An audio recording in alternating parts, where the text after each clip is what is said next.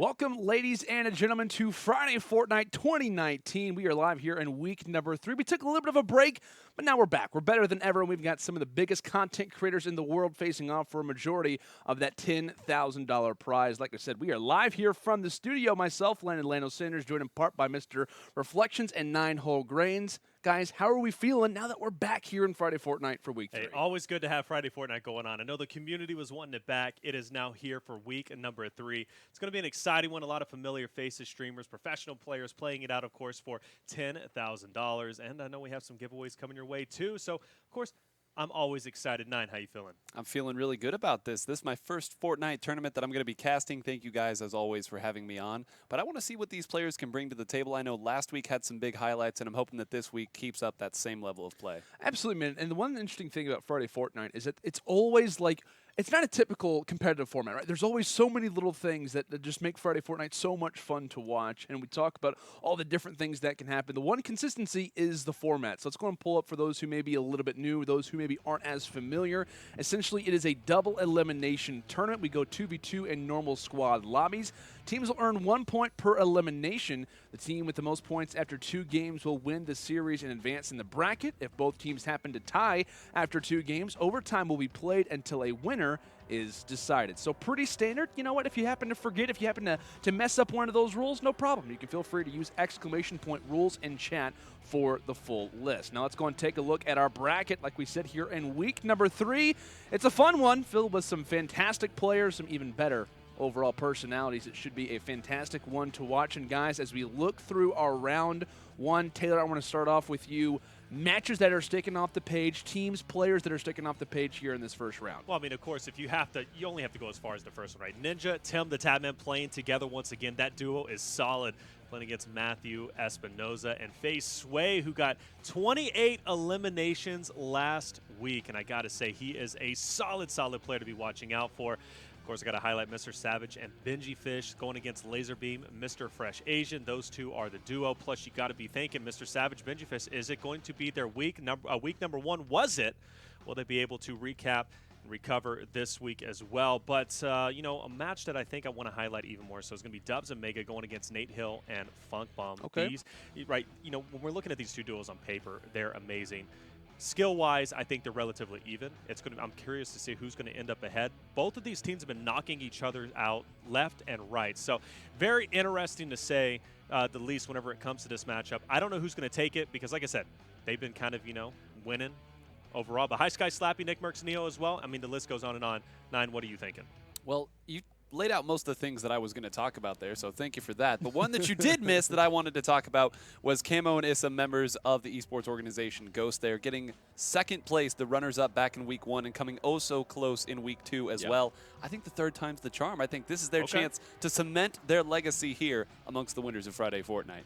I absolutely agree. I mean, that's been one team who has been incredibly consistent and been a squad that you absolutely have to look out for. They had a very close series that rounded them out in the losers bracket in week number 2. But personally, I'm going to look just a match lower than that. I believe, that's the 4th match from the top. We've got Sypher and High Distortion. Now, the reason why I'm super interested in High Distortion right now is that he recently has switched over to controller, which is very odd, right? Because he actually comes from what is a controller background. He used to play Gears of War. Prior to that, he was involved in Halo. I think he was a Gears of War professional. If Ryan was here, he would know the exact dates at which he started and ended. But for like 10 plus years, so this guy has been playing, console for the longest time. However, being in Fortnite, I know he has been playing PC exclusively for a long time, and now he's saying, you know what, I'm going to go back to controller. He feels a little bit more comfortable, a little bit more fun is kind of being had on the controller side. So, guys, it's kind of odd because we're always talking about, at least when it comes into Fortnite, oh, this console player has switched over to PC.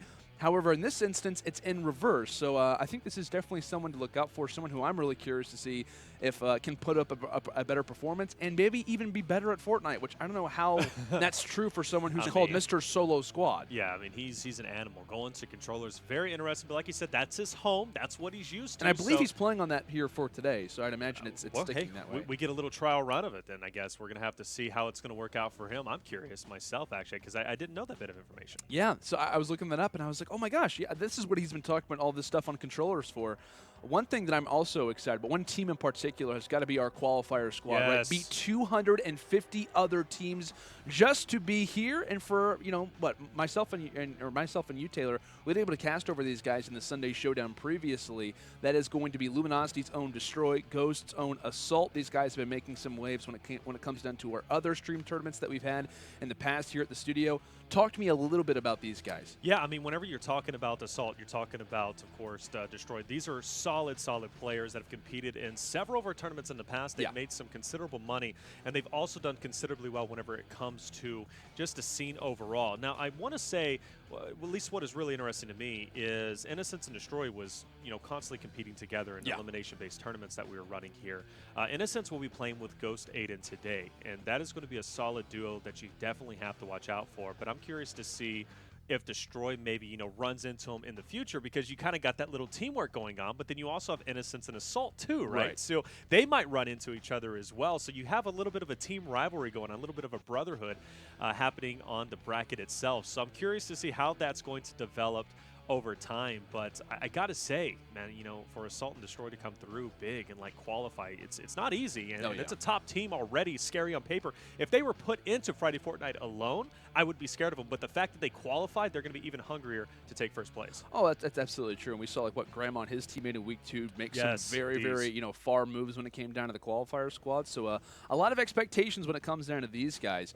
However, when it comes down to all of our teams, they're going to be having to make a few adjustments as well as ourselves, right? Kind of coming into what feels like a totally different season. Sure. It's not. We're still in Season 9, but regardless, though, when it comes down to the newly added weapons, things that were taken out, we've seen a lot happen in a very short time. Now I'm going to go over a few things that have been vaulted, things that have been unvaulted, so I apologize for just listing off a number of different things. So in terms of vaulted, right, we've seen a number of different things vaulted. We've seen the rare version of the tactical assault rifle, impulse grenades, rift to goes, the pirate cannon, for God's sake, is out of there, the boom bow, dual pistols, dynamite. It probably goes on from there. I'm only going to list off a few of those things. What are our thoughts about this many things being taken out of the game, and how is that going to affect a lot of our players? Well, first off, I'm just happy you said the boom bow is gone. Get that out of here! I'm so glad it's gone, man. It didn't need to be in the game. It's too overpowered. You start off with 100 health. It did 100 damage overall. It's like it was messy. But no, I love the meta how it is currently. I love the fact that they brought the the pump shotgun back to kind of, you know, complement the combat shotgun.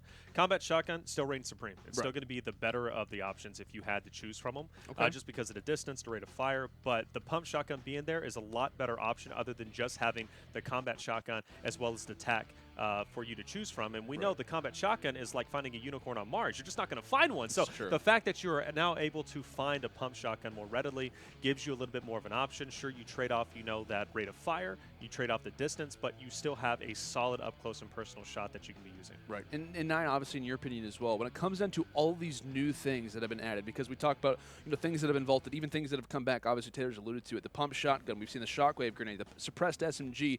A lot of kind of fan favorites have been brought back, but a lot of things have been taken out of the game. I mean, I feel like this is going to be very, I don't know, kind of a new experience, because you're looking for eliminations, you're looking for new players. On the other side, though, you have to be worried about the fact that all these other players that you're facing off against, the randoms, essentially, if you will, also have access to these things. How much of a difference maker do you think that could play into our overall results of the bracket, considering how much is new, how much is different? Well, I think it can make a big difference, and that's what makes top players, right? You are still playing the game, you're playing against other people too, but the changes do affect everybody. So I think the mentality of the players has to be, okay, all these big and wonderful things that our opponents can use, we can still use too. Right. Let's just go in, let's play what the game is giving us at the time, and just play our game. These people, how many hours do you think these players have in Fortnite? Oh gosh, I don't even want to think about it. I can tell you, I have like 43 days played in the game, and these guys probably have double mine, so we're looking at 80, 100. I think Ninja's like at, like, I know he was at like 100, like 200 something, like getting near 300, almost a year's worth of time played. Yeah, they're constantly playing because they're streaming as well whenever they play. Right. So that's their full-time job. They're constantly playing all the time. You're live like what, 5, sometimes 6 days a week, depending on the person, and it's like a full-time job almost for however long they've been playing it.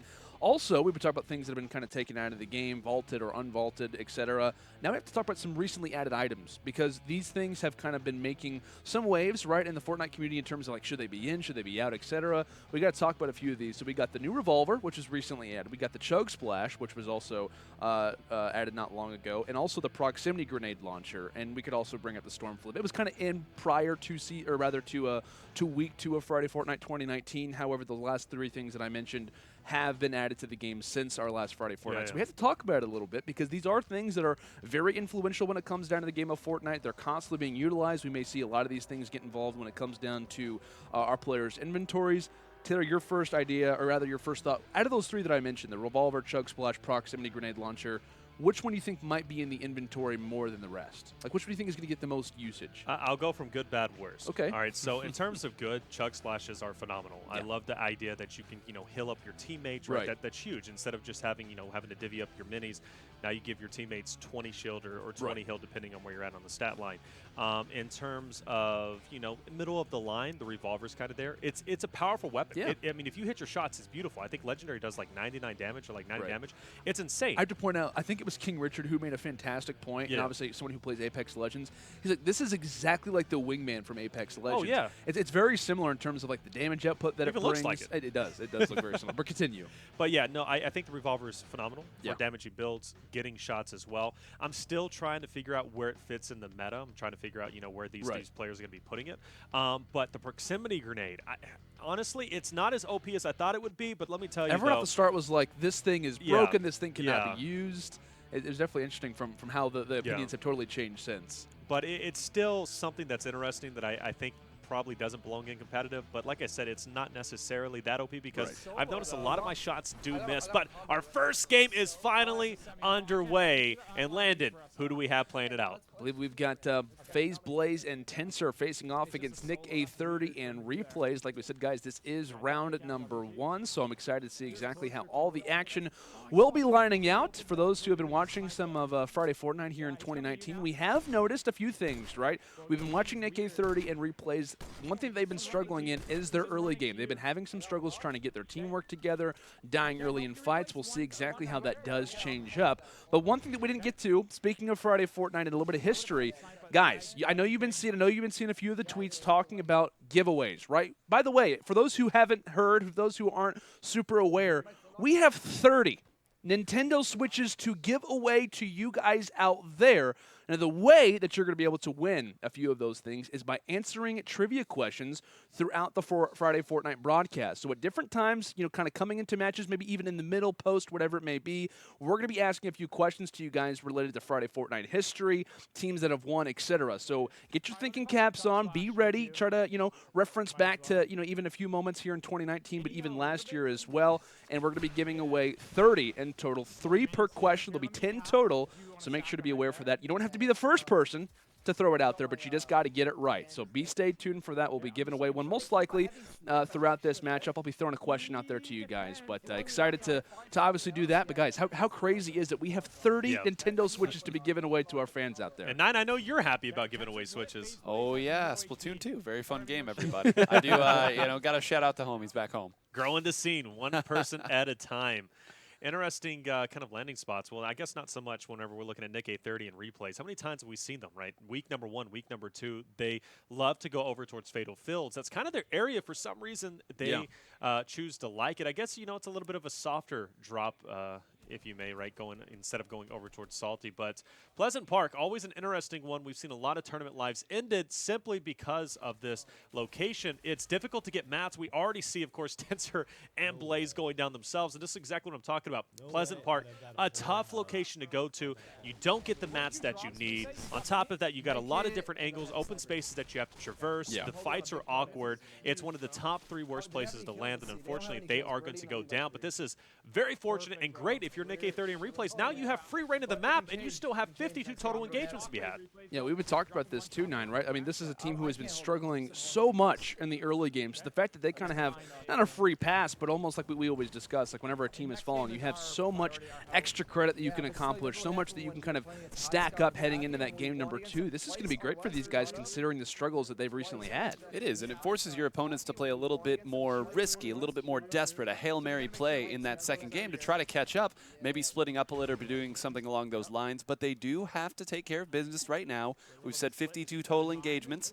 How many do you think they need here for a safe lead? 15, 20, somewhere in there? You know, honestly, it just depends, right? You know, when it comes to Blaze and Tensor, not too familiar about them whenever it comes to elimination-based tournaments, right? So it's kind of going to be dependent on that. But I would definitely have to say, Nine, probably, you know, you want to get around the 15-20 mark, honestly, especially if you want to start competing against top-level teams moving forward. If you're looking at Nickmercs and Neo, those guys can slay out Nate Hill, Funk, Dubs, Megga, maybe even the Genji ladies over there giving you a shout-out. By the way, didn't get to talk to you about you guys at least beforehand, but hopefully we'll get to see you later on in the tournament. Loving the nachos post you did on Instagram, by the way. Check them out. They're phenomenal. The Genji ladies, Maddie and Tina. But yeah, 15-20 is about what you want to put up, because if you don't, I mean, later on in the tournament, you're going to struggle and you're probably going to lose. Yeah, that's for sure. Could definitely start to get a little bit worrying. And I was going to say, I was actually getting ready to comment perfectly on cue. Nick28T's already given out, displaying a little bit of that communication. That's one thing that I love so much about Nick28. You know, obviously he's had a number of different duos, replays, obviously the more consistent one for now, but he's always so good at displaying communication, giving some word to his teammates, and allowing for them to be successful in certain situations, because there's been so many times where, I mean, we've all encountered this in esports, where you have somebody who's a teammate, you know, they obviously die or they're eliminated from a game and they say nothing. And it's like, you know, it'd be kind of helpful if you were able to give me a few pointers, maybe tell me how many shield or how much shield I have, how much resources I have, etc. He's always there to do that. Even same thing with replays as well. But it's great that this team kind of has that on their side. While they have been struggling early, they've been constantly communicating and trying to improve on that front.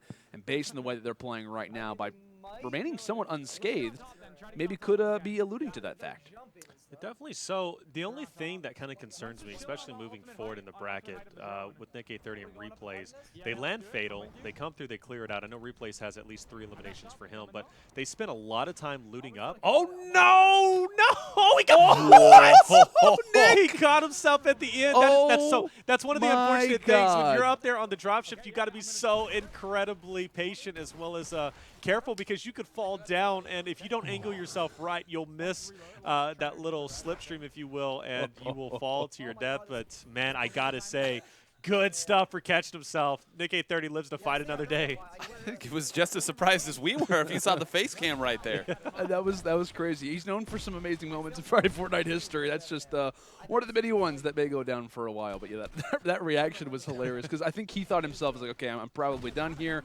Then he had the realization of, okay, I'm somehow alive. I'm managing to just kind of float in the air right now. And like I said, Taylor, he does live to fight on, and it looks as if right now his teammate Replay is picking up quite a few of the kills, while Nick28 is still at 0. It quickly changes, able to get that first knock for himself. You also notice that crossbow, I think, might have fallen from the enemy's inventory, and that's one of the new items added solely for today, right, Taylor? We talked about the 14 days of summer.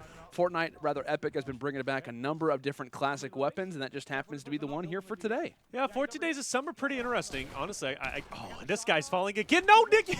Okay, I knew he was a little bit. I was trying to make it dramatic, but I knew he was going to be able to catch himself. But I got to say, a phenomenal fight from them. But yeah, 14 days of summer, pretty cool thing that they got going on, where they're bringing a weapon back from the vault for 24 hours. Today's the crossbow. I was hoping, honestly, it'd be something a little bit interesting, especially for Friday Fortnite. Crossbow isn't going to really change up the meta or change things What up. do you mean? No, I'm joking. Hey, look, I saw Ninja rocking it earlier on the stream, that's but true. I will say, you know, unlimited ammo, but the damage just isn't there, and it's kind of very an underwhelming weapon to have here for Friday Fortnite, but it is a weapon nonetheless. But this fight that's going on, Nine, pretty intense, I would have to say. We've seen, what, 3 players get dropped so far, and I think another team just below them.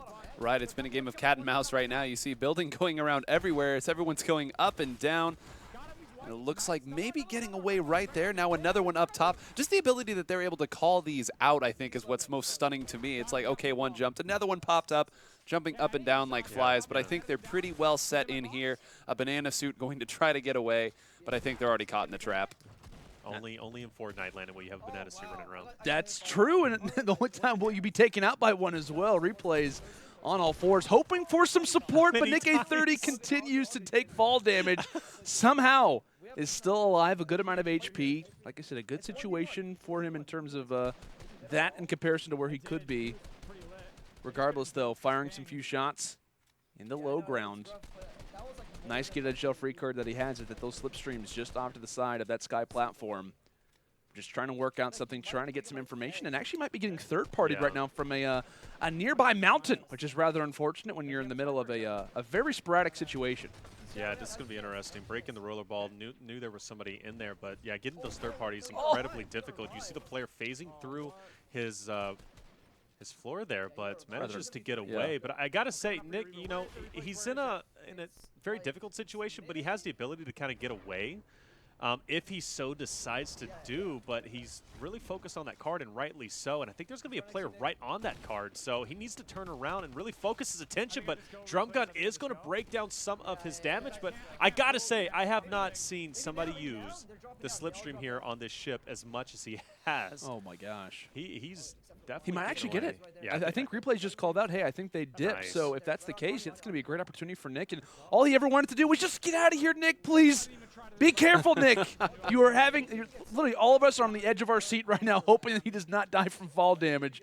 Nick830 will manage to stay alive for now, but still has a little bit more work to do. Has to get toward that reboot van to make sure that that replays can get brought back onto the map. And like we said, this is a great opportunity for these guys to really distance themselves if they can, considering that Blaze and Tensor are down. So a big moment right here for Nick830. Like we said, just spotting a few enemies not far away from this reboot van. And that's so scary, guys, because the reboot van's not quiet. You don't just casually res your teammate. No, it makes some noise. It's honking like crazy. So they've got to be very careful of that situation. I don't like this situation, though. Not only did they let you know, people go the by, storm's which are moving in too. exactly Yeah. the storm's moving in. We know that there's only one bandage in his place. He will get pushed. Even if he gets these elims, he's going to be fully in the storm. Going for the res is going to be incredibly difficult, but him getting that rollerball is going to be crucial, and he looks like he is able to break free of his opponent. So a bad situation turned into one of the most positive ones. Now he's going to be heading over towards that reboot van, of course, right over in Fatal. This is a good situation. I was about to highlight how bad it was, but now it's looking pretty solid as long as there's nobody over here. Some old builds, of course, from their old fights earlier on off the initial jump, but nobody's going to be here. And he got a knock. So What? So if you guys don't know, right, if you do, in fact, do some damage onto a player and then the storm comes through and knocks them in the meantime, it does, in fact, count for your elim. And it counts as well. If you damage them and they leave the game, it's also your elimination, too. So he got lucky in that meantime. But that's only going to be a knock. We noticed that there was a couple of teammates still over there. They're going to be able to go for the revive and shouldn't count for an elim, but they got to break the storm land. They got to be very, very careful at this point, right? We're talking about how on the edge of their seats they've been throughout this entire matchup. And you could argue, right, if he didn't have an opportunity to grab that ball to Nick830, a much different situation of which the storm most likely overtakes him. And like I said, we could be possibly loading into game 2 already if that casual player didn't happen to have that baller. Thankfully, though, the supply drop starts to fall, so that should make their inventories a little bit better here. Definitely so. Scar, Chug, that's going to be great, especially, well, I guess Nick's going to go ahead and take it. Replay's happy with the just over half shield that he has, but they're sitting relatively even whenever it comes to health and shields. But I got to say, though, good break. Sitting at probably, what, I think 8 or 9 total eliminations for the both of them, maybe even 7, but not a bad lead, especially going into game number 2. Still some more engagements to be had here, but I got to be thinking, you know, competition is going to get tougher and tougher. And I'm looking at the kit of replays. Is it going to be enough? It's a great point to bring up, right? I mean, pretty much, I was going to say locked down to short range, but his long-range weapon is not the best one to have. It can definitely help from time to time, but hey, he's getting cheered some bits. He's probably feeling a lot better after that one, but has some bandages, going to find a scoped assault rifle just inside the gas station and going to try to go for a few builds. I will say a little bit separated right now, but the only positive in the fact that we can bring up is that Nick830 does have a scouting tool, right? He can constantly use this baller. It can take some damage. Not a whole lot left that it can take, but it definitely can act as a scouting opportunity to let them know where the enemy is when they want to try and engage. And I was going to say, you might catch an enemy off guard, along with finding that vending machine is going to be nice. Going to go and grab the blue combat out of that one, but to no avail. They can use this opportunity of being near this reboot van to maybe try to bait out a few eliminations. That was a really big deal that we talked about even last week, going back to FaZe Sway, right? His incredible elimination amount was really a matter, and what made him kind of win that entire game was based off of a reboot van. Yeah. So that's the big thing whenever it comes to reboot vans. You can come in and sneak another elimination, and I'm glad you brought that up. Sway If that reboot van wasn't used just outside of Dusty, I don't think he would have been able to come through and win with one. I think he would, at most, would have been able to tie. So reboot vans can be clutch. I think more so they were worried about getting materials because you notice they're very low, especially in these build fights. The team that they're going against right now does seem to be a very solid team, so this is something they have to watch out for. They don't have the mats to effectively build battle them, so they've got to come in, pop those shots, and be effective with every hit that they get. But let's see the engagements going down. Nick, he's going to be the first one to fire some shots off.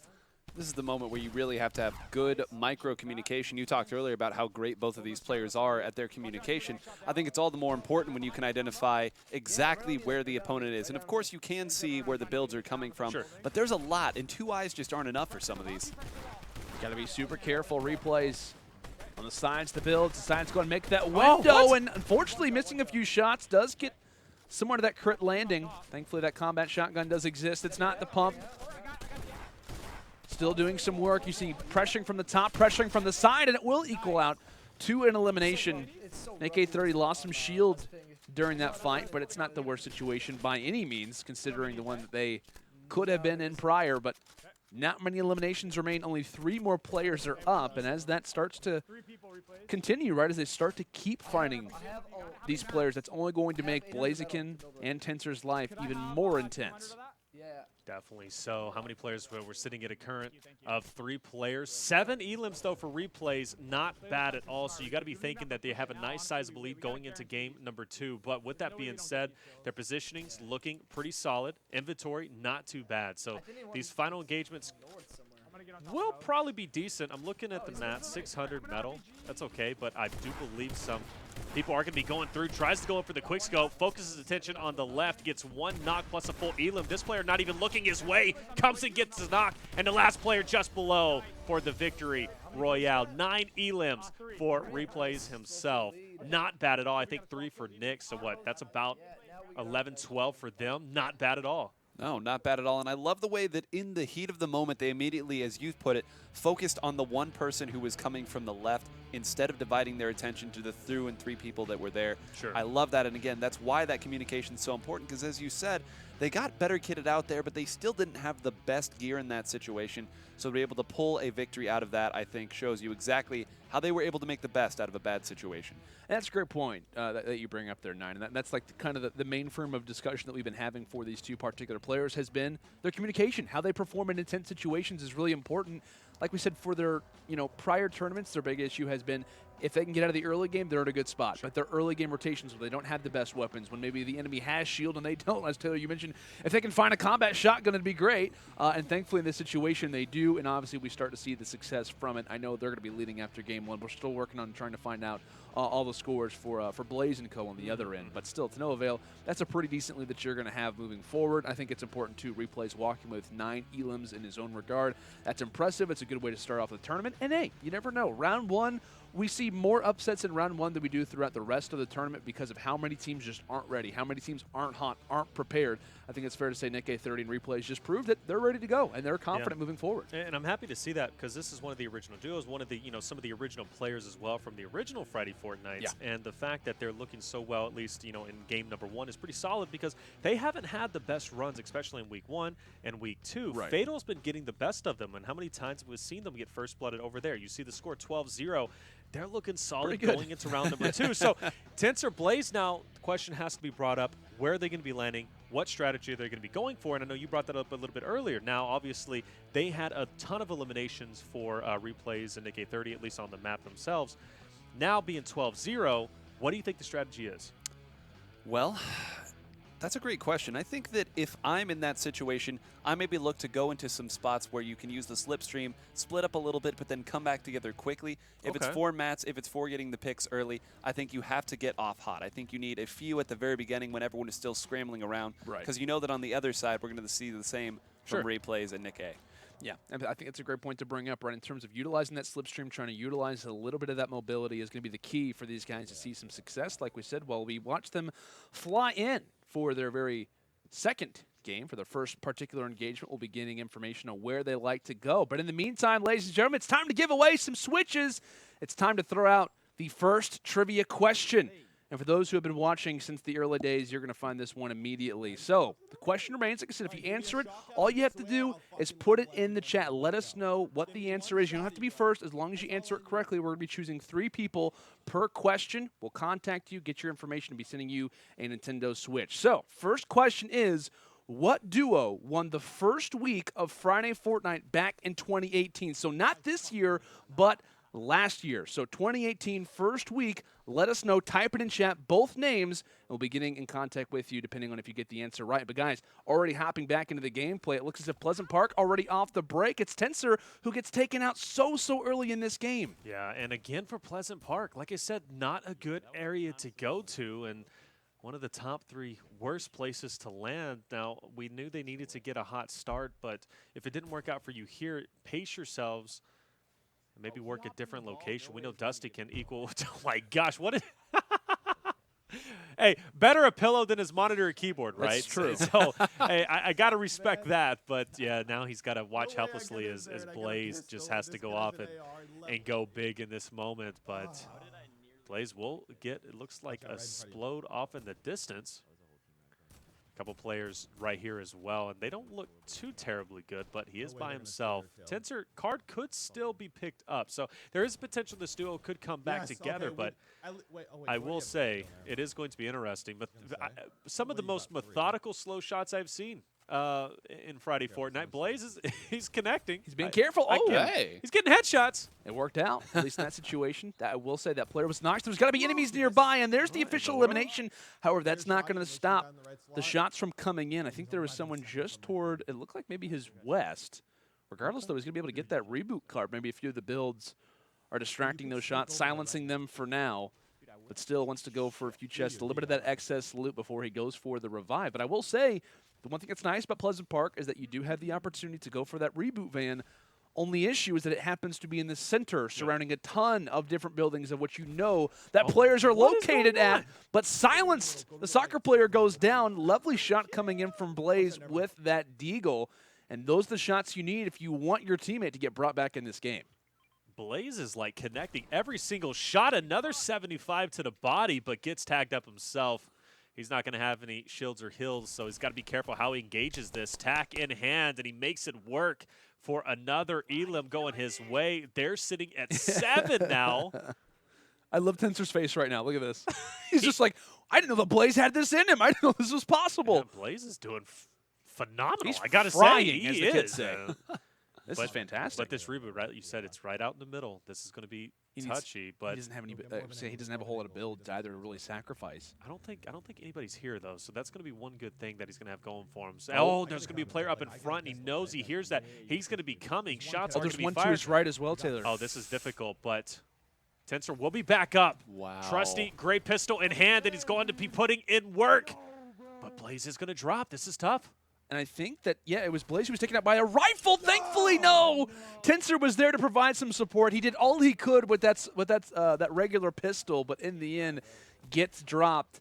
And that should be the game. I think, we saw at least 9 in game number 1 from replays. That was only 7, I think, for Blaze. So, yeah, that's going to be GG's. If you are a fan, though, of TenSR and Blaze, don't worry. They're going down to the loser's bracket. They have an opportunity to still progress on in the tournament, but to no avail, guys. It was the early game struggles for this team, right? It's kind of interesting. We go back and forth in terms of the way that Blaze and co were performing, or rather, excuse me, Nick 30 and replays were performing, a few weeks prior. However, their cohorts, their enemies, essentially, in this particular situation, end up suffering the same situation. But regardless, though, we saw some good moments, and I got to say, team's got to be wary of this man Blaze moving on to the losers bracket. He's a stone-cold killer. Apparently so. I mean, I got to say, I was pretty impressed rocking the Black Knight. Got to respect that. That's my favorite skin to use overall from good old Season 2. But, yeah, he was connecting shots. And I got to say, you could only imagine if he had some hills and shields, he would have been able to potentially come back, right, especially after he was able to reboot his teammate TenSR. But, hey, All's well that ends well. Nick A30, replays moving forward. This is a solid start that they needed. Oh, yeah, absolutely. I think that's fair to say. And we've been talking about, right, their early game struggles. It's going to be nice for them to have some confidence to kind of move forward. And we know, right, these guys are talented. Nick A30, fantastic player. A lot of people are like, oh, he's nice, he's Canadian, he's a really good streamer.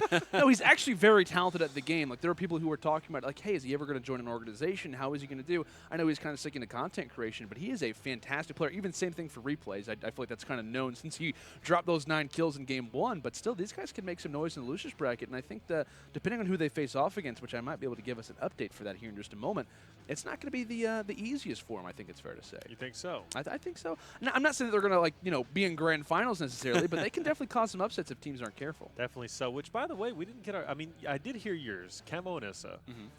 What was your prediction to potentially come through and maybe take over the victory? I got Dubs and Megga, baby. Dubs and Megga? I had Dubs and Megga from week 1 where they struggled. I said, That's hey, fair, I understand. I get it. Come through week 2, super solid performance. They're taking down talented teams. And they were, I think they got just short. I want to say they lost to Nickmercs and Neo. But they are very, very good. So I'm excited to see those guys. But speaking of teams with some hype, Taylor, let's talk about this particular lineup that we've got going on right now. Got our man Destroy on the screen. This, and let me tell you something about Destroy. Luminosity. Awesome player, solid controller player, mind you. Drops high numbers. We've been watching him throughout all the Sunday Showdowns and a lot of various other tournaments in the past. He knows how to play this elimination-based format, so he is going to be one of my favorites moving forward. And paired with Assault is going to be nasty. But they are playing against Mongraal and Mitro, a very solid duo we've seen in the past. They perform incredibly well and put up high numbers, and you're also going to be server hopping as well. But I don't think that's going to matter as much. Destroy and Assault, they're very familiar with that format. They can play off server just as well as they can play on server. But with that being said, yeah, it's great to see a familiar face. And I'm curious, when is Destroy going to start screaming? Because we know he is the hype man. Anytime that we watched him in the past, he was nonstop screaming. I love to watch this man play.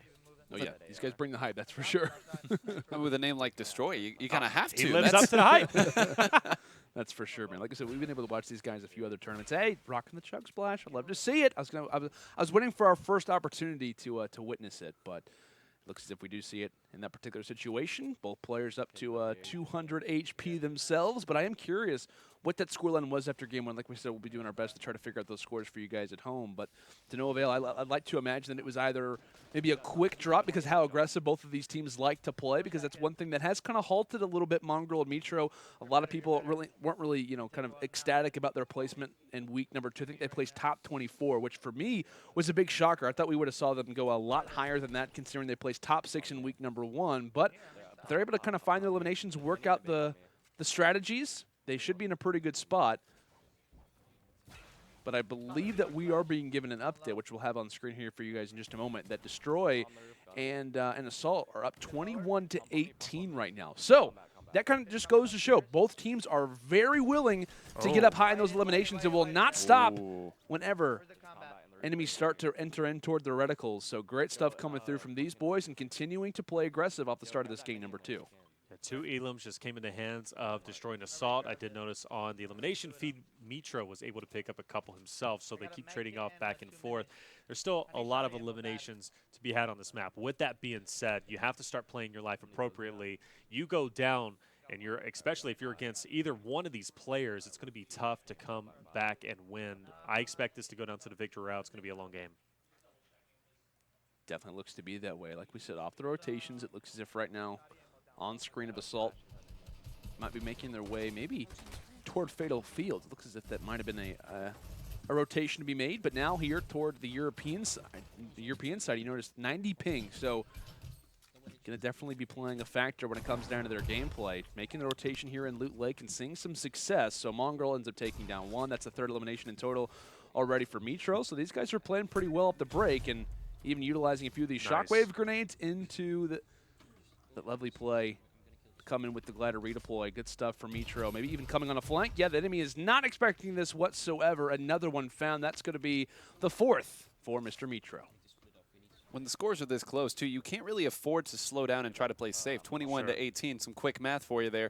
Only 3 difference, right? And we've already seen both of these teams willing to go up and get the picks, as you said, as quickly as they can. And I think both sides know that because it's so close, they can't afford to slow down at all. Absolutely, and if you notice, I don't know where Mongraal Mitro initially landed, but I do know Assault Destroy decided to go over towards Salty, a very common area that we're used to seeing them. They also do prefer kind of a loot drop as well, which could work out because you have that rotation over to Neo. You can even go over to Dusty using the Slipstream, maybe even the block, which is quite popular too. But with that being said, the rotation from Salty over to Fatal, not a bad rotation. They come through, and they're finding eliminations every spot they go to. Now they got to think about where's going to be the next one. We know the circle is kind of going to be over near the winter side, so maybe do we want to start getting over towards Polar? Do we kind of want to lock down, over there, the old Greasy, right? Get that lake locked down because that's going to be a major transitional point.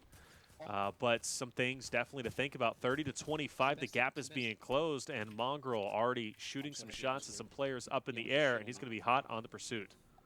And like we talked about, this guy Mongraal, he's unbelievable, right? We watch him play. We're constantly talking about it. We're constantly reiterating it in terms of what really is this guy's, kind of ceiling. Like, what really is he going to be able to accomplish? And, he really is so technically gifted. He's constantly going through edits, just making insane plays. So, like I said, if they can put together a solid performance and continue to play well, as we actually see the Flintlock get utilized from the opposition to try and escape out, like I said, these guys can go really far. It's just a matter of improving their early game and making sure they're not playing too aggressive. But right now, aggression is seeming to be the key of emphasis as Mitro and Mongraal continually are taking down players. I will say, though, Mitro a little bit far off. He actually ends up going toward the block, which separating at this point in the game may actually be a pretty good strategy, all things considered. But we talk about, right, this format's a lot different than a lot of other ones that people are familiar with. At this point, right, you're in a squad game. You're solo squatting versus enemies that you don't know how talented they are. So it's interesting to see that both these players are very confident in each other's abilities and even being willing to split. As soon as I say that, though, we go on Assault's camera and we see that Mongraal's taken down. Quite unfortunate, right? And we talked about this. If one player goes down, especially against a duo such as Assault and Destroy, it's going to be increasingly difficult to try and make that comeback. And you already see, right, a lot of the players, they're going to start converging together. I love the rotation, right? We saw Destroy and Assault go from Salty over towards Fatal and now quickly over towards Paradise. These are the rotations you need to make because they're going to make all the difference. You're hitting up all the hot spots. And, of course, Megga is going to be just on the other side, too, to transition there. You have the slipstreams. It's things like this that's going to make all the difference. And this is what's going to make them a solid duo to reckon with, especially moving forward. For any team to try and take them out, if these rotations stay on point as they are and they don't get challenged whatsoever, teams, they're not going to be able to hang with them. I have no mats, by the way. And you hear the communication coming through saying, I don't have any mats anyway, so that could definitely cause somewhat of a negative situation, but it looks as if Mitro right now still trying to hold on for the squadron, trying to keep this game close, not wanting to go toward that loser's bracket so earlier on in this tournament. But you notice that Storm not too far off, and the builds are starting to be destroyed. No problem, though. He's got glad to redeploy. He also has the ability to possibly go for that slipstream. Enemy just above him got a little bit too close, places down the wall just in perfect timing. However, that's his last mini.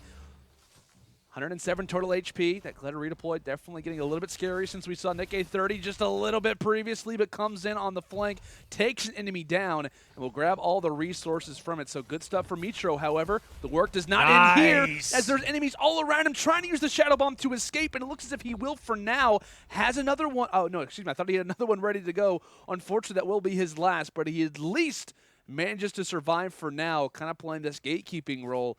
Taylor, what a phenomenal play that was for Mitro in the clutch. Yeah. And you notice he got tagged up, too, as soon as he went into shadow form, but he managed to break away. But one thing that separates him from a lot of amateurs and a lot of different players, he's weak. He knows it. He doesn't have any heals or shields. It doesn't matter. He gets in a safe zone and sees the advantage that he's in. He's now in a safe zone. He's engaging on the players who are now fighting against the Storm. It's taking away their health, and he's just going to constantly keep damaging them from the safe zone. Even though he's damaged and he's weak, he's not going to worry about it. And these are eliminations that he needed, and that's two. Those are the risks you have to take if you want to compete against some of the best in the game. The recognition, the guts, everything to put that together right there. Like you were saying, a lot of amateur players not willing to take that risk, but it's understanding the risk and reward of that situation. And like you said, take a look at the top there. Not many eliminations. They need all of them at this stage. Yeah, you're sitting at, what, 9 total eliminations that you can have. We're already back at Fatal. You're seeing one player below on Destroy. There could be more players there, too. Oh, and what a blessing. This player is going to be rezzing. No, he spots Destroy. Now he's going to be running to the cornfield. How unfortunate. unfortunate. He was going to try and slip at least one more elimination to his name, but now they just have to go in for the full elim, and the swarm is coming through. And this might be a solo with the way that he's playing, and gets the shot despite the corn. And now the ramps are going to be built as they're going to be searching left and right for where this player is going to be at. And he will eventually be found. But I am hearing some shots fired. There's the player. He goes down. I'm just curious, is it going to be an instant elim? No, it's not. It's going to be a knock, so this is great. If you are destroying Assault, there's more players over here. It's a great situation to be in. Like we said, a ton of shields, a ton of items on the ground. They're in a very, very good spot right now, all things considered. However, like we noticed, Mitro on the other end has been putting up some solid eliminations and not going down without a fight on the rotation. And while they're not spotting anybody, this could be Mitro's opportunity. This could be a golden chance for him to maybe bring it back in this matchup. I know we're still trying to tally up maybe how far away he is at this moment, but still not the worst of situations. However, it looks as if Destroy can go and build up, try to get toward those sky platforms to begin to move forward. Here we are. How many more players still remain? We're sitting at what? What's my calculator say? 11 minus 3, so 8, and so, one okay. that appears to be in a baller flying across the screen. You guys don't know my casting. I'm terrible at math, so I got my calculator here today. Casio. Not only a caster, you're also the Casio. I like it. Casio. Okay, that's clever. Okay, I like it. You like it? The 9 Casio. Yeah, that player gets away, unfortunately. But Limited edition. if, with that being said, is it going to be enough for Mitro and Mongraal to come through? Well, there's the score, 39-32. 7 separate them. Needs them all. Literally needs them all. And you notice Destroy's already on 1. That's 1 elimination, which makes it impossible for Mongraal and Mitro to come through and take the victory. Could have been a different story if Mongraal maybe have stayed up, but all's well that ends well. I got to say, they got beat by a very solid team that honestly is in the running to make the finals. Destroy and Assault.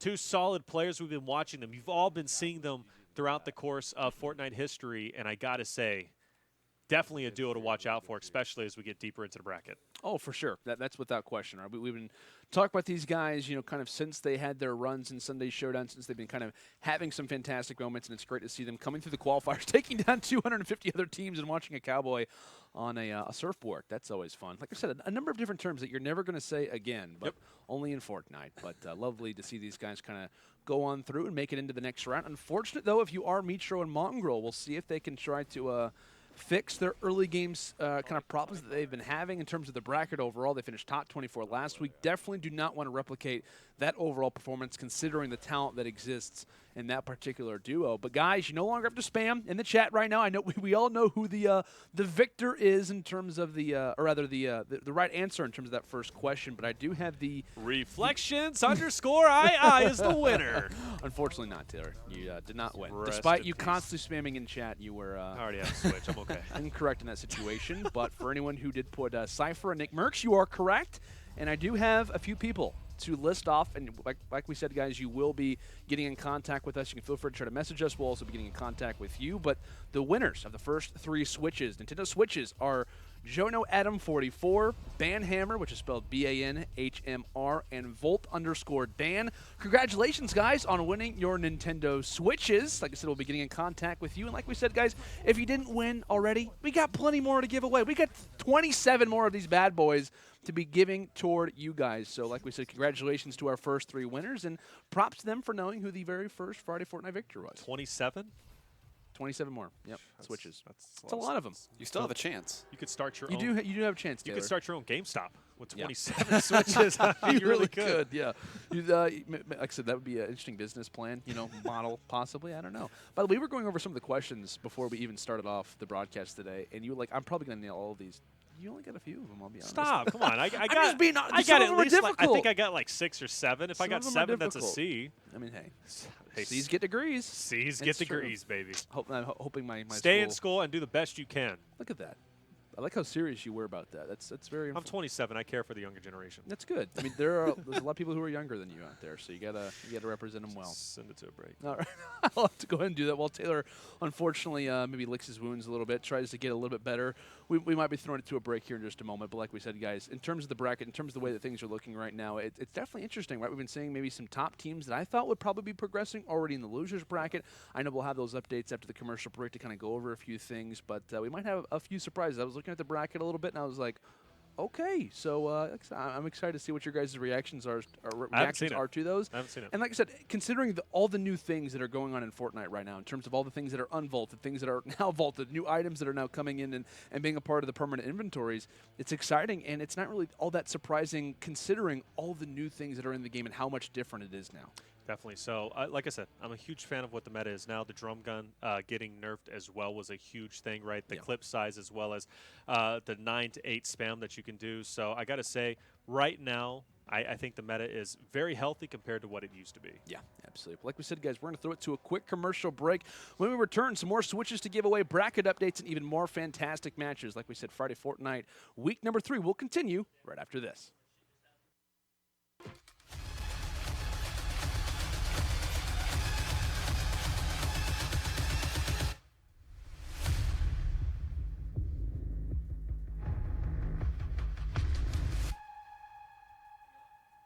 Welcome back, ladies and gentlemen, to Friday Fortnite 2019. It's week number 3. We're about to hop in now toward round number 2 as we've got Ghost, Kamo, and Issa facing off against SypherPK and HD. It's a matter of the controllers, and one that you may not be thinking of is actually going to be Mr. HD. I believe, though, according to his perspective, it looks as if he might be playing on PC right now. I know he's been talking about recently in terms of is he going to be playing on controller. That was my kind of personal thoughts. I will say I think this is his like 10th or 11th day playing on console, so he might be kind of going back to his roots a little bit. We'll have to kind of see as time goes on, but I'm excited to watch this matchup. I know we've done kind of a lot of research in terms of both of these teams. We talked about the consistency of one, and Sypher and HD have had some great moments so far throughout this tournament as well. It should be a fantastic game and one that most likely comes down to the wire. Well, I'm noticing another fatal drop here for HD and Sypher. It is, in fact, going to be a hot drop. So a lot of loot that they were able to get off the beginning, including that epic scar that they have, which is going to come in handy, especially moving forward. But do see some grenades did come through, and with that, the building did get destroyed. But I think they're going to be okay, boxed up for the time being. I think there's going to be at least one team here. I don't think there's more than 2, so they're going to have to rotate out if you're relatively quick. Can't waste that much time, especially whenever you're playing against Nine's duo that he had winning the whole thing, Kamo and Issa. Right. When you have a team that has been as consistent as they have in this format, you have to just assume we have to play our best, right? I mean, it's one thing to get wiped out in one game a little bit early, but when you're able to be that consistent that often, it shows that there's not a lot of room for error if you're matched up against them. Yeah, definitely not. I mean, the Ghost Boys for sure have got to be one of many teams, or rather one of many people's favorites out there, that's for sure. And by the way, Sypher is just launching these stink grenades. These are consistently hitting. Got an arm on this soldier. I love to see that. But like I said, in terms of the opponents they're facing off against right now, Ghost Issa, or rather Ghost Issa and Kamo, these guys go from what, second in week 1, of which they were in the winners bracket. So you could argue maybe could have been, or arguably should have been, the week 1 champions, and they come into week number 2, place top 6. They lose to TypicalGamer and Thieves, and then later get knocked out by a very close matchup versus Nickmercs and Neo, who later go on and finish second place as well. So you could argue, right, if they were to take down Nickmercs and Neo in that close game, they could be back-to-back runners-up, which is very impressive in their own regard. So as we talk about it, as we see them constantly in the kill feed, these guys from Ghosts are not ones to mess with. Yeah, and I got to say, I am very worried for Sypher and HD. You know, Sypher's already low in health. That's not the biggest concern. I'm looking at the elimination feed.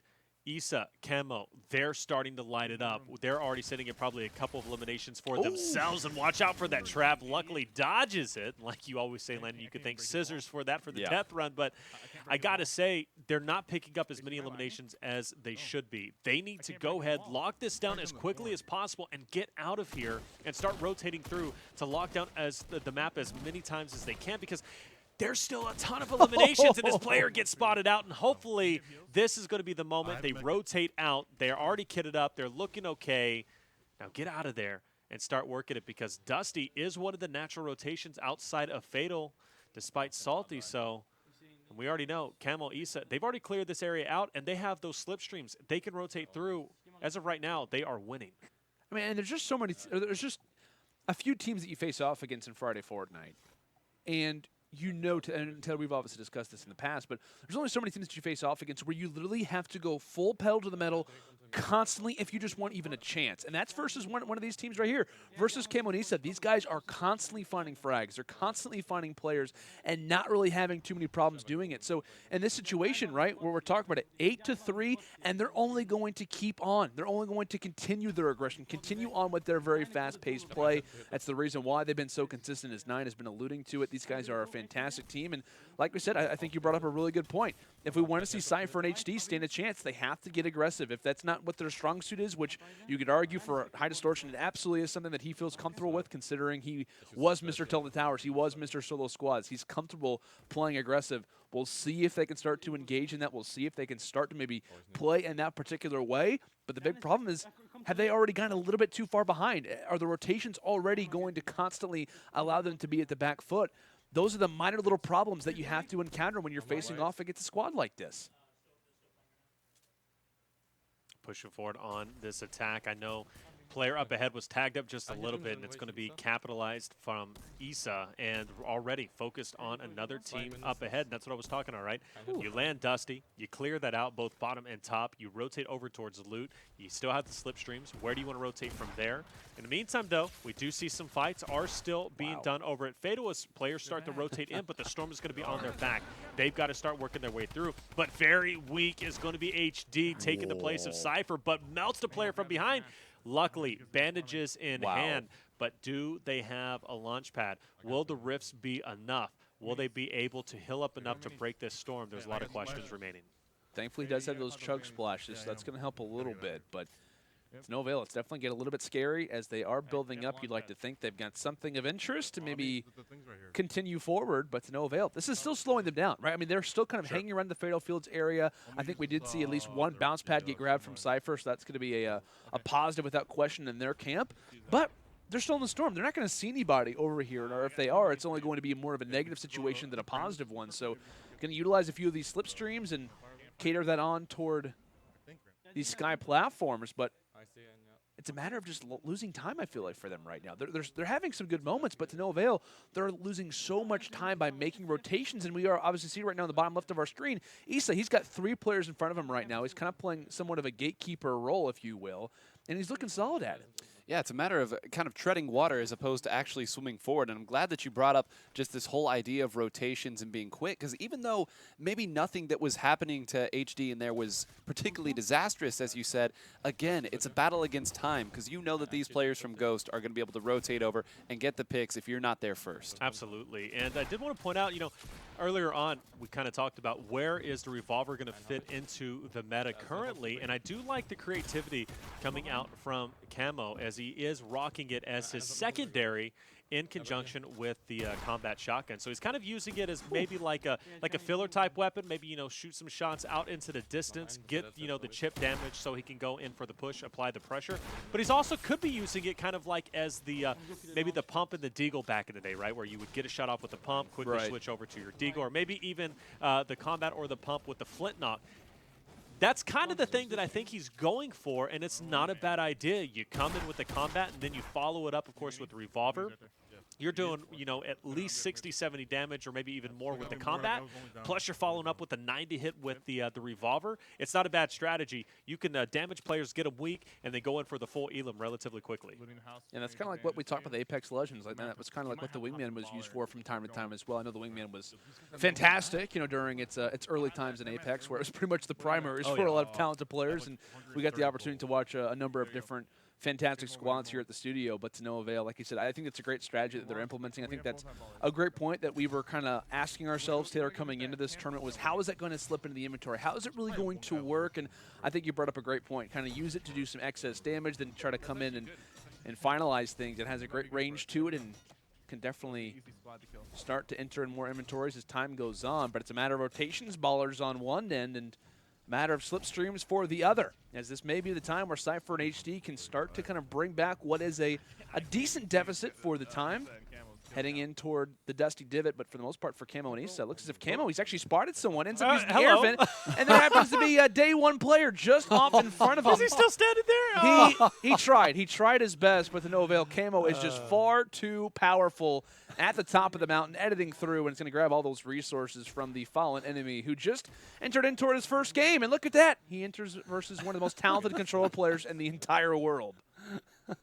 Looked like he had to take a phone call there or something. That was just bounced right out. We all saw it. I think there was that moment of like, wait a minute, why am I not being shot at right now? This is a difficult moment. Going ahead, picking up the second one as well. Just furthering that lead that's already pretty substantial. I believe the teammate there is at 9 plus 10. That's going to put you at 19, which is right near that 20-point marker you said they needed to hit, Taylor.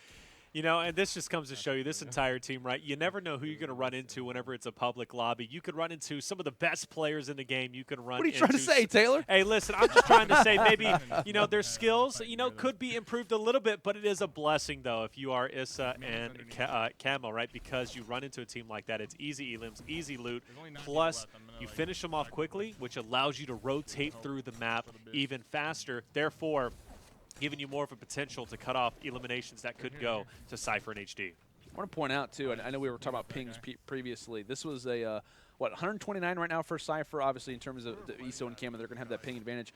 I want to say it was Kamo that we had on screen. He had 0 ping. Like, it was like 0, 1 to 2. Yeah.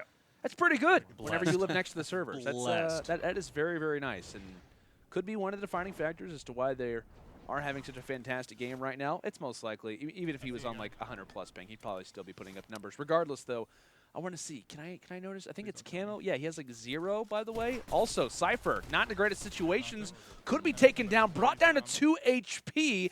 Has to be very careful of the current situation. Tries to fire the sniper rifle. Unfortunately, it's not going to land, and it looks as if he most likely will be taken down. Yes, according to High Distortion screen, Sypher is down for the count. Going to try to go for that reboot card, and there happens to be a nice little event, a nice little opportunity to maybe go for an item. But no, not even worried about it for right now. HD's focus is on trying to find that final player, and where could he be? Right now, if you are HD, this is a big moment to try to figure out and try to get in a good situation. But it looks like this guy's going on a little bit of a journey, going on a glider right now. First one spotted, though, is going to be from Issa.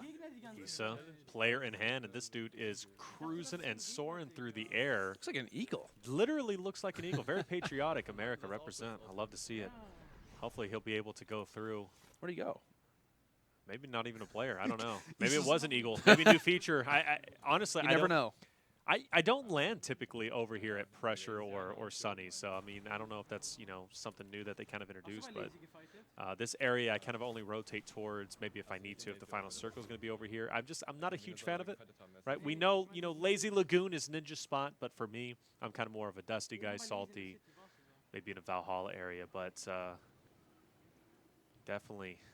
And honestly, this is one of the reasons why I hate this area, only for the fact there's so many trees.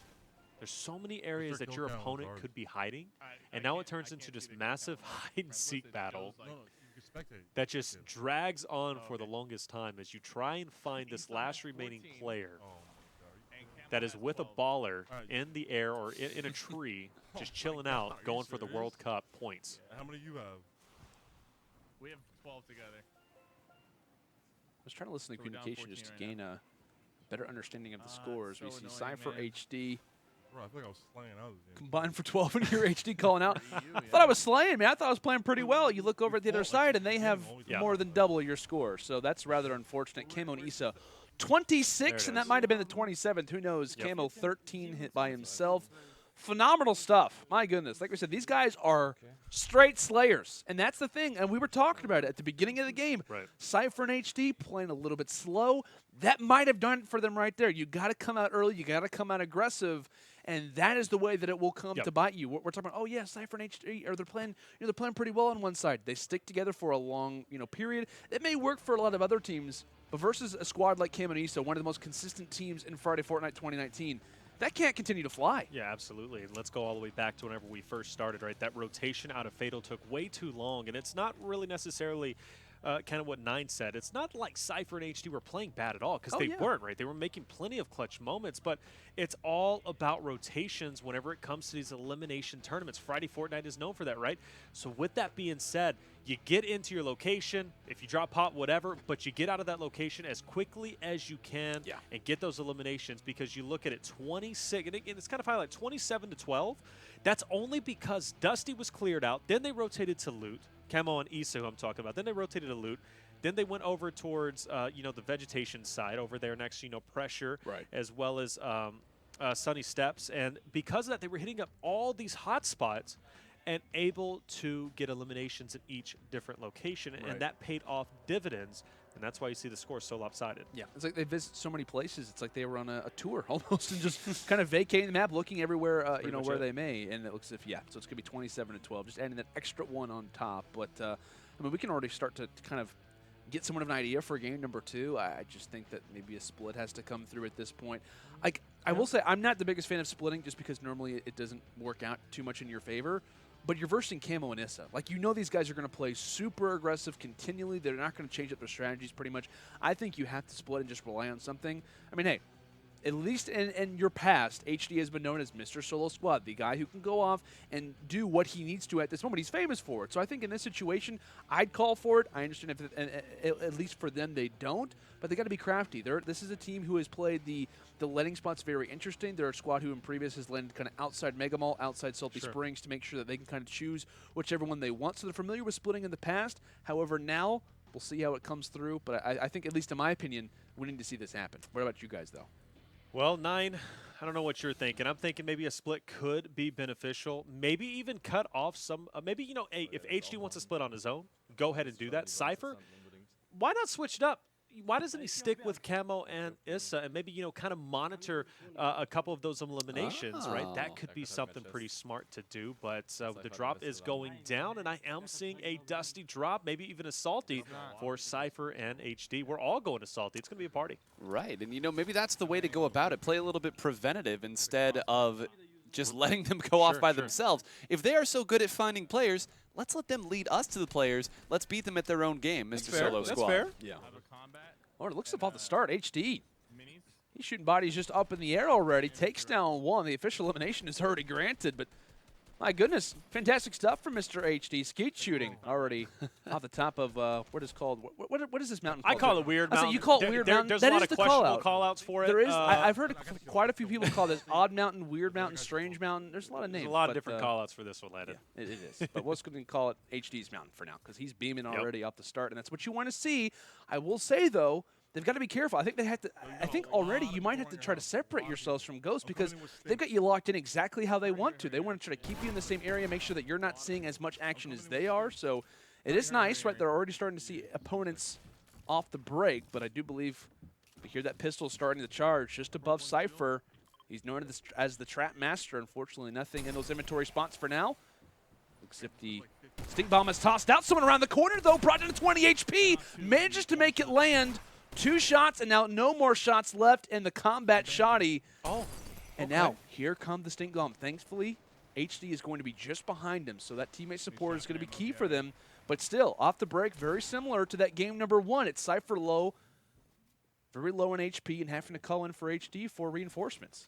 Very interesting. He didn't go through and get the loot, right, to try and get maybe some more shotgun bullets. Oh, my goodness. Wow. Crossbow in hand, and that's going to be a knock, and another player potentially going down as well. Trusty Gray Tack in hand, but very low in health, and it's going to be Issa. He's going to drop Kamo to the rescue. Let's see if he can do it. Minigun in hand. We've seen what he's able to do with the minigun in the past, but is it going to be enough? Player getting sprayed down behind. He's going to be full white. He's going to get dropped, but where are the rest of them? This is really not what you wanted here. At the beginning of that last game, you were able to work through and get those rotations started. Now it's working the other way. Of course, you can't rotate when you're trying to res your partner here, so this might be the opening that HD needs to push through with Sypher. Definitely could be the window of opportunity. Maybe starting to look more prevalent. Ghost not in the greatest situations, just trying to look maybe for some excess loot. Yeah, going to try to get up to as much HP as he can. If you are Kamo, and just as that happens, Issa does get thirsted, so now a reboot is going to be needed. And Kamo might be trying to get out of dodge. I think he's just looking for a window of opportunity, looking for a chance, a sliver, a way to try to enter in toward this base. But for now, he's going to shockwave himself off in the distance and hopefully try to plan this one out. On the other end, though, we're seeing some more success. The grenade launcher coming in from Mr. HD, taking down walls, taking down buildings. And this is the perfect opportunity, though, for them to try to bring themselves back into the game is when Kamo and Issa aren't at full force. I can't see his mats. I think that's the only reason why he was backing up as much as he was, because he was trying to get as many mats as possible. And from what I hear, he only has 10 mats, so that's exactly why he was backing up. Very smart, because you don't want to end up in a ground war with your opponents. And look at them building over top of him. This is going to be incredibly hard, but luckily he comes in with the nice edits. Misses the shot, though, and he is going to get tagged up in defense of that. 54-36. Is he going to drop? Is this HD and Sypher's moment to come back? It's all dependent on Kamo and his performance here as a player comes in the box. Luckily, he's shooting the opposite way. The VR goggles put on entirely wrong. The fish goes down, and now Kamo is still alive. This man is playing so incredibly well, but there's still one more player remaining. Shockwave to get out. Is he going to get tagged in the air? He is not. You notice Sypher, he gets a full squad himself. Kamo has to lock this down, Landon. This is not a good situation, but he's trying his best.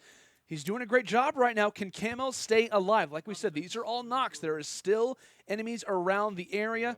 He does have some utility, but not much to speak of. He's making do with what he's got. He's getting shot from the back lines and just trying to get some free time, trying to get some alone time to get these minis down. And he might be able to get behind these trees to go for a few resources. Yet that's exactly what he needs to do right now, unfortunately. Not a whole lot of means of rotation, not a whole lot of means of mobility. I will say, though, he does have that bounce pad. So if worse comes to worse, if he can get back to his teammate, or if he wants to try to use the bounce pad to get back to his teammate, he can do that. The issue, though, it happens to be that there are so many trees around. There's so many people who can see him going for these rotations, and you see they're hot on his heels. They know somewhere is going to be Kamo, and needs to pretty much channel his inner gamer tag. Can he try and escape? Trying to go back for somewhat of an advantage. Unfortunately, though, loses that high ground. Does have that pump, that trusty pump in his back pocket. But how long this fight is taking is only continuing to benefit the opposition. Absolutely. Staying in salty in 9. You notice Issa, he can't get picked up. The card's already expired. That's going to be a huge break for him. So even if he does get these elims, he's still going to be in a constant 1v2 as HD and Sypher continue to light up the elimination feed. Right, and the resourcefulness to even stay around this long and get the elims and the knocks that they have gotten, I think that it just shows you again, like not giving up here, because remember, they had such a big lead. Maybe 4 or 5 is just enough to hold them off, even if it is only a half squad. It's definitely something to think about, right? Because if you have such a lead as they did, 27-12, you have to think, hey, if I could just pick up, you know, an elimination here, an elimination there, I can keep my enemy team at bay. But I do want to point out, Sypher and HD, we're getting a ton of elims over in salty. And with that being said, they are closing the gap fast.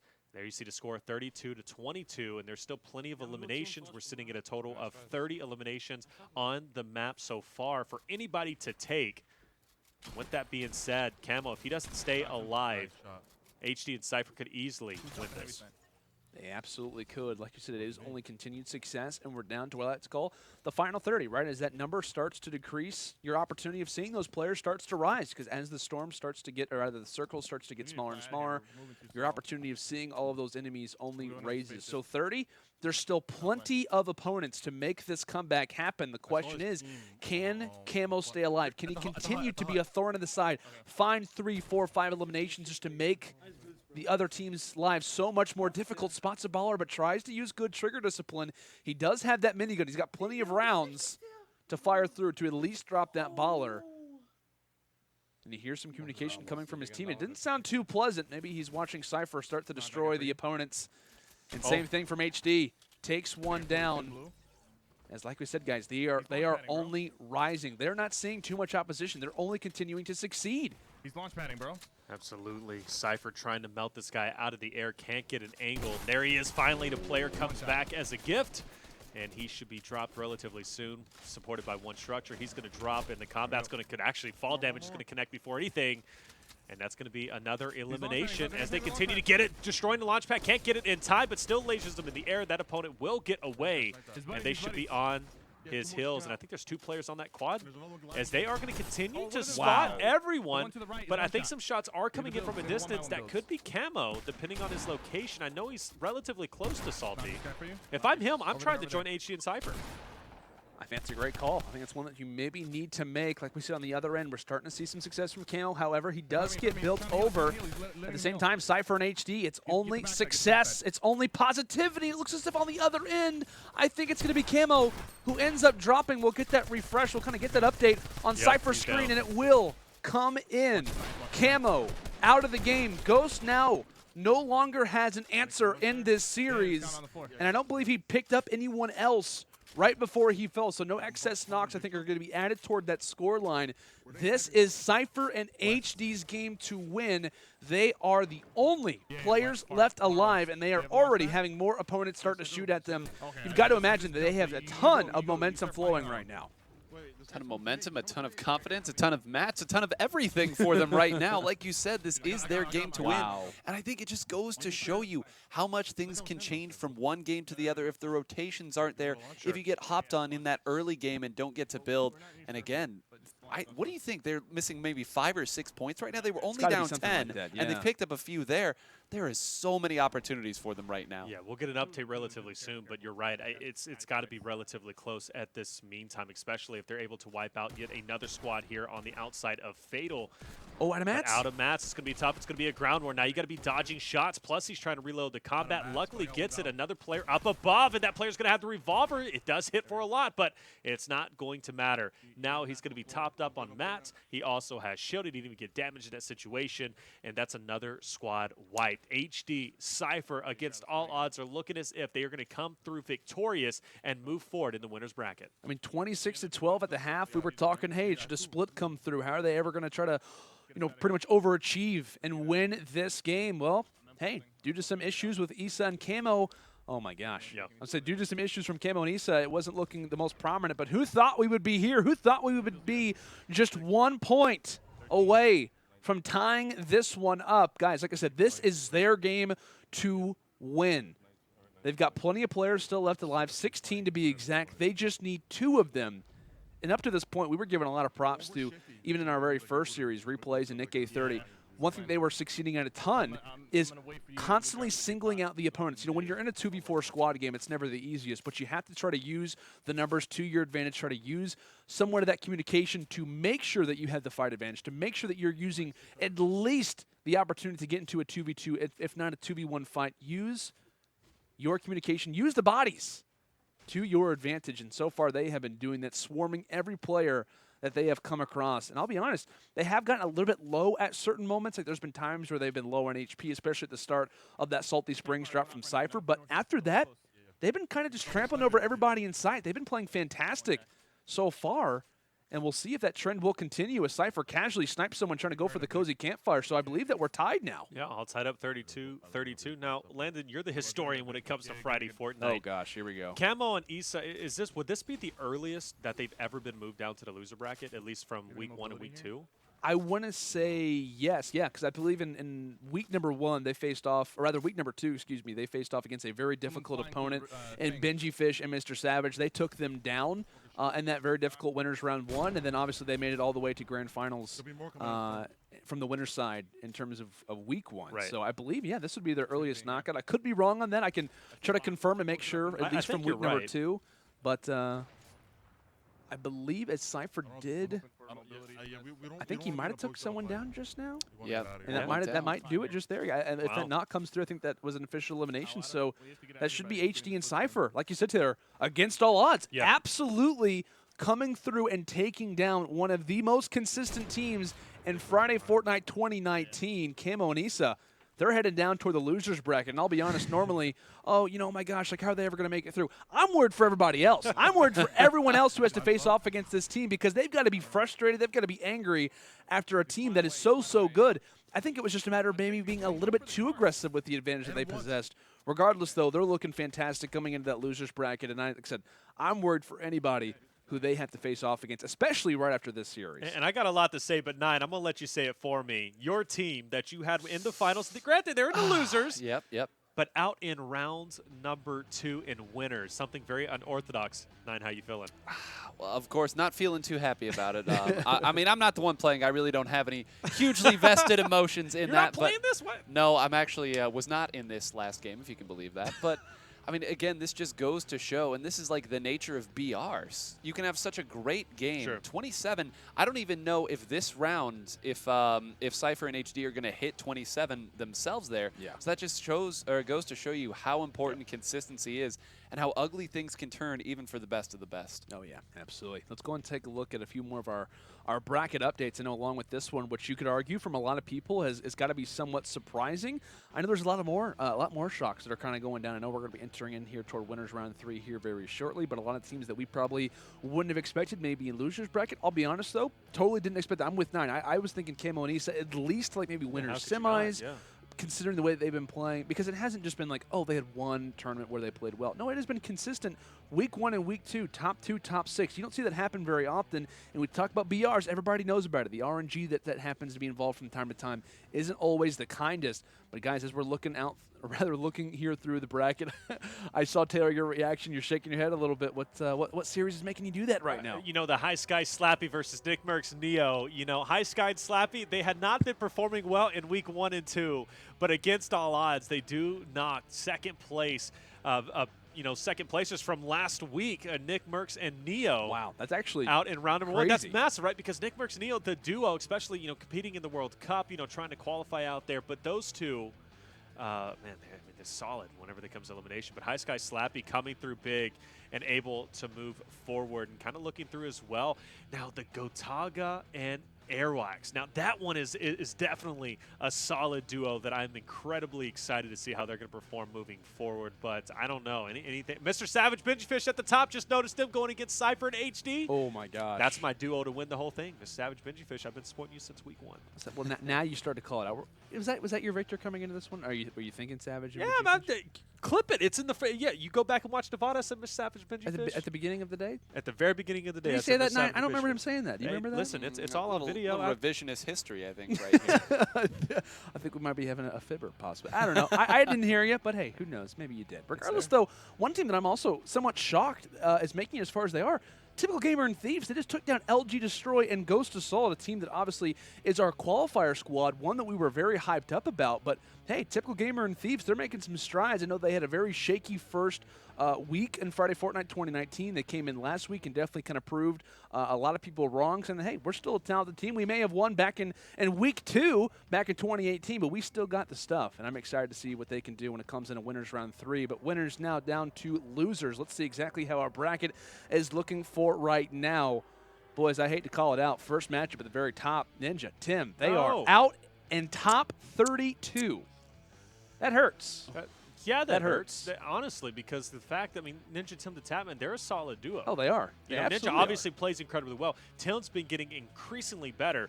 But honestly, Tim's solid, man. That's probably karma for him hinting that he was going to join an org and then pulls off his hat and he's bald. Yeah. Yeah. So, Tim, honestly, karma may have hit you in the end of that. You're my boy, but Ninja and Tim out, that definitely hurts. But I got to point out really quickly. Let's look toward the bottom. Genji Girls knock out Aydan and Innocent. They're also top 32. What is going on right now? Did I not call them out, though? I'm telling you, the Nachos post, I think, motivated them. They got some good food I'm not taking anything away from the Ginger Girls because obviously they're a fantastic team. It's just surprising to see Aydan and Innocent out already at the start of this tournament. Same thing with Ninja and TimTheTatMan. These are some names that I thought would go a lot farther. The fact that they haven't is rather unfortunate, and I think same thing for the Twitch mob. Mako Froste, top 32. Rather unfortunate for those boys to be taken out as early as they have, but hey, use code MOB. That's all I'm going to say. Ride with the mob. And I got to say, though, the Nickmercs Neo versus Destroy and Assault coming up. Oh, that's going to be an explosive match. Rip anybody that's in that lobby. But I got to say, though, a lot of surprises, but, still some solid teams in it, and it's going to get even more interesting as we continue on. Absolutely. Like we said, we've seen some shocks when it comes down to losers bracket and still a lot more interesting winners bracket matches to come. Like we said, guys, we've got more trivia questions. We've got more Nintendo Switches to be given away, so make sure to stay tuned for that. Probably question number 2 coming right at the end of this quick commercial break, but like I said, we're going to send it to a short little one, and when we come back, some more awesome Friday Fortnite action to continue.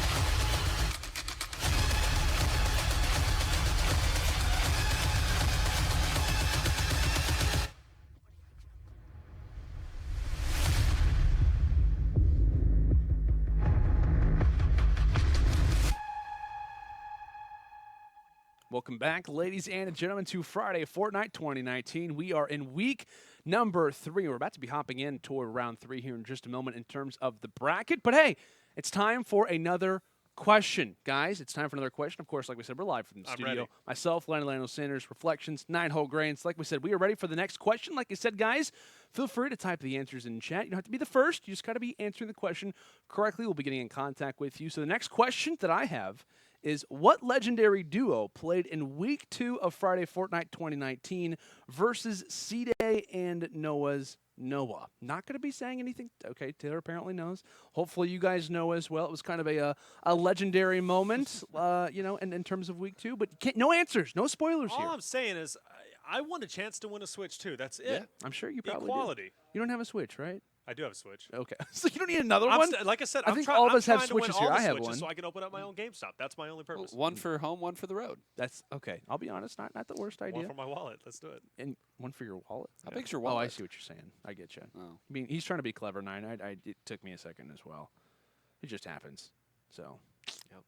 You make some clever points from time to time, but They always go over some, everybody's I was gonna head, say though, sometimes they do go over my head. It's Your quite dad jokes, unfortunate. they do happen from time Why to you gotta time. do dad joke? I mean, I'm hey, not it even a happens. dad. It happens. By the way, next matchup we've got going on as we get back into the gameplay.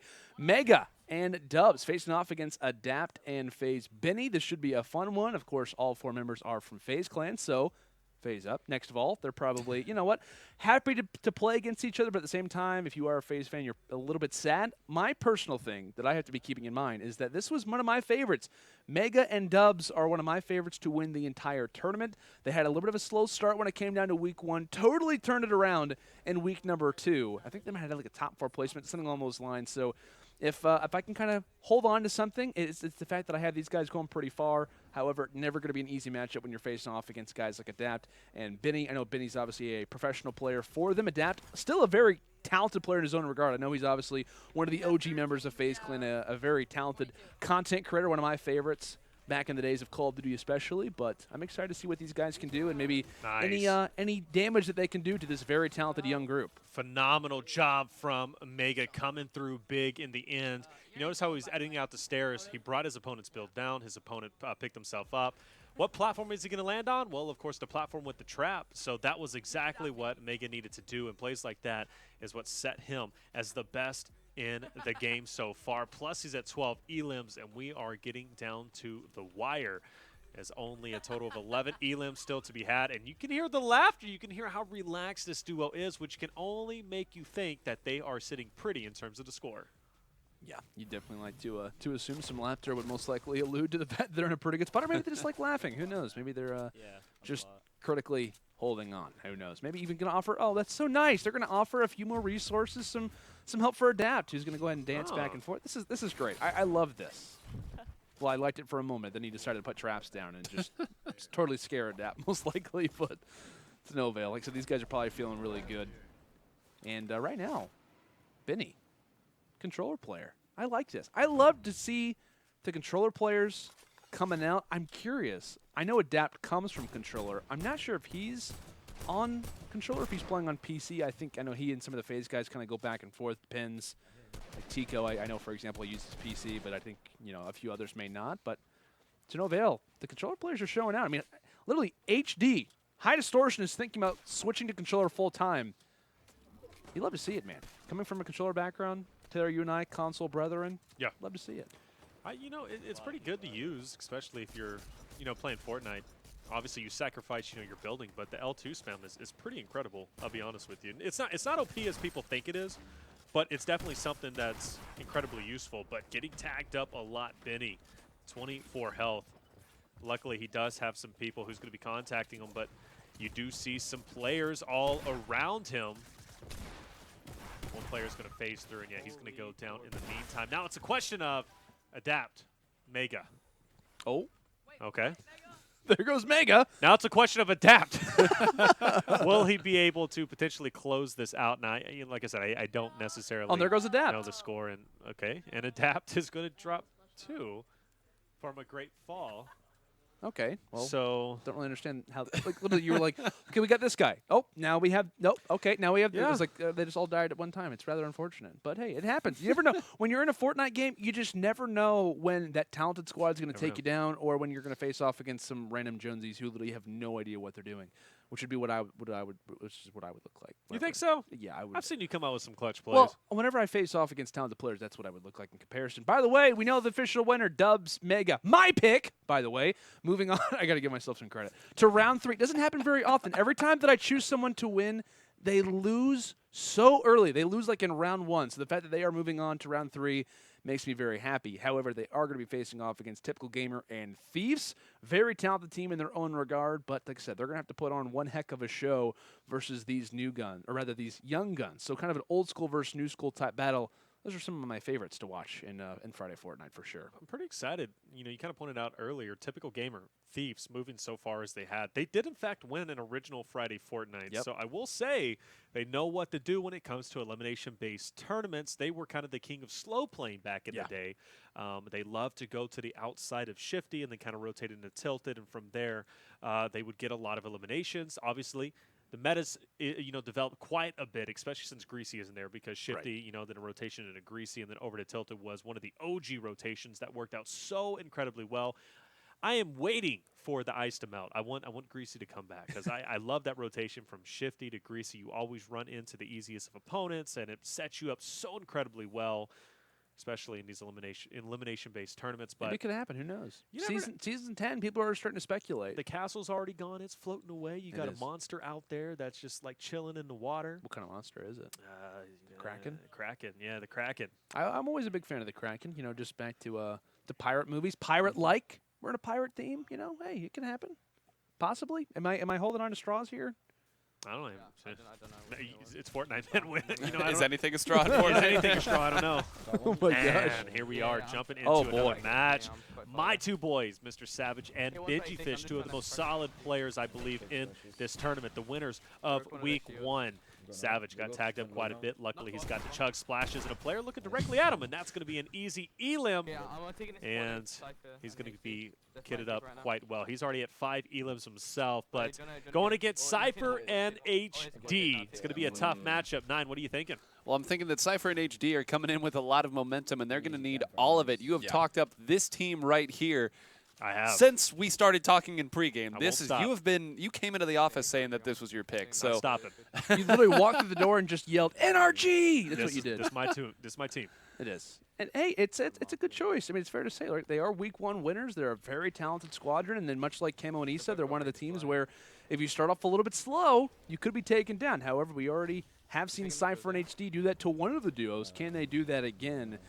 It would not be easy to make happen, but like I said, these guys from NRG, they are just unbelievable guys, unbelievable players, insane talent, and I'm excited to see what they can try to put up here for week number 3. Can they be the first repetitive champions in 2019? I'd love to see it. I'd love to see somewhat of a dynasty start to form. I love the word dynasty, even though people like to throw around things, in other esports. It's fine. I like the idea of it. It looks as if a boogie bomb is down. The trap comes through. Benjyfishy has got to be so careful. Oh, no. Oh, my goodness. That got a little bit too close for comfort there for the little fish. That is unfortunate, and I think he even has a hole in his shirt now from the trap. That's a joke. You don't get holes from the traps. That'd be cool, though. That would be cool. You get some damage, right? Your health is reflected by I guess, your avatar, whatever clothes you're wearing, right? They just kind of slowly get more damaged as time goes on. Whenever you heal, that would be a pretty sweet feature. I'm not even gonna lie. I don't know what happened to an army man. Maybe an army girl. Maybe melt. I don't know. The plastic melts. Wow. That's brutal. All speculation. But I gotta say though, that was a very interesting trap that even fooled me, right? Throw in the boogie bomb, didn't connect, by the way, and then there's a trap sitting up there, so he almost fell victim to one of the oldest traps in the book, literally. Whenever it comes to Fortnite, sitting in a building with a trap above you, but luckily he gets out with his life. And another trap placed down that he almost ran into himself. Sypher, and that's going to be 2 that go down, plus plenty of loot. Not a bad start for them. Sypher at 5 elims. In a perfect transition that we can make, Sypher, trap master, known for a ton of different, kind of clever plays. I think yesterday he was talking about the new dab emote that was added to the game and how you can kind of like peek under doorways the deep and stuff. dab, yes. Yeah, it's like really interesting that like he has such like a knowledge for the little, I guess you could say, like intricacies that Fortnite possesses. It's always like a pleasure to watch his stream or to watch his YouTube videos, little things that he's coming up with. Like I said, this guy's very clever in a lot of the strategies that he can implement, and that's got to help them out when it comes down to this fight. However, we'll see what they can try to do. All 4 players still alive. We're headed now toward the pirate ship. You never know when creatures could be floating nearby. We've already speculated about a Kraken, and right now High Distortion is looking like a final boss of his own. Not an easy enemy to try to take down. An army man that loses a little bit of health, but to no avail. Yeah, not a problem. Checks for the trap just to be safe. Yeah. Looks both ways before crossing and enters in the bottom deck. I kind of wanted to talk about something. You mentioned a deep dab. I do want to bring that up because that is genuinely in the meta now, and it kind of goes back to where the Shaolin sit, or the Shaolin dip, or whatever it was, where you would fall back on your back and then come up and kind of sit down. But they were used that, and you know, you would kind of go back, open up a window, edit it through, and then come up and shoot. But yeah, the deep dab is actually in the meta right now, where you use a deep dab, you edit through a window, and then you come through. It's all over Reddit. It looks so slick too whenever you do it. It does, and there's no way to connect with it. It's so sneaky. So if you can, you know, kind of bind that that emote, come through, edit a window, and just aim through, like it's almost OP in a way. So, you know, they say Epic Games, you know, is always saying, you know, no competitive advantage, but it's if somehow, some way, we have used not only skins but also emotes to raise your competitiveness level up. So you love to see the creativity in this community. Anything to get an edge. That's it. For sure. Definitely. And I believe while we're kind of looking for the last few players, I'm going to go ahead and announce a few more of our giveaway winners. Like we said, guys, we're giving away Nintendo Switches. If you lose right now, no worries. We got still plenty more to be given away. So the question that I obviously, asked, related to what was kind of a really hyped up duo that played in week number 2 versus C-Day and Noah. The answer to that one was, of course, Ninja and Pewds. Ninja and PewDiePie, one of the most hyped up collaborations in video game history, happened in week 2 of Friday Fortnite. They actually won that particular game, which was awesome. For those who remember, have gone back and maybe watched the VOD. And our giveaway number 2 winners are Coleman1324, Derpy Hunter 117 _ and Unknown Kid with 2 Ds at the end. Congratulations to you guys. You are Nintendo Switch winners. Will be getting in contact with you. Feel free to get in contact with us as well. And like I said, congratulations, guys. If you did not win this giveaway, no worries. We still got more stuff to be given away. We got more Nintendo Switches to come your way. So, guys, make sure to be getting involved with the Fortnite trivia. The Friday Fortnite history is here in full effect. Congratulations to you guys for winning. And I'm excited to see who's going to be winning for the future. As still, we are on the hunt in this particular matchup. Who can find the final few players? And we talked about this would be big, right? If you are Sypher HD. This is a blessing or a here curse. are all 3 of them right now.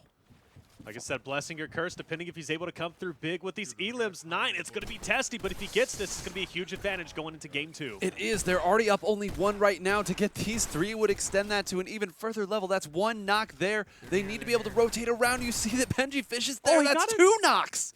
Wow, he jacked that straight from Benjyfish, and this other one comes in as Sypher's able to get one. You hear him. He got 2, they got 1. That's a net positive, and Sypher, he'll take that all day, every day. Phenomenal ending, and I think it's going to be a close one, especially going into game number 2, and not a bad start going against such a solid duo of MrSavage and Benjyfish themselves. But you saw that. That was actually the trap play that almost ended his life. This could have been totally different if that trap would have connected 9. It could have been, and I think the most remarkable part of that is having the presence of mind to get the shot there. That was a full 100 damage up close. Missing that at all probably would have resulted in another sort of grisly end. It definitely could have. I gotta say, man, I'm somewhat surprised that we're seeing Sypher and HD start to hold on with some of these talented teams. Not that they're not, you know, a solid roster in their own regard, but the fact that you're hanging on versus teams that are rather, you know, our grand finals winners or grand finals competitors in week number 1 is just miraculous. It's awesome to see, and they could be possibly kind of on the cusp of maybe making a grand final themselves. In week number 2, or was it week number 2 or 1? They played considerably well. I think. Oh yeah, I think it was week 1. Yeah, it was one of those 2. Where they made a great run through losers bracket, almost getting to the finals of losers. Right? Yeah, it was 4th in week 1. So 4th in week 1. Yeah. I mean, obviously HD Sypher, they know what they're doing. Clearly, 2 gods when it comes to pub stomping. But I gotta say, yeah, for them to come through and do as well as they did. I don't know if they were off host or on host. I actually didn't pay attention to the ping there. We'll definitely catch up on that later on. But a solid matchup nonetheless. And I got to say, I'm curious how game number 2 is going to go through, because either team, if they fall down to the loser, it's going to be a big break. Whoever moves forward, we could see either one of them in the finals. That's a good point. I actually want to look and see who they could be facing off against. So the winner of this matchup will face off against the winner of FaZe Dubs and Megga and TypicalGamer and Thieves. Now that definitely could allude to a lot. My big thing right now is that we literally have, kind of the newer school guys, like, MrSavage Benjyfishy. They've been known for a little while, but not in terms of the first Friday Fortnite. Sypher and HD, they were all over Friday Fortnite 2018. Same thing with TypicalGamer and Thieves. They were literally week 2 champions.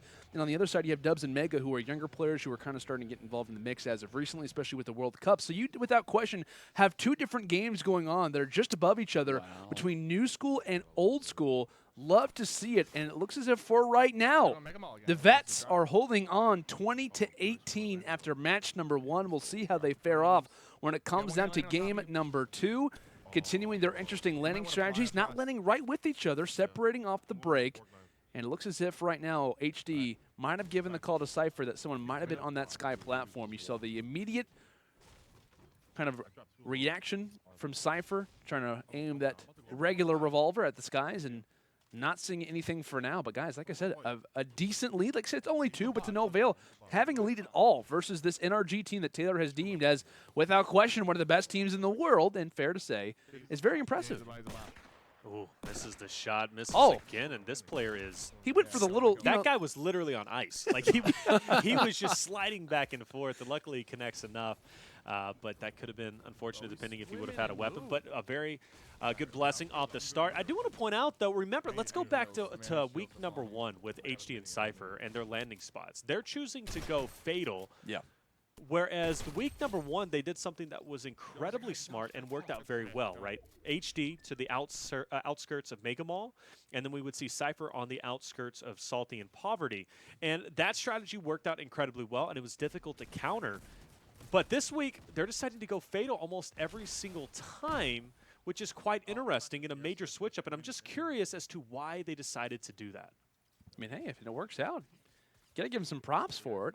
Like I said, and one thing that's interesting to me is that it's not been the same strategy. It's not been like, oh, in week 2 we did this, and week 1 we did the same thing. No, it's like every week, as you mentioned, they're constantly changing things up, and that may be just trying to adapt to maybe current Fortnite challenges that are out there. You never know with in-game stuff. That could always be a factor.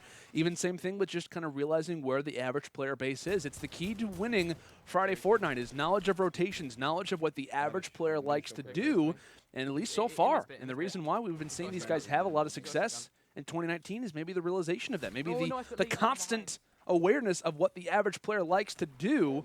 It looks as if right now Benjyfishy getting tagged up quite a bit in the backside, trying to join alongside of his teammate as they've got someone just in their eyes, right in their line sight, just over toward the side of that wall.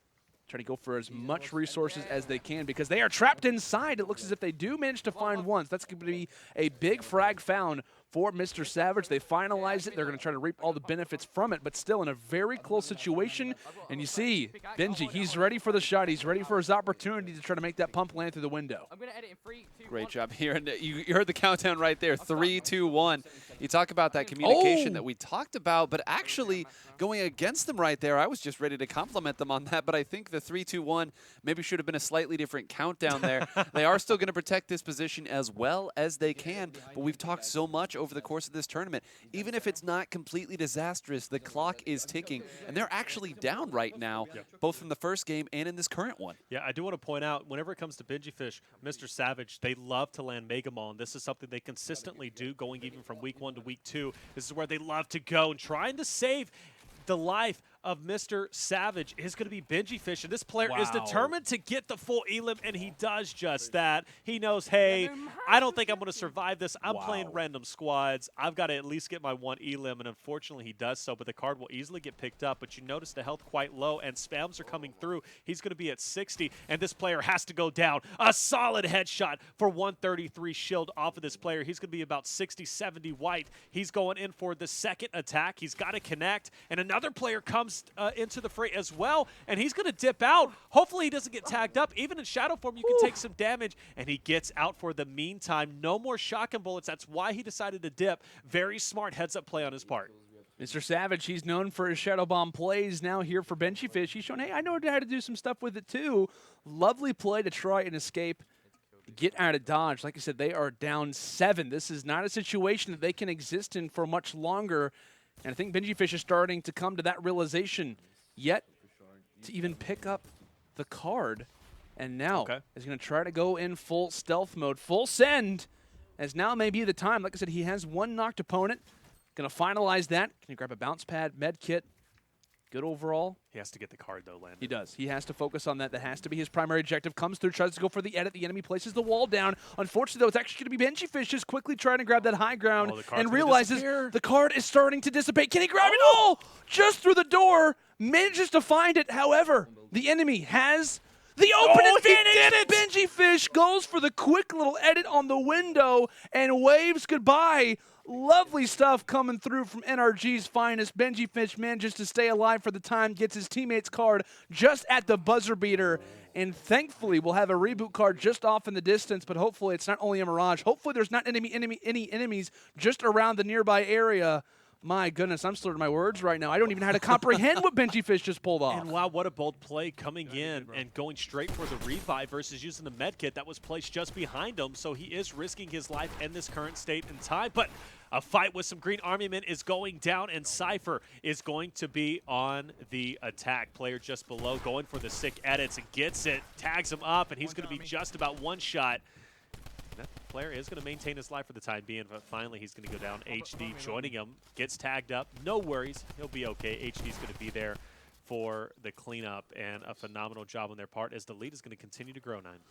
Lead continuing to grow, and again, all these fantastic plays like we've said earlier. Meanwhile, on the other side, just taking care of business, making it look easy, are Sypher and Distortion. As we take a look at all of the players, you see 1 and 4 Elim on the left versus 8 and 4 on the other side.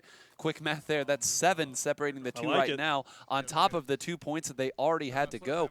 And you can see there's only 21 players left up right now. I believe 20, a little bit out of sync here. It's hard for me to tell exactly what the correct number is. The point is there aren't that many left.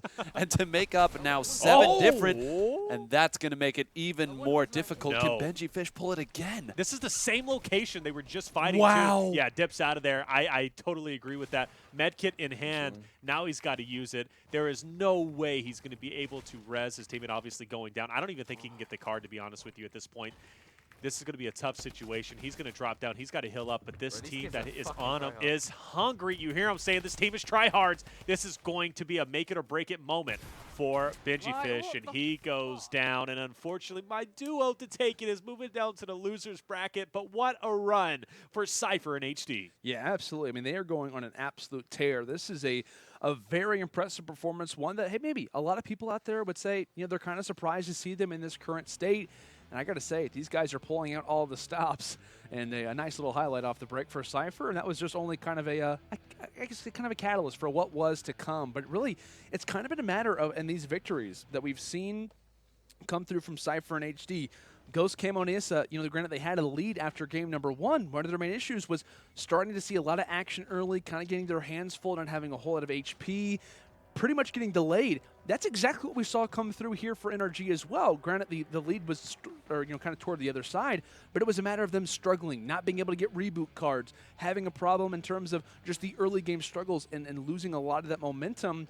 It's kind of those game 2s that have been the main struggles for what was our grand final from week number 1, our 2 different teams.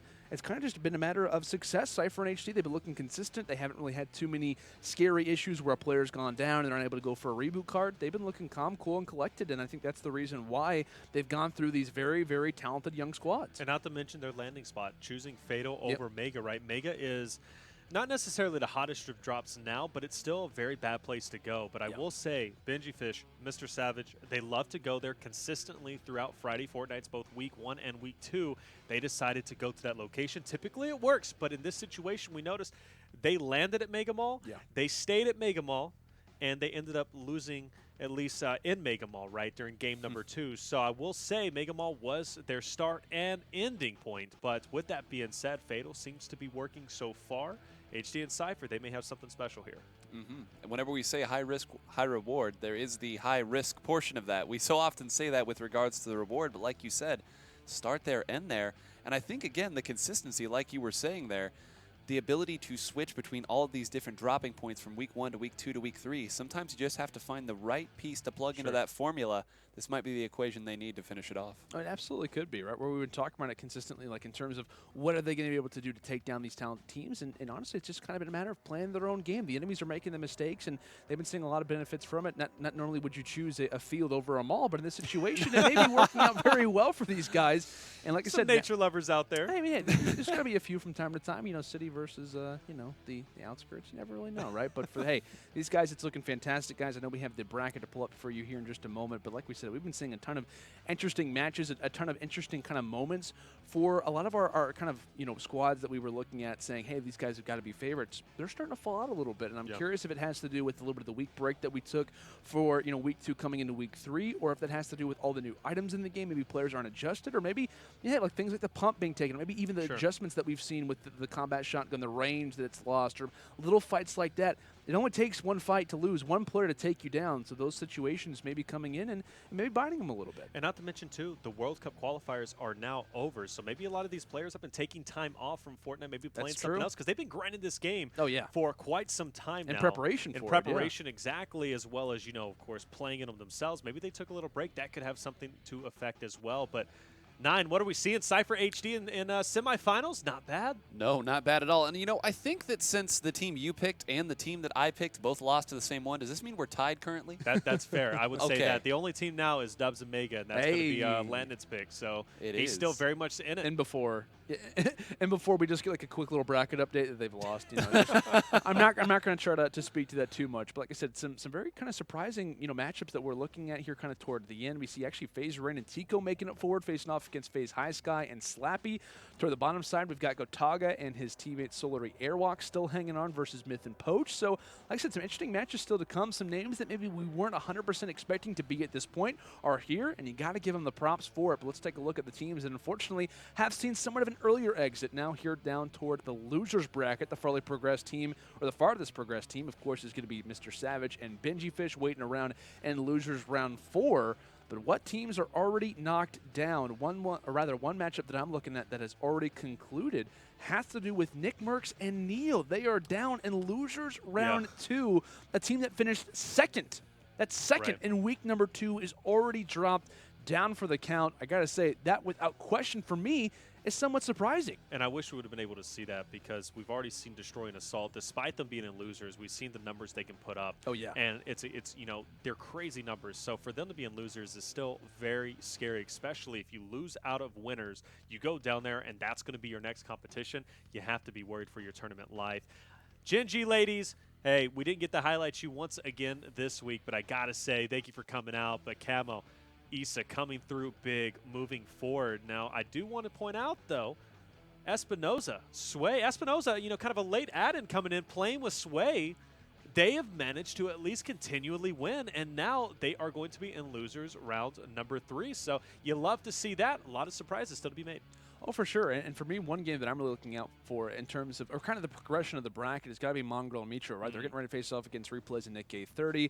Then if they were to win that game, they still have to face off against the winner of Highsky, Slappie, and Nate Hill and FunkBomb. Even if you get through that one, which is already a difficult task, then you have MrSavage and Benjyfishy, the team that knocked them out actually last week in the losers bracket. So we were talking about Mongraal and Mitro. There's a lot of kind of pressure on them, I guess you could say, in terms of their last week's placement. Can they improve on that? Well, they might have to face off against a number of different teams just to get versus the roster that knocked them out the week prior, of which they suffered their worst placement to date. So I'm really curious to see what progression they can make and see if they can try to improve on what has been kind of somewhat of a lackluster performance as of recent. Absolutely, guys. In chat, let us know your favorite team. Maybe even if they're already out, let us know who were you supporting. Get that hashtag Friday Fortnite on Twitter trending once again. We once had it worldwide.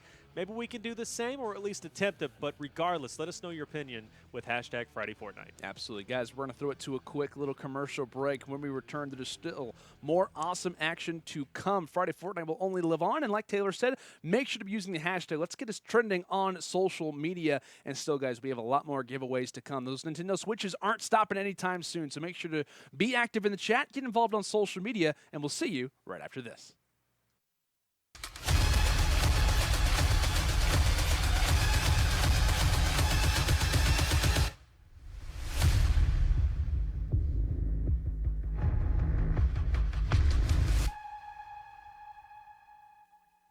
Welcome back, ladies and gentlemen, to Friday Fortnite 2019, week number 3. Of course, we are live here from the UMG studio. It's myself, Landon Lano Sanders, on hand with Taylor Reflections Noble and our buddy, our guest, Mr. Ninehole Grains. How has it been, by the way, casting your first ever Fortnite event, especially at the magnitude that this one provides? Well, seeing the team that I picked go down early was not as nice, but being able to see a couple of different upsets occur just shows me again just how volatile BRs can be and how much fun they are to watch. Absolutely. Now, guys, I have to give you a quick little update here because I have another giveaway to go through. This is a lot of fun, actually. I actually combined, or rather, kind of put up a few of these questions. So the next question for you guys to type in chat, if you're not familiar, we're giving away tons of switches. So make sure to stay tuned for that.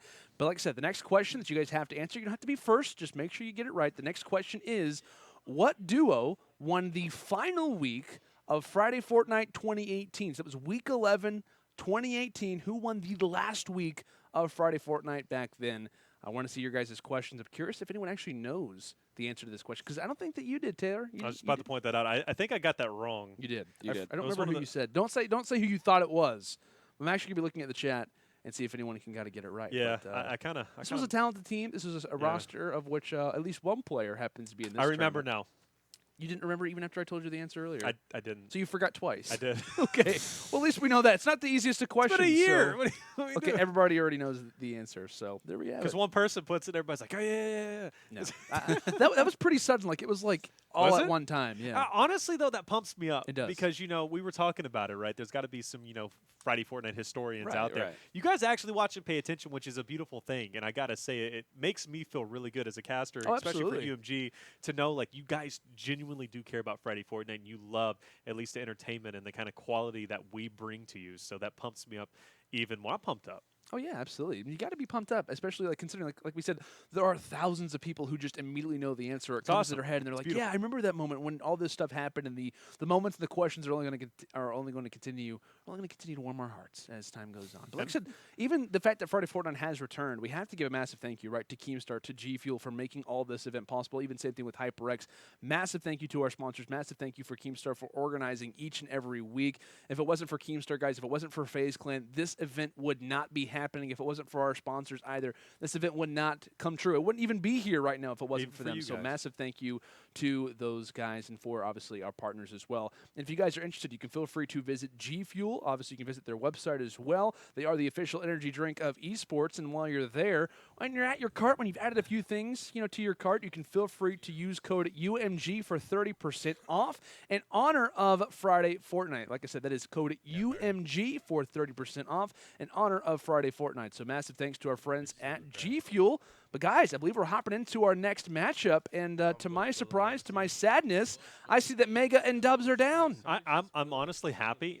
It's nothing against Megga and Dubs. I'm happy the fact that all three of us were wrong in terms of like who was potentially going Well, to win this tournament. is this game 1 or game 2? No, you see them? They've already disconnected. This Oh, is that's game true. 2. That's GG, right? Oh, wow, Typical that's a Gamer shame. and Thieves are That's a good moving point. forward. And this was semifinals, I believe, right? Yes. This is winner semis. Look at that, man. Honestly, though, Typical Gamer Thieves coming through the OG duo from Friday Fortnite. Like, it's so weird for me to be like, oh my gosh, Typical Gamer and Thieves. Like, not that I'm mad at Typical Gamer and Thieves. I love Typical Gamer and Thieves. They're like one of my favorite teams. It's just I have to stick with my pick. I have to stick with Dubs and Megga, who I've been, Sure. right now. But with you for still a got to while. be happy. Come on, I mean, like, Oh, I TG. am, yeah. I love to see these guys still involved. Like, Typical Gamer and Thieves, to me, these are, like, okay, these two players, for me, are obviously, they're labeled as content creators. They are, like, two of the most talented, like, content creator players in all of Fortnite. And I will say that comfortably because of how well they play this format. And we've talked about, this was a team who initialized so many different strategies in Friday Fortnite history. The idea of mirroring, the idea of following your teammates was pretty much done by these guys. They were the ones who set up everything. And there was a lot of fans out there who were kind of frustrated by it because they'd follow their favorite players. But they were doing to do whatever it took to win a week. And they did it so early on, week 2. In fact, which, spoilers out there. But regardless, though, talented team, excited to see what they can do moving forward. But regardless, though, they make it through a very talented young squadron, of which I, at least, did not expect. Yeah, definitely didn't expect it either. But here we are. And I got to say, they are working their way towards the finals, taking out some very solid duos. It hasn't been an easy run, but they have made it look relatively easy, I have to say. And I love the fact that, look, hey, they're still playing out this game regardless they've already won. They didn't back out. They're still trying just as hard as if their opponents were still in here. As I say that, Thieves will go ahead and disconnect. So it looks as if they're not going for the I love that. for the victory route. Just Yeah. like, hey, you know, it's over. It's no big deal. We can just go ahead and leave That the game, is, pal. as soon as I was saying, I love how they're playing so passionately, he just leaves. I want to point something out, by the way, in the love chat. I that. was reading chat, and I saw one lonely soul out there. And excuse me, I usually shout out the tag in the chat, but I didn't read the tag. It was going so fast. But he said, I've never had G Fuel. Can't afford it. Code Come on. UMG, There you go. 30% off. 30% off, and you can have yourself some G Fuel. Honestly, there's a lot of good flavors. Strawberry shortcake, probably one of the best Oh, ones. Cotton candy. I got that. Strawberry right here. shortcake, peach. Peach mango. Not a Peach bad mango flavor. And salad. in solidarity to you who was in chat before Monday, I had not had G Fuel either. I very much enjoy it now, and I hope you get to experience this too someday. Absolutely. There you go. You lost me, though, with solidarity. It's a big word. Oh, I thought you were saying I used it wrong. No, I have no idea. Nine, If you you use it know, wrong a or lot right. of, you know a lot of terms. You're very smart. Very smart. He's you very read the good at math dictionary as at home? well. Pull on Eminem and go home and just read the dictionary. You know, dictionary, calculator, guys are just giving me all sorts of compliments and wonderful names, so I really appreciate that. I mean, hey, I like you know it. what? We got to give props. 9 because whole grains are even healthy too, man. I'm learning a lot of different things. I am terrible don't buy at math. don't buy white bread. Buy 9 whole grains, man. I'm sorry. Shout out to my sponsor, 9 Grain Wheat Bread from. They're Soon still to working. come. Still working on that one. We're about to hop into our next matchup. We've got Myth and Poach getting ready to face off against Gotaga and Solari's own Airwaks. I'm super excited for this matchup.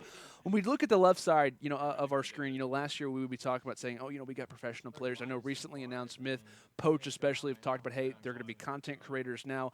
I'm super excited for this step in their careers. I know Poach recently has kind of talked about he wants to kind of step away from competitive. He wants to try the the content side of things. Obviously, Myth has made that step as well. Awesome to see these guys. I feel like I constantly see them playing with some of the biggest content creators out there. I'm excited to see what they can do and how they can start to kind of improve the social game a little bit. And see what they can try to do when it comes down to this particular matchup versus a very talented team, like we said, in Gotaga and Solari's own Airwaks. Very talented players. I'm excited to see what the French side can do. We know that they have a very large fan base. I mean, there have been events literally on floating islands that have watched Gotaga play. There's that much of a fan base behind and a very passionate fan base that exists in France. And I'm just ecstatic to see how far they can make it. However, I got to say, though, Myth and Poach, they are not guys that you look at and say, oh, big deal. No, these are talented players, ones of which who can go the full distance. Taking a look at it right now. Very important at the start. Get the build going, get some materials for yourself, get a couple weapons here. We have seen so much over the course of this tournament that the very beginning, even for these top players, when you run into these random pubs, you never know who you'll run into here. So, gotta, take care of some of the groundkeeping here. Get yourself some green, get yourself something that isn't just gray before you move out here. And I like the fact that they've done that here. Again, sticking together, just trying to avoid disaster. And like you were saying earlier, Landon, I think that really has been the theme that has seen our teams move up so far. Absolutely. Like I said, just trying to stay alive, playing everything, and keeping that calm, cool, collected attitude, which has treated Sypher and HD so kindly up to this point. But avoiding traps is also key. As you see Gotaga reference one just over on the right side of the screen. I believe there is at least one more player over in Salty Springs making their lovely way just through the middle of the street trying to pickaxe, but nothing really gets accomplished. It's solely a few swings, but nothing, like I said, gets found out from it. That was only a knock, so if there is any indicator, there's got to be a few teammates nearby. Based off the level of play, you could argue maybe a rogue soldier, one who just happened to find themselves in Salty Springs, and they at least land on the map, which is a positive, I guess you could say, for that particular player. Positive slowly turning into a negative as you realize that your pickaxe is vastly outranged by assault rifles and shotguns. But again, they've been sticking around on this side here, maybe looking for that last one. But we've seen earlier, taking a little bit too long on rotation can be a big deal. Now, it doesn't look like either side has a big elim count right there. They're actually tied 1 and 4 and 2 and 3 on the side of Gotaga and Airwaks here. We're going to be going to Myth right now, who's running around here, trying to, again, build up the mats. I believe saw one off in the distance there, does put out a marker. So they're going to be going for that right now, knowing that they can't sit back for too long. Absolutely not, right? You have to start getting aggressive, especially against a team such as Gotaga and Airwaks, a World Cup qualifier, of course, in duos with Nikov, a very solid player. Then, honestly, I mean, when you think of Solar, you think of this man, Airwaks. You got to say he's one of the most impressive players whenever it comes to Fortnite. So, with that being said, you can't slow down. You have to put it all on the line. And everybody who's been watching Myth, been watching Poach, know that they are very comfortable in these high-stress scenarios. Yeah, I think And it's one Dusty year, yeah. has been there so far, but all sticking together. Very interesting. Breaking free is going to be crucial. Getting those rotations is going to be massive. After this Elim, honestly, I'm rotating out. Exactly. That's going to be a full Elim. I'm getting to the slipstream. I'm getting to loot. I'm going over to Megga. I'm doing whatever I can to get some distance. That's what you want to do. That's kind of the name of the game when everybody's at the same exact point of view, and your goal is to solely just go for elims, to solely go for the advantage. It's a matter of who can get out of here first, who can make that rotation. It looks as if right now, of course, Poach has to go for the med kit. Slows down the progress a little, but you notice those arrows are quickly starting to seek out some new opportunities. Grabbing some ammo along the way and just trying to make sure those inventories are as best as they can. As we take a look now here at Solary Zone, MrAirwaks making the rotation. I love that everybody's using these soldier skins. I got to say, these are some of my most favorite, probably in or rather not in Friday Fortnite history, in Fortnite history, but also in Friday Fortnite because, you know, hey, best dressed should definitely be a thing. I would definitely kind of award that to people from time to time, but I was thinking about that the one game where they do have the best dress that we would kind of see on. oh, that's true. Yeah, so I was kind of alluding to that before every game, but yeah, that player's knocked. He's floating away, and he's eventually going to go down. And there's the full elim coming through. But it's not easy, ladies and gentlemen. It's not. It's Pixel not. perfect. Getting those lasers through is definitely a learned trait, and of course, Airwaks knows exactly what he's doing. But I do see Purple is going to be in the slipstream. That's going to be Myth. But in the meantime, Gotaga already in a fight himself. Ooh. Very weak, but the trap does miss, unfortunately. And now he's got to drop down. And with that drum gun spraying away, it's going to be very difficult for him. And you never know if shots connect onto him. He could go down. That's two as he lasers the opponents up ahead. I think that was the reaction as well. They're nine like, whoa, what just happened? How did we lose all this HP? Why are we all down in just a matter of seconds? Great stuff coming in from Gotaga as Airwaks as well joining the fray. And I think this might be the entire lobby who's sinking their teeth in toward Mega Mall. A lot of shopping to be done. It's always nice to have some friends along with it. Always nice to have some friends, but again, everyone's starting to rotate to the same area. Do you think this is just because they have the same idea, or is this some sort of strategy, Taylor? Oh, I think it's definitely got to be strategy, right? I mean, because they could have easily took that slip, which, you know, we saw the first one was Myth. He could have easily went over towards loot. But the fact that they pushed outside of the circle even more, and they're not pushing deeper in the circle, they're wanting to play that gatekeeper role and try to get as many elims as they possibly can. And now it looks like as if we're going to have a rotation maybe over towards Salty. Not a bad rotation to take, but I think some more players are going to be spotted in the air. Myth, he's going to take a little detour, try and fire some shots. Unfortunately, not going to connect enough, and now he's got to rotate through, and that is going to be Myth taking fall damage. And how many victims have we seen unfortunately miss the slipstream because they're just a little bit short? It happened to PewDiePie last It happened week. to, I was about to point that out. Happened to PewDiePie. We've seen Dr. Disrespect take some fall damage as well, wow. and this is going to be devastating if Poach goes down, and there it is. Poach goes down, Myth is down. That's huge. Now Airwaks, Gotaga, they have free reign of the map. And I know Myth was a little bit frustrated there. I honestly wasn't exactly seeing what happened in his overall perspective, but trying to make his way down to low ground is Gotaga. But like I said, if Myth was able to stay alive in that particular spot, you could argue a much different ending to that particular situation. And right now, Gotaga's getting overwhelmed, but it's not that much of a deal as he takes down one. Also has some assistance for the second. Fantastic communication, great teamwork coming through from Airwaks as Gotaga will live to see another fight back on HP. And thankfully, as someone is just around the corner, I was going to say their shotgun was starting to phase through the wall, but quickly does get dropped as well. Everybody wants a chance to take a look at this duo. But my goodness, they are coming in with some vengeance. I will say, in the Storm, they do have something to work with. Some glider redeploy, some bounce pads, and even some shadow bombs. They've got the key to escape, and they're going to make it look effortless as also in that particular fight. They do take the lead, now up 12-10. You can see there, too, still 29, 30 people up left right now, so that means that there is plenty of time for them to do a victory lap here and pack on as many points as they can. We talk about how unfortunate that was for Myth falling down there. You have to think that Myth was rotating back over to help Poach in that situation, but sometimes one little slip-up is all it takes. Yeah, reverting all the way back to the first ever Ninja event as Myth took the fall damage and loses, unfortunately, as well as Poach went down. But, I mean, these things do happen. Now you have to start thinking about, hey, this is out of our hands now.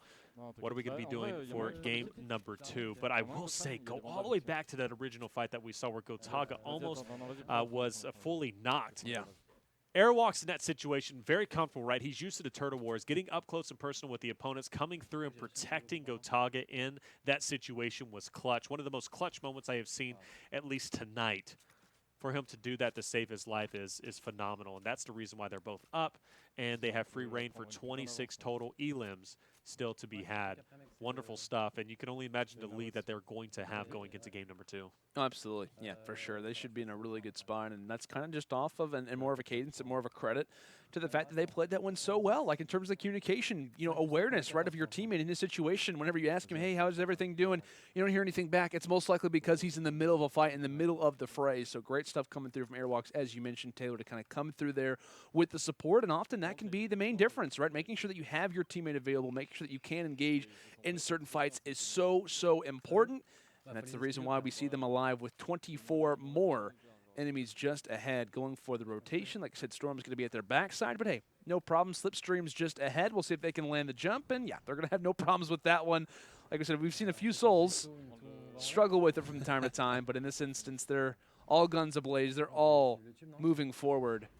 And based off the rotations, they can actually spot a few enemies kind of in what could be considered somewhat of an odd but still an accurate gatekeeping position. And based on the zone, I was going to say it's going to be just toward the side of Tilted Tower. So they're going to be in a good spot. They'll make it back in with little to no error whatsoever. But yeah, they're going to just go and spot a few enemies. This is what I was thinking. Normally you're going to see a few players start to kind of make the rotation into Tilted a little bit late. And it looks as if they've already done that. Sniper rifle ready to go for Gotaga. He was ready to ADS when need be. Nothing spotted for the moment. Decided to go and reference back, and we'll see if this soldier has a good shot. Player just down below. He's itching to get this snipe off, and he could potentially do so. With that being said, he hasn't taken a shot as of yet. Kind of, I think, a bit hesitant, especially from taking damage a little bit earlier. I am going to hear a Shadow Bomb is going to be used. That's going to be Airwaks. He's going to be going on that flank. And look at this dynamic that we have. You love to see this. Stinks are going to go out. That's going to force the rotation out. They're not going to be expecting Airwaks to be up on that hill behind them. And now they're going to have them sandwiched. They're going to be able to spam shots down below. We're going to get this dual feed up for you so you could see the action go down. But this is the dichotomy that you need between these two teams. I love it. The fundamentals, again, of team play. Everything that we've talked about in terms of rotation, everything that we've talked about in terms of averting disaster. At the end of the day, you got to be able to make the shots and to put yourself in the position to make those shots as easy as possible. Gotaga right there making it look so easy, but so stylish at the same time. You love to see it, right? Style. You need to look cool whenever you're just murking the lobby, right? That's one of the critical things to being a pro at this game. But with that being said, he's sitting at 10 elims himself. Gotaga playing incredibly well. He hasn't had the best performances when it comes to Friday Fortnite, at least week 1 and week 2. But being paired with Airwalk seems to be complementing his style very well. And I got to say, they are looking like a deadly duo to be reckoned with. Absolutely. As we see them kind of on the prowl, I'll be keeping this in mind. But guys, we want to let you know who ended up winning the most recent giveaway of those 3 Nintendo Switches. Like we asked you guys, what duo won the final week of Friday Fortnite 2018? You guys guessed it. King Richard and Aimbot Calvin is the right answer. And the winner of that particular giveaway, as we watch Gotaga fire a few shots, is going to be Knock Knock, it's Persia, Luke the Beast 4994, and Kong_Xiong or Kong_XYONG. Congratulations, guys. Make sure to get in contact with us. We'll also be getting in contact with you. Great job on the answers. And like we said, we'll be having another one coming here in just a moment. But getting back to the gameplay, Gotaga and Airwalks, they know somebody's still around the area, nearly managed to fire in the excess shot, but has the idea, has the information, the intel on where this Lone Ranger, where this lone player could be hiding. Goes for the edit, decides to go and take the stairs away, and that player says, hey, I'll go and take this little staircase. I appreciate it. It's no avail. Gotaga is not about to allow for that player to hold on to it. Make sure he has the high ground, getting back in the shield game, and maybe freeing up Airwalks to come in for a flank. This is exactly what he needed to do. I was wondering when he was going to come down from his perch and come through and try and help out Gotaga down here. Can't get this wall. Gotaga, though, on the flank, and watch out for the deep dive, or what is it? What is it? The deep dab. There it is, the deep dab, man. Hey, listen. I was confused there. I was like, wait, what are we talking? I was gonna say that. You know, I don't want to make an old joke, but I think that one probably the deep dive. Deep dive. Taylor, dab, you dip, know dab, better than dip, that. dip. Tip dive dodge. Going back to dodgeball here. But with that being said, I was kind of getting worried about that, especially with the window being built, but it does not come to fruition. And they have spent a lot of time on this team, but they can afford to do so. If Poach and Myth were still up, I'd be worrying about them. Like, hey, you guys got to get in. You got to get these elims. But luckily, they have time to kill and easily can outrun the storm as soon as they get above it. Already spotting a couple more players. If he hits this shot, I am going to throw up. I'm actually I'm really anticipating this now. I don't know about you, say, Nine, but I'm looking for the nearest trash can right now to make if you could good do the on offset, that'd be fantastic. to make good on the word here. But now they're kind of have two ways they have to look. And I was about to say, that's very scary. They broke the storm, but only by a little bit. And actually, as they were looking up ahead, a couple people were behind. It's difficult to gatekeep when the person you're trying to gatekeep also has bullets aimed at you. That is a fact. That's for sure. Not the greatest situations. Maybe a little bit of a sandwich coming in for Airwaks. And in terms of his overall utility, it's not the greatest, right? His resources aren't the best. I will say, all things considered, as somewhat of a reality check, thank you, production, they are up 17-10. So if he was to be eliminated in this particular spot, it's not the worst of situations. Why? Because they do have the lead coming in this next matchup. But to no avail. We talked about it. As much extra credit as you can get, you need to seize the opportunity, because we've even seen 27-12 leads already begin to dissipate off of an early drop in Game 2. So if you are a fan of the French boys, you're definitely rooting them on and hoping that Airwaks can get some sort of health, some sort of shield as he starts to seek a few more opportunities. Hearing a few shots off of the distance, though, and I think the rattle coming through from the bus just up ahead. He knows that people are here and gets the official elimination, meaning that was the only player alive. There's the slurp juice, and there is his window of opportunity. Also some minis as well, so he's going to be able to grab on, and this is going to be his opportunity to potentially get 3 more eliminations to his name. That circle is going to be very small, but look at the hill. I believe that's Pallet Mountain that you're going to see maybe a couple of players sitting up there. So if they have that lockdown, it's going to be literally an uphill battle, and it's going to be tough for Airwaks to kind of go through it and win that. It's going to kind of be a sniper war from the bottom, but maybe he'll get lucky and these players won't be up there, but he continues to look up there, and it's something you have to keep in the back of your mind. Oof, there's the shot. Yep, found him right there, and almost getting one right there. Going to do a little bit of building, heal up just a little bit, and then go for a reposition here. How do you try to approach this, Landon, if you are literally fighting, as Taylor put it, an uphill battle? Do you just try to build up to it? Do you try to find an awkward angle? What's your take here? I mean, I got to say, at this point, considering where the zone is, I think you just need to kind of hold your ground, maybe look for that window of opportunity in terms of that sniper shot. You have the heavy assault, or rather the heavy sniper. You can make it work. Unfortunately, sniper bullets whistling past the ears, and also looks as if a few nades starting to get in the picture. So I will say he's handling this the best way he can. Utilize the amount of resources that you just gained from that prior fight, and just look for that chance, look for that opportunity. It looks as if he will make good onto at least one of those shots, but still has someone just above and is going to be in the next zone. That's very key right now. Does not have to move a muscle. And he will be good. Looking for a shot on the banana. Sniper bullet comes in and trying to do a little bit of damage. Decides to go ahead and use that bounce pad. Has another one in the back pocket if need be. And it looks as if this soldier has regained a little bit of that high ground. Suppressed SMG, making life a little bit more difficult. Quickly grabbing the mini. You hear the communication coming through. Oh, nice. I believe, yeah. I think that was a communication that came through from Gotaga letting him know, hey, you have another bounce pad. Yeah. And he might have just taken high ground versus the other banana that was just below him, but he goes ahead and decides to take his own bounce pad. Great stuff coming through from Mr. Airwaks as he'll take down the pirate. And he needs to close this out before half circle comes into effect. You already see it on the map, and now the teammates are going to be pushing in. That one Elam brings it down to a 1v2. He has high ground now, and that's exactly. I like how you pointed out. What should he do in that low ground? He did exactly what he needed to. Waste time. Luckily, the team started pushing him. They gave up high ground, and they allowed him to take it from him. That's one. Another player just in front, and I do believe this is going to be a third one, ladies and gentlemen, as he's going to drop down trap into place. He's going for the full elim, and now it's just a 1v1 against one of the best players in the world. And if this player dropped down, this is going to be an easy elimination, and there he is. He's just going to rain some bullets down, and there it is. He gets the victory royale. Perfectly played. He overtakes high ground with the launch pad. He goes into half circle. Doesn't even have to really go into effect. Luckily, that team who had high ground gave it up and started pushing him. A very vital mistake that was made, and he takes advantage of it.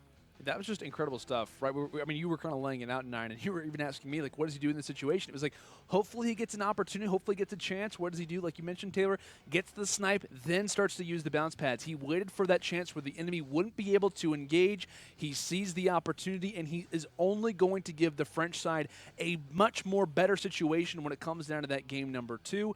I mean, we were talking about it. It would have been totally normal if he would have fallen in that situation. I mean, it would have been totally understandable. You have, 3 players who are looking at you from a mountain. Totally get it, right, if he was to drop in that situation. But he plays it well. He plays passive. He plays patient, more importantly, and he manages to hold on and give these boys a much better sequence, a much better chance. And I will say, sometimes when it comes in a Fortnite, you just happen to choose the right area. A ton of resources, gets the shields back up in this particular situation. Fantastic play. And overall, you got to give him a lot of credit for even getting in that engagement in the first place. And obviously, we talked about this fight on the Pirate, but one that was kind of impressive to me was whenever that banana started to go on I forget what exactly they're called. The zip line, thank you. And he just had target practice. It was like perfect shots, no problem whatsoever, and then set himself up for the later zone, of which he still had that high ground advantage. Great stuff coming through from Mr. Airwaks. Is now, like I said, he's put his teammates, or rather his team, in a much better position for this game number 2. And right now, if you're Myth and Poach, you're a little bit worried, right? You're down 10 coming into this next matchup. I know we can talk about landing locations here in just a moment, but still, that's very impressive for what I believe is Airwaks' first Friday Fortnite. So yeah, incredibly impressive, and exactly what I expected from the man from Solar, right? Airwaks, a solid player. Gotaga, not so bad himself, absolutely. right? Of course, the French monster coming through, living up to the name, living up to the hype. But yeah, at this point in time, Poach as well as Myth have their hands full, but we have seen, especially even tonight, comebacks come through. That 27-10 with HD and Sypher versus Kamo and Issa. HD and Sypher came through big and ended up taking over the victory. Why? Because, of course, the team dropped early. Gotaga, Airwaks, they go down early. Myth and Liquid Poach might be able to come back and go big in this situation, but it looks like a salty drop for both. And this could get interesting, especially if they start trading elimination for elimination. No one's going to get ahead. That's the perfect scenario for Gotaga and Airwaks. It is, and we said in that last game that they seem to be around each other a lot, and that wasn't something that we'd seen in any of our other matches, at least until the elims started to pile up and there just did not become any more resources for them to go after, resources being unfortunate other players. But this is really the first time we've seen everybody go together, and I agree completely. If they end up trading these and sticking together, that only benefits the heroes from France. Oh, it absolutely does. Off the break, Myth thankfully has the weapon of choice, enters in toward blue, and you never know with the amount of floors that exist here, what type of players, what talent may exist as well. So key for him to find actually double green assault rifles off the break, so good stuff if you're Myth. And I will say, it's time for another giveaway question, guys. Hopefully you all have your trivia caps on while we watch, hopefully, what could be an interesting game number 2 from the NA side of Mr. Myth and Poach. But, guys, the next question is, what current member of FaZe Clan played in all 11 weeks of Friday Fortnite 2018? By the way, shout out to Taylor for coming up with this question. Like I said, feel free to put it in chat. It's not about the first. It's about just getting the answer correct. We'll have those winners up here in just a little bit. But let's go and keep in mind, get back to the gameplay, because it looks as if right now Airwaks, the man who we were giving so much credit to off of that super solid ending game 1 performance, is already down for the count to start off game 2. Yeah, one of the biggest things, right? Gotaga, though, is still going to be alive. And luckily for him, at least for his teammate, he has some support through Myth and Poach. Now, of course, they are going against each other, but this could pose to help them out. But now he is the one fighting the uphill battle, as there's going to be some people over on Weird Mountain, and he only has essentially, I don't even know if you call it a sniper, kind of hybrid, right? You know, the crossbow, so he's not going to have much potential for firing some shots up above, as he doesn't have an AR. So this is going to be a difficult situation. And in fact, you see him going over towards bunker or blue, and he's going to go ahead and focus his attention on the players that are over here. Airwaks, card in hand. Gotaga at some point needs to grab this and go for the revive. He cannot afford to do a 1v2 here. No, they can't. And once again, we've seen it every single time. It seems like when one team builds a lead, there's always some unfortunate happening that puts it in this situation. Now, Myth and Poach, who had a great early game already, you see 2 elims here in the early goings of it, and I know Myth has a couple to his name as well. This is setting up to be exactly what we saw in the earlier sets after a comeback started to happen. Absolutely. Well, we do see Salty. We're just going to go ahead and get a couple more materials for Myth, and I think he's going to push around. There might be one player just on the other side of this hill. I know Poach was kind of firing some shots, but you got to push that tricky basement area, which they could be bunkered up. Traps could be set, and you got to watch out.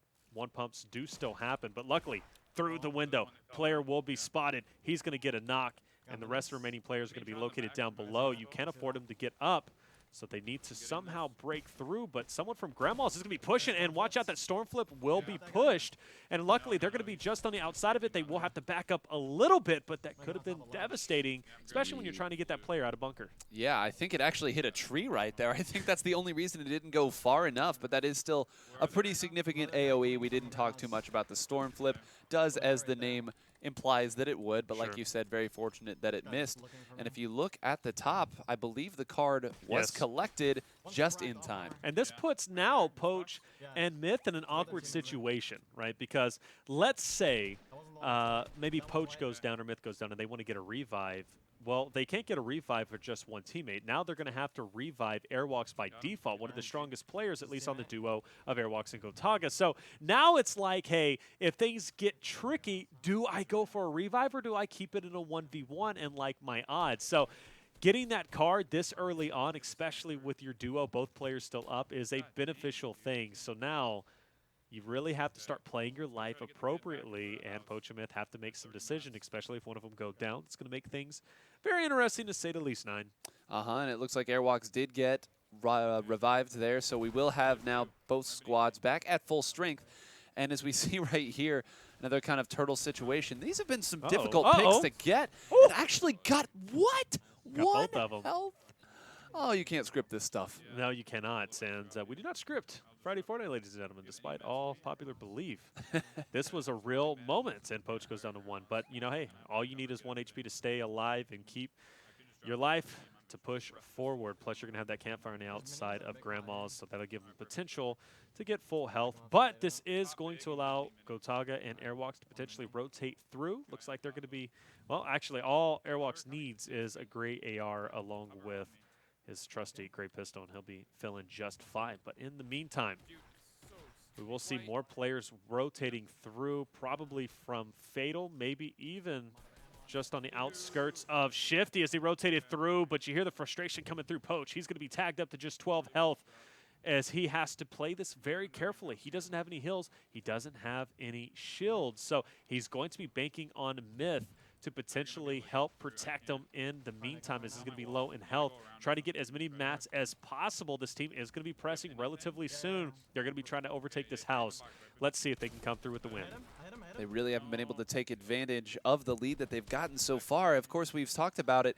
The other team of Airwaks and Gotaga have been kind of stuck there, but now it's actually the other way as Poach does get knocked there, and Myth is going to have to do something about that. Great job there, cleaning it up at least, but now the advantage that they had at the start is going to be going back the other way now, having to locate a van there. And again, you see, as you mentioned earlier, all of the players still around the same general area, even using the same fire, only in Friday Fortnite. And now you notice, right, there's going to be 31 total engagements still to be had. So now Myth has got to make a decision. Do I want to rotate through, maybe sacrifice a couple eliminations, but get my partner up, or do I want to continue to give the fight over to Gotaga as well as Airwaks? He has to make that decision, but he noticed somebody was going to be just above, but for some reason he's going to be hanging out inside this 1-by-1 with them, despite knowing there was a player just to the left of him. So this is a very interesting situation to be in. If I'm Myth, I'm pushing for that elim.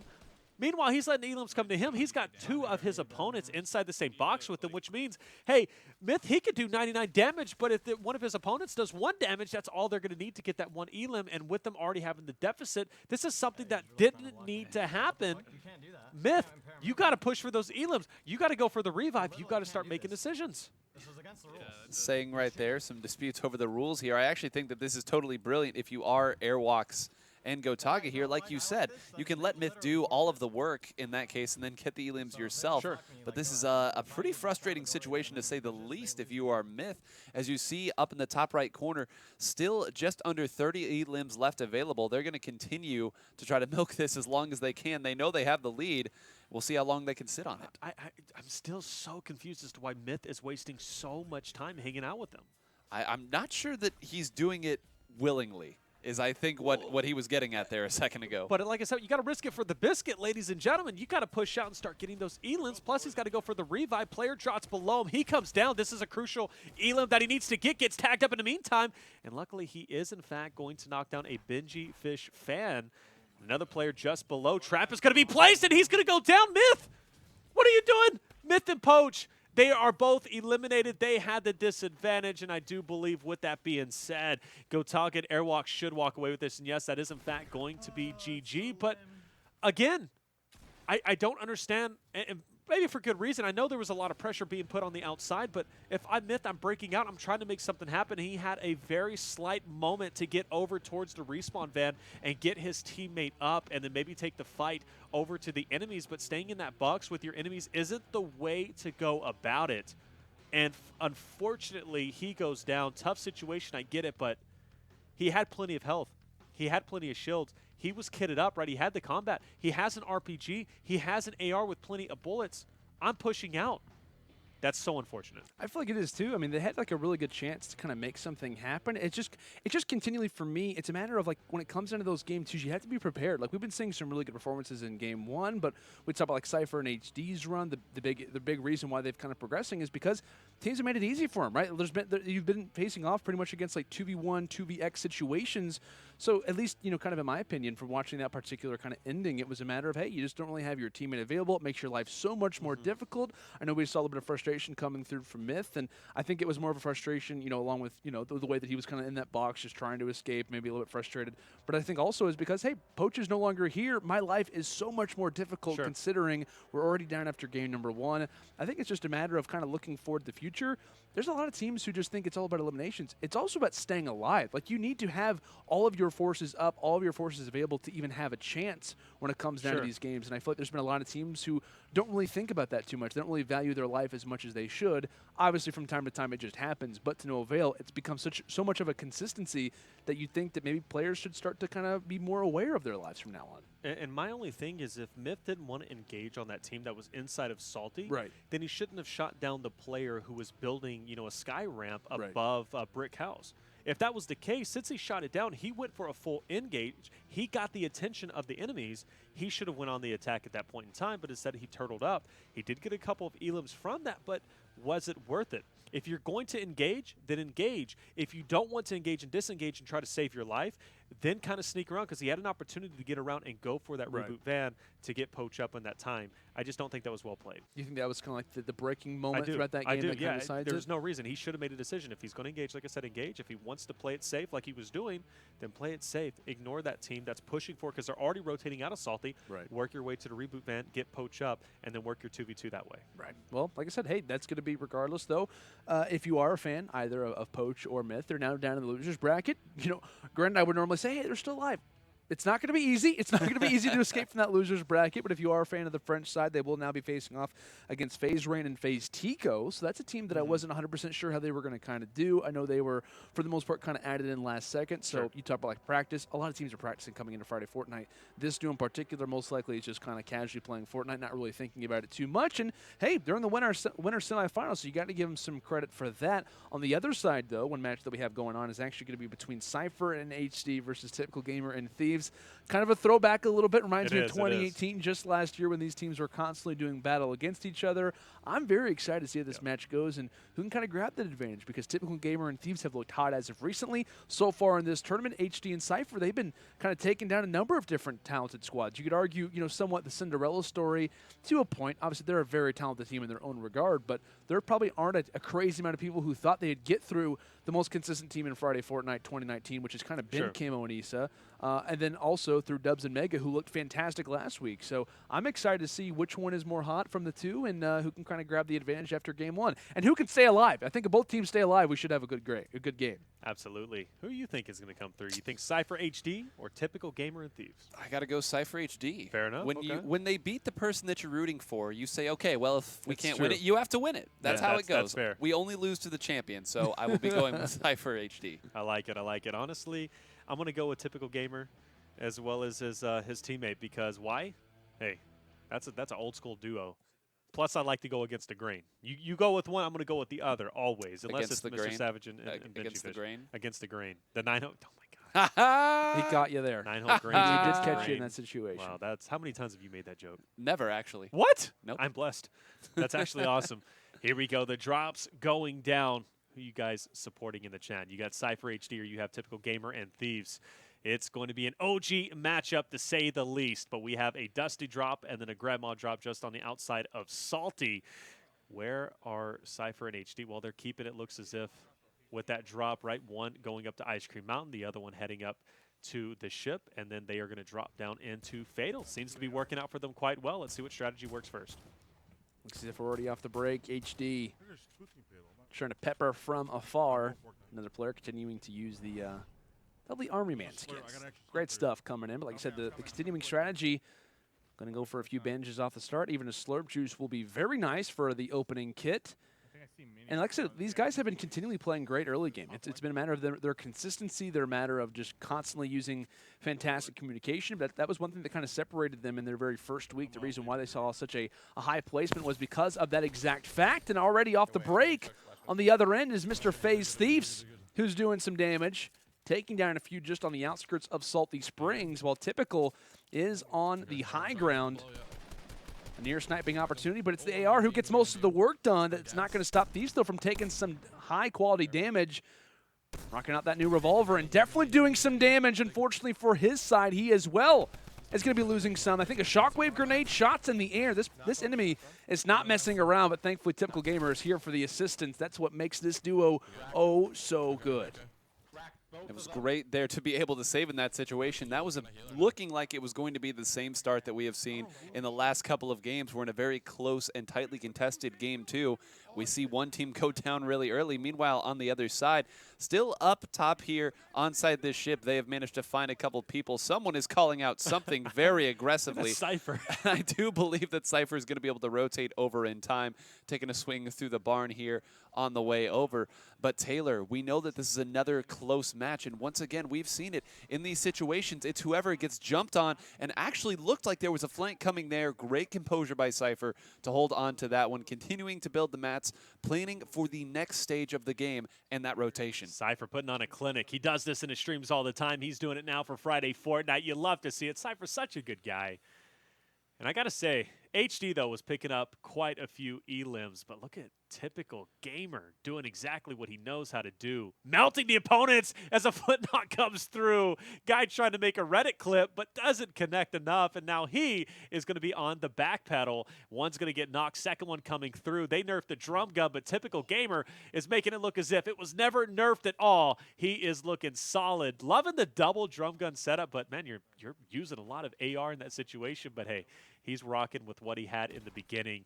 And on the other side, Sypher, once again, like I said, putting that clinic on. He gets 2 elims and not stopping there. Another one's going to be hiding behind a bush, and that is not going to be good coverage, ladies and gentlemen. That default's going to be dropped, and there's going to be a gold revolver. Does he use it? Well, no, he's not. He's happy with the setup that he has. He's got shields for days. HD probably could use that half pot, but Sypher's like, hey, I'm gonna carry this just for a little bit.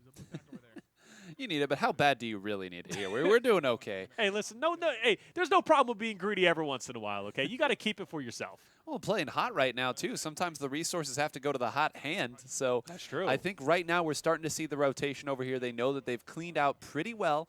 They know that, again, they did start this down, and they've, of course, seen on that feed on the bottom left that their opponent continues to not slack off. They aren't down yet. This will not be a situation where one team goes down very early and we get a very slow comeback. They're going to have to fight this one out until the end, and I like the fact that they chose to rotate maybe a little bit earlier instead of trying to build more. Oh, absolutely, right? We've seen them get stuck in Fatal, and that's always been their downfall. Even though they are, in fact, in winter semis here, getting stuck in Fatal is not where you want to be. Now, I was kind of curious, where's the rotation going to go through?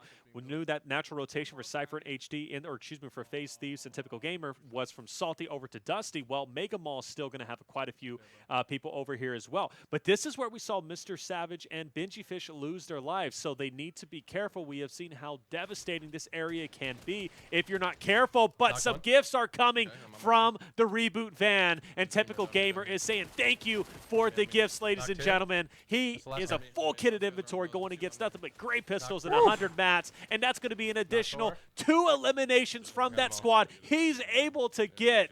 That is a blessing, to say the least. My goodness, typical gamer just firing away shots and divot. So accurate. My goodness, lovely stuff coming in from both of our squadrons. They are playing fantastic when it comes down to our winners semifinals. Definitely living up to the hype. But I got to say, guys, quickly, a little bit of an update for the giveaways. I know we're kind of going back from the action into the Nintendo Switches. We do have an official answer. So I asked you guys just a moment ago what current member of FaZe Clan played in all 11 weeks of Friday Fortnite 2018. You could have said either Avery or the man who we have on screen right now, Thieves. You guys got it right, obviously, as you typically do. And we have a few announcements, or rather a few winners to let you guys know. So few people who got that one right, and our official winners of Nintendo Switches are Padraig Smith 99. I think we have Bomber1 and Agent_AD_AN. So congratulations to you guys. You are victorious, and you did get the answer correctly. So major congratulations to you. We'll be getting in contact with you. Feel free to get in contact with us as well. Like I said, guys, another trivia question answered. Love to see that. Avery and Thieves. Who would have known? Both of them played in all weeks of Season 1, or rather of 2018 Friday Fortnite. Every single one. Every single one. In fact, week 1 and 2, and this is the first Friday Fortnite Avery is not playing in.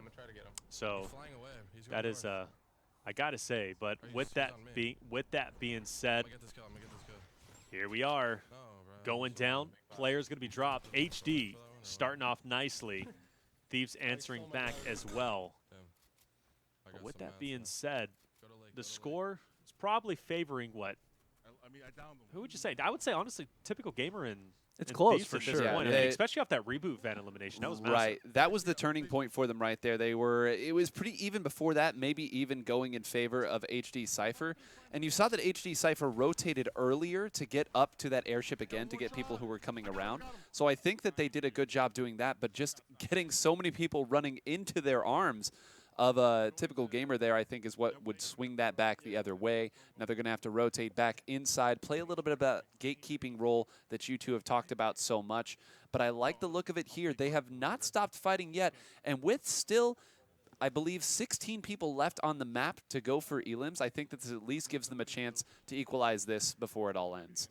Absolutely. Here we are. Neo tilted in sight. Slipstream going to be used. And I do believe there was a player in one of those slipstreams, unless I'm just mistaken that with the rollerball, which could in fact be the case. But with that being said, you see it getting hot and heavy. All members are starting to converge into one location, and they're going to be fighting tooth and nail for these elims. And right behind one of them is going to be it, and luckily he's able to get it. Ladies and gentlemen, and I know you guys can relate to me, if that was me and I came behind a player, I'm getting one pumped in the head. That's for sure. Oh my gosh, HD just took someone down in the middle of being in the air. Lovely stuff coming through from Mr. Tilted Towers himself, a guy who's been known to come here quite a bit. Obviously, I know that title can go to a few different people, but HD is worthy of it. You hear the communication coming forward, one elimination on one end, and Thieves as well, taking down a few opponents in Neo Tilted. Maybe going to go and grab that slipstream. Like we said, so many enemies exist around this position. That Storm not too far away, so all players will have to make that rotation, but somewhat of a late moment, a late opportunity to find a few, and HD already continuing to find engagements, and Thieves wants to get involved with it. He's very known for these particular plays. Happens to come on the backside of one. One more shot. Can he make it land? HD goes down in the process, so a big knock to happen. Thieves at least finds one, and I want to say that it's Sypher who cleans up the rest. So good stuff if you are HD and Sypher, considering you found a majority of those. I think he's also going to be able to go for the res pretty much unscathed, so a little bit of a delay, but yeah, going to go for the res in this situation. So overall, not the worst situation that could have occurred. Good recovery coming through from these two, and I got to say, it's not very often that one of them has fallen, considering all the matches that we've watched them play so far on broadcast here in week number 3, but they're holding on. Toy Soldiers are moving forward. Absolutely, but now you got to be thinking, right? We wasted a little bit of time, especially with the elimination starting to dwindle away. Yeah. We're down to just, what, 8 more eliminations they can pick up. Thieves, typical gamer, they've already rotated out, but oh my goodness, they get blessed once again. Another player's going to be flying into Neo Tilted this late in the game, plus with Circle being there, the respawn van's just below. They're going to be respawning. And now, no, don't shoot. There's no reason. Well, he's not shooting the players going for the revive. No, but he was going for that player, which could have backed that player off. That's true. Now, don't shoot. No, not the start. It's not going to work. Did it, please don't tell me he did it. No, he didn't do it. Wow. Oh, he got so. He so did. I gotta say that is lucky because how many times have we seen players shoot as soon as the respawn goes through and then a respawn is canceled? Yeah. You got to be careful with that. A little bit of a delay, man. It happens. Maybe I know he did have a teammate alive. I'm not sure if that affects it or possibly not, but still, a big credit for Sypher and HD continuing to find players as time goes on, and you see Sypher already giving the call out, saying, "Hey, they're already on players. They're already taking them down." And look at that kill feed, typical gamer. Where is he?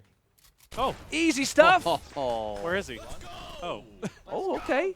Okay. I like this, man. This is why they're some of my favorite duos. It's winter finals. GG guys. Man, they're feeling good. GG, Hear the GG's coming through. But man, solid stuff coming through from Typical Gamer and Thieves. Man, I gotta say, OG duo bringing it back into the new style.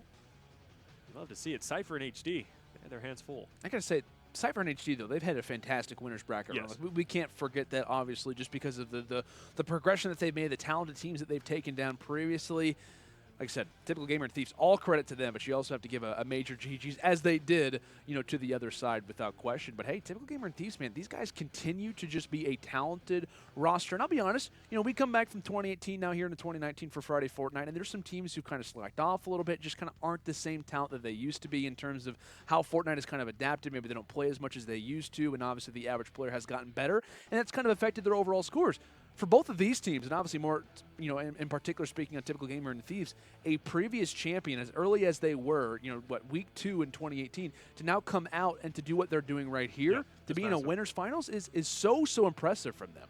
It is, and I think this victory in particular, I think, was so big because, like you said, this is one of the first ones that we saw, one of the first matches that didn't actually have a team dropping early. Yeah. That was both teams there the entire time, putting up respectable numbers. I know we're going to get the score up here in a little bit for you to see, but I have to imagine that's one of our closest sets. Oh, for sure. It's got to be. And that's a great point that you bring up in terms of all four players kind of staying alive.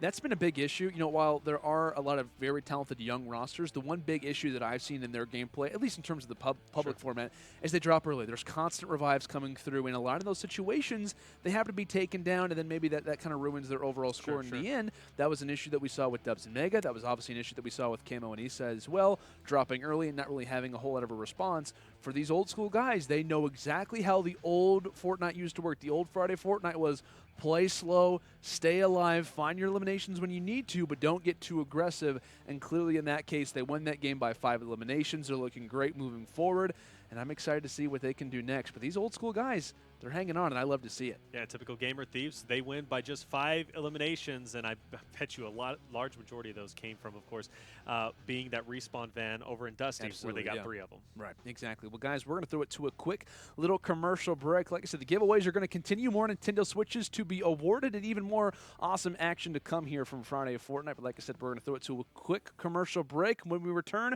some more awesome winner bracket matches.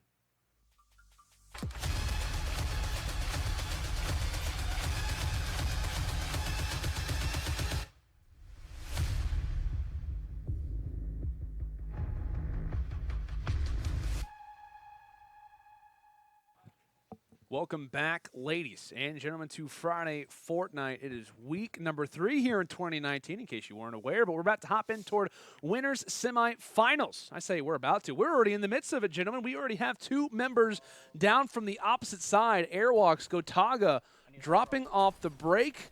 As we're now watching Rain and Teeqo here in this winners semifinals, we can already start to discuss this, but Teeqo ends up getting dropped. That's massive at this point in the game. There's also a stink bomb, which is affecting Rain at this moment, but if he was to stay alive, if he can remain up in this game, that would be huge for them.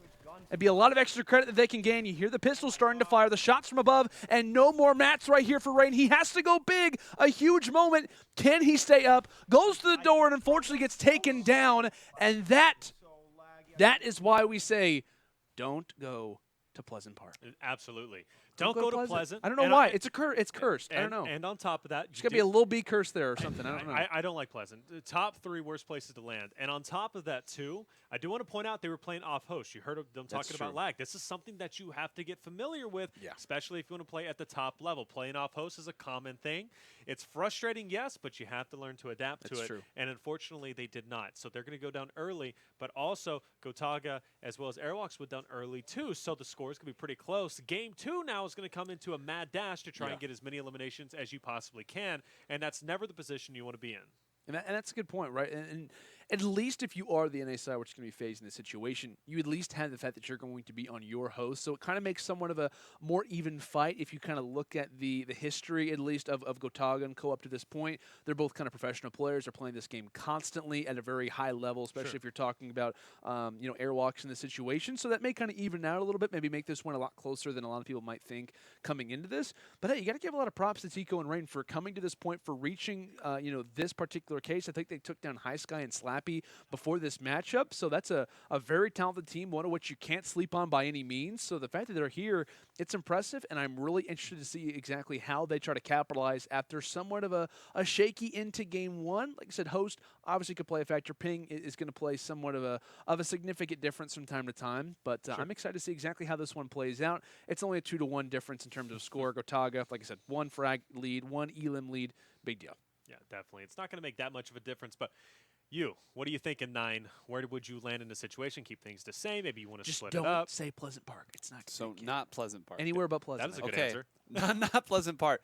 Now let's go Dusty to start this one off. I like the ability. I like it. I like it because, again, dropping hot in this situation is going to give them the chance to get a few elims right off the start in such a low-scoring game. I don't think that you need to try anything crazy, try anything different. Drop in, get the elims that you need, get your rotations going, and play your game the way you always have. Absolutely right. Well, we're going to see the rotations coming through. Oh, man, it's going to be a risky one. It's going to be a salty drop, and that is going to be something that is – you got to be thinking, like, is it going to be worth it? It's also the hot spot. It is the hot spot, and it's going to be a tough location to win over, but high risk, high reward. You're off host, and Gotaga, Airwaks, they're going in hot over in salty. If it works out, though, they could come out with a lot of eliminations, and it's going to be tough, especially for Rain and Teeqo to answer back.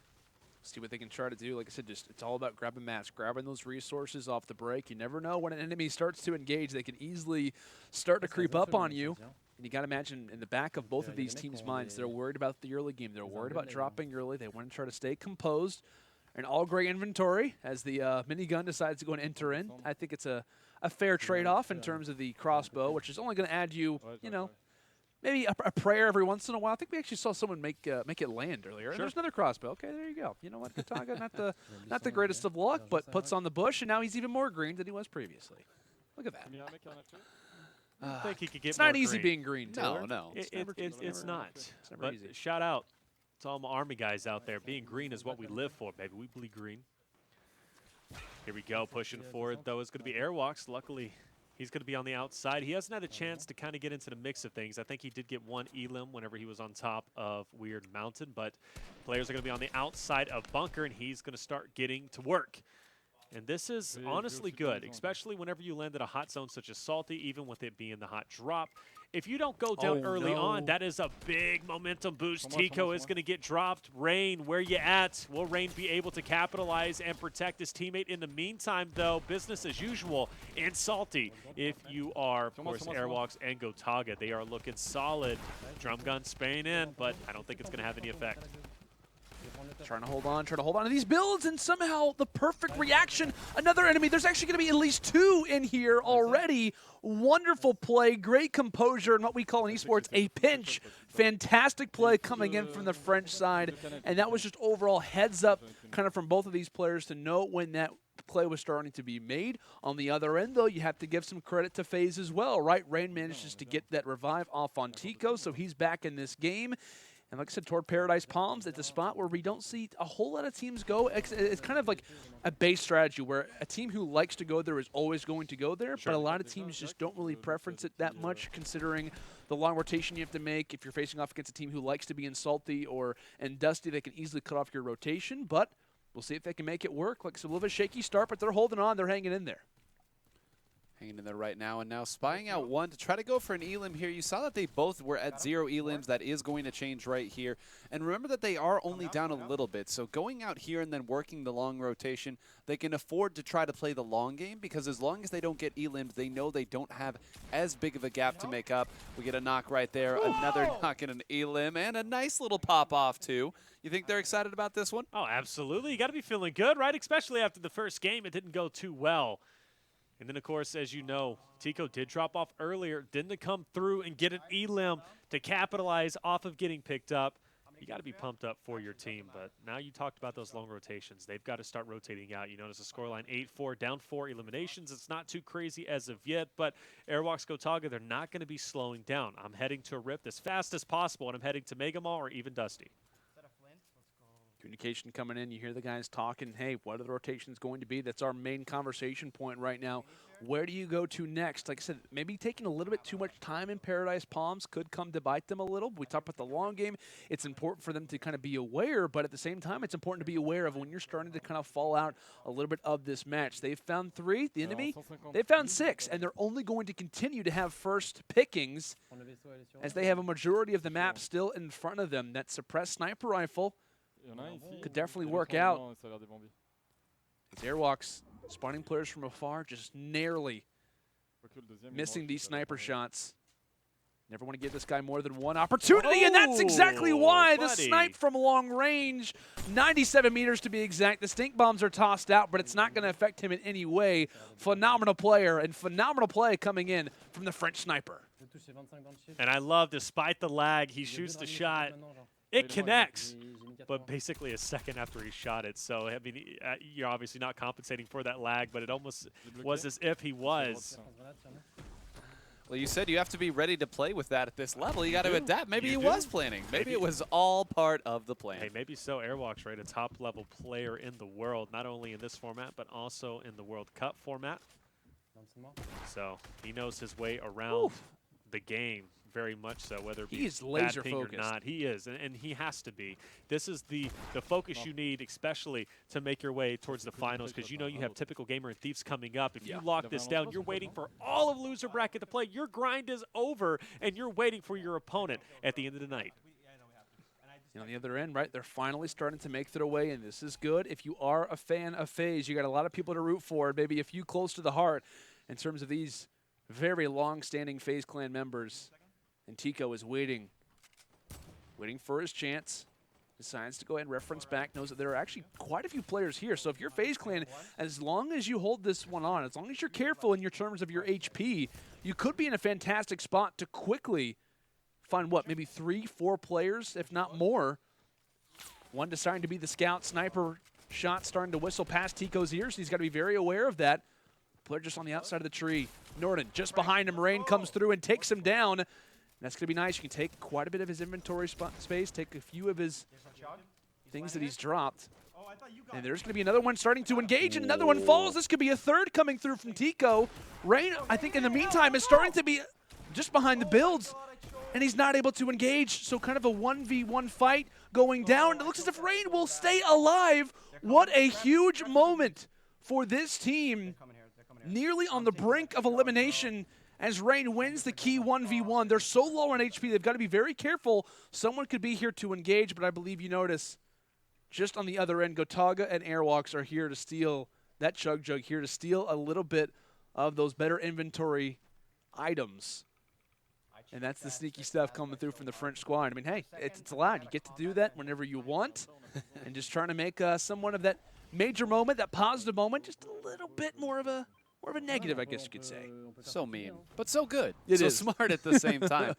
And a really good job there by Team FaZe to at least get something out of that situation, right? You saw that they had been pinned down, and they actually kind of waited. I was wondering how they were going to push forward. They actually had somebody on front and to the right of them, but it looks like both of those teams decided, let's just run in at them to be able to get all 3. Even if they didn't get all of the inventory, they at least got something out of that, but it may have taken them too long to get back on their feet. You see the rotation already here for Gotaga as well as Airwaks. Absolutely so, and you notice the landing that we see doing what they typically do, getting that sandwich in between these two teams, keeping that suppression fire is going to be the support player Gotaga. Now he's going to go in and push in himself. Player just behind him does get the wall, drops down. Going to get tagged up just a little bit, but still above the 100 health mark with 18 shield. He feels it's going to be an appropriate time to take a chug, as he definitely believes in Airwalk to go big in this situation, not wasting any time. He's going to go ahead and place down the campfire with shots being placed straight up ahead. I'm waiting for one of these random players to just go in there and think it's a good idea to hop on that turret and just gets popped in the head, but I don't think we're going to be able to see that, unfortunately. Airwalks knows he needs to push forward as his team or his opponents are going to be here ready to pounce on these few eliminations. I like the double grenade launcher, ready to go whenever need be. On the backside, opponent's not expecting it, and that's when we'll start to see Airwalks walk away with a few more of these eliminations. Now up to 9 in total. Has countless campfires ready to go. Trying to get back up in the HP game, but overall a good kind of play. If you are a fan of the French side, they're constantly being a thorn in the side of FaZe Clan, as they may go ahead and go for the rotation, maybe take a few of these slipstreams to get out of dodge, but still constant positives if you are Gotaga and Airwalks. And you're really starting to see now again, this has been a close game for the most part. I don't think we're going to see more than maybe 4 or 5 points separating the two when we look at it at the end. But this just goes to show you the one misstep. Having one player go down a little bit early means you can't get the rotations in time. And as we've seen so often from Airwalks and Gotaga, it's just been reducing mistakes, getting the shots that you need, turtling up when possible, and not falling prey to that disastrous mistake. 100% right. Keeping that composure is extremely crucial on both sides, but now it's a matter of who's going to find the last remaining elims. We are down to just a total of 8. And it looks like Rain and Teeqo are going to be the first ones to kind of make their way over into the tropical area. And this is going to be massive if they start to spot these players over here. But we know there's a lot of foliage, a lot of trees that players can hide behind, and it makes it very difficult to find those remaining players. But look at your right side. Gotaga building up. He knows there's some players up ahead. Ooh. This could be his moment. Also some players go ahead and challenging up close and personal. So this is the moment. He's going to have the focus on him. Meanwhile, you're going to start to see that blue arrow on the minimap, right? Airwalks, he's going to be going for the pinch, but Gotaga is going to be pressured. This is the moment to step up. Oh, and he actually enters into the same room as him. Gotaga is going to be very, very careful. Thankfully, manages to do that. The trap has come in. Thankfully, he'll be okay for now, but still, to no avail. Got a little bit scary, trying to go back for a few of those minis. However, in the process, it looks as if Airwalks is down for the count. Gotaga, only man alive. A very slim margin that we have right now, and actually just rather decides to go ahead and put down what was the bounce pad. Gets blocked in doing that, and so is in a much more awkward situation than he was previously. No one's around here. It is all on him. The spotlight is on you, Gotaga, the French monster. Pressure plant, pressure indeed. Let's see how he decides to maybe get out of the situation. Looks as if some builds off in the distance start to go down. Trying to seize that chance, peppering a few extra shots in the side, and now here is the chance. W key coming in from the opponent, places down the stairs just to make sure he has somewhat of a better opportunity, and I believe yellow is here. It's actually going to be from Teeqo, but it's going to be Gotaga who finds the kill in the end. Fantastic stuff coming in from the French monster. Yeah, definitely big moment. I was going to point that out, right? Teeqo, as well as Rain, smell blood in the water, and they were coming through. Teeqo's going to drop himself, and Gotaga's going to be on the head, and he comes through and gets the elim, and that's going to be the second one he is able to get. The French monster, Gotaga, is clutching up, ladies and gentlemen, and this is exactly what you need in your partner when you get dropped. Airwalks is looking proudly as Gotaga is carrying the team to victory. Yeah, I think mathematically that may have been the one that they needed right there. Again, we're not 100% certain where it is, and I think now we're seeing maybe some style here. I think they also realized it does indeed look like Gotaga and Airwalks are going to get the victory right there. But what can you say about Gotaga holding on right there, not giving up the position, and stealing 2 potential elims? You can take a look right down there at the bottom. It does look like towards the end it started to swing one way, maybe a little bit harder, but you know that a lot of those elims were just in the last 20 players. That was close until the very final step. Absolutely. Phenomenal stuff coming out. Got to be proud of Gotaga and Airwalks to be coming through.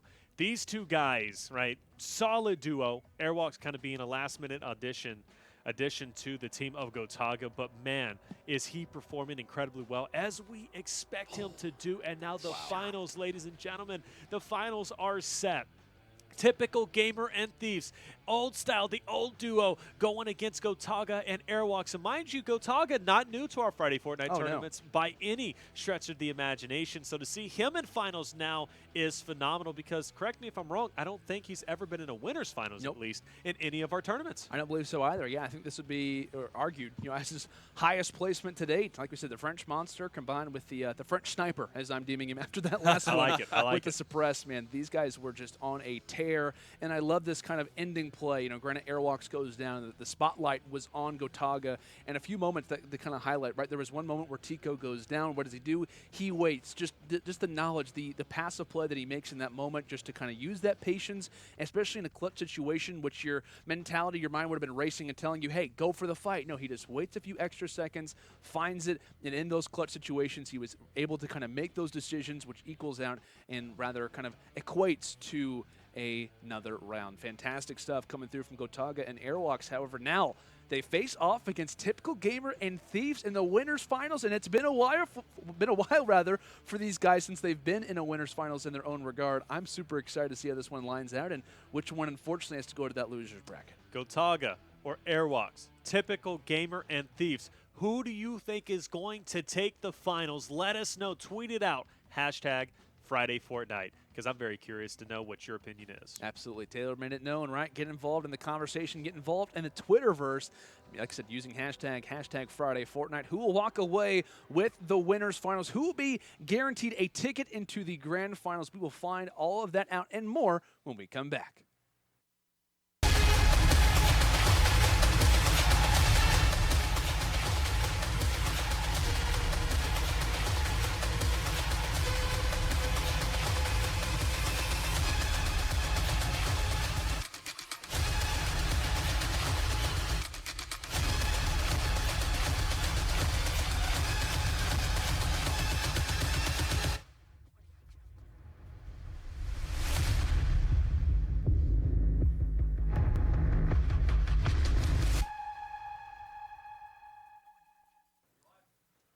Welcome back, ladies and gentlemen, to Friday Fortnite, as we are already hopping in toward our winners finals. Of course, live from the studio, it's myself, Lano Sanders, joined in part by Reflections and 9 Whole Grains. Guys, like we said, we are already diving into this one. Thieves, by the way, already in the midst of a fight right now in Salty Springs, desperately trying to escape, but he's not able to do that either. Half the lobby has fallen, and we are barely in the middle of our first game. This is finals, and we already have one guy from each team who has been eliminated.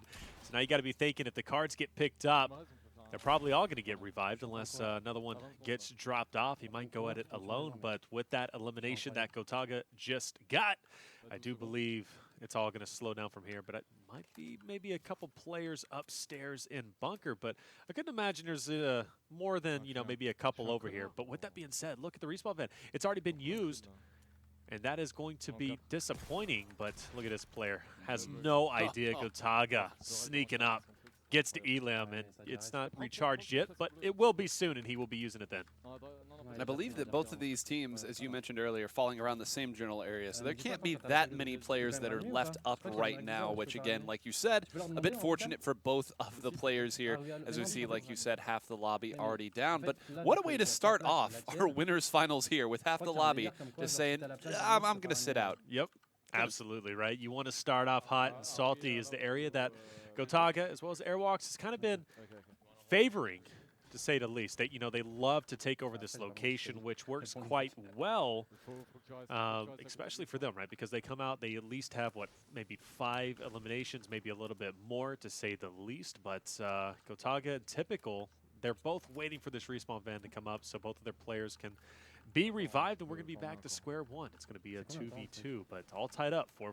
In the midst of us kind of waiting for this kind of resting period for the entire lobby to get brought back, we want to let you guys know it's time for another giveaway. Like we said, you answer the question, you have the opportunity of winning a Nintendo Switch. We're giving away 30. We've given away rather a large amount up to this point, so make sure that you are ready to type the answer as soon as you know what it is. Next question is, what member of FaZe Clan dropped 28 eliminations in a single Map.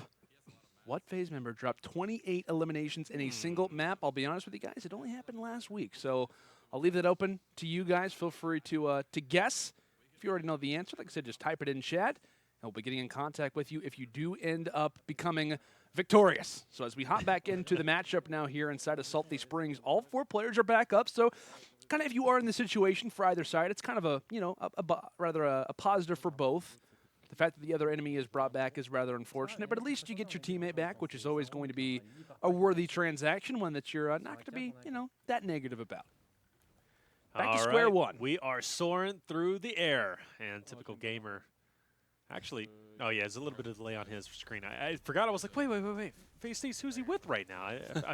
I figured Gotaga or somebody was like chilling out with him, but we're already off, and I'm not sure. Okay, we're gonna build another ramp, and we're gonna soar once again. Or actually, we're just gonna go ahead and go down into Dusty. Loot Llamas that's been fouled. You love to see it. Supply Llama rather. But with that being said, pretty slow. Beginning was chaotic, but we have slowed down quite a bit as a couple of distances are going to be made between the 2 teams. One is going to be on top of, excuse me, that's going to be one of the umbrellas. I thought that was going to be the yellow marker, but Gotaga is already going to be in a fight himself, and he is our yellow marker just outside of Fatal, which seems to be the much more fruitful rotation, to say the least. Why are we seeing so many people go toward Fatal Fields? Like, it was a thing that started to develop a few months ago. I know there was a few guys who have kind of been talking about this in recent YouTube videos or at least streams that I've witnessed, saying, yeah, Fatal Fields is now the happening place to be. Gotaga feeling the exact reason as to why that is, brought down to 50 HP. But why are we seeing rotations constantly made toward this place? Is it based off of the slipstreams? Honestly, it could be slipstreams. You also have a reboot van there as well, which gives you added, you know, insurance in case you lose your partner relatively early. You also have that drop ship that you can go and, you know, go up the slipstream, maybe rotate through. Salty's an easy rotation from here. Dusty as well. If the circle's going to be landing on the other side, maybe inside of the winter area, you can go over towards Polar. You could go maybe to Shifty. It just allows for a lot of different rotations. It's almost kind of like Loot Lake. Loot Lake is going to be that major traffic point where, you know, loot isn't necessarily going to be the hottest of drops, but the rotations out of it makes it for a very effective place to go, even in mid-game as well. So I think that's why Fatal is kind of becoming more positive. Plus, I got to say, Lucky Landing is beginning a lot of attention as well. So when you go to Fatal, you have rotational aspects to it. You could go to Salty. You could catch the people rotating from Lucky or even over on the desert area. So there's a couple of different rotations that could be had from there. So Fatal, not a bad area to go. Definitely not. Like I said, medkits being tossed down here for Thieves.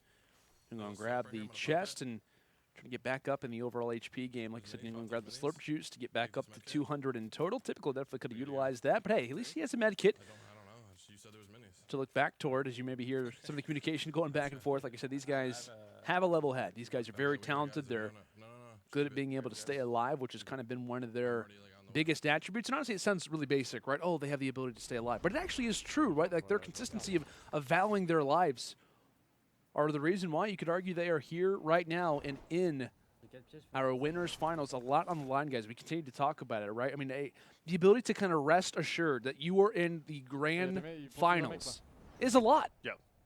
Instead of having to grind through losers bracket, right? So it does make a huge difference, and this is exactly what you need to fight for with all your might. And I will say, this has been a very methodical round, to say the least. It hasn't been explosive like previous rounds, even going back earlier to our first games, right, when we saw Kamo Issa as well as Sypher and HD.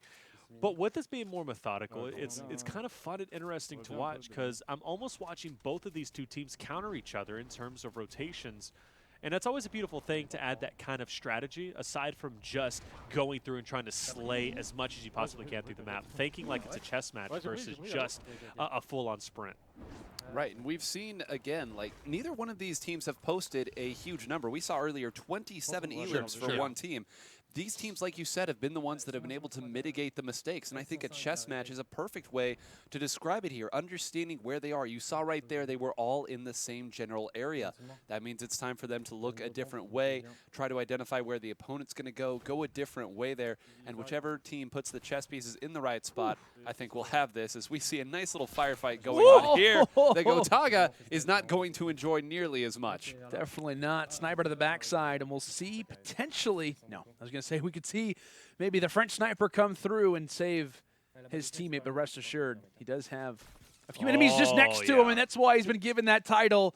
The suppressed sniper rifle from afar, the legendary version for a legendary shot. Fantastic stuff coming through, and now for him, going to go back up, get some mats, maybe allow for the enemy to try to rotate out. And if you're typical gamer and Thieves, it's like, hey, you know what? We can maybe try to take the slipstreams, try to engage ourselves.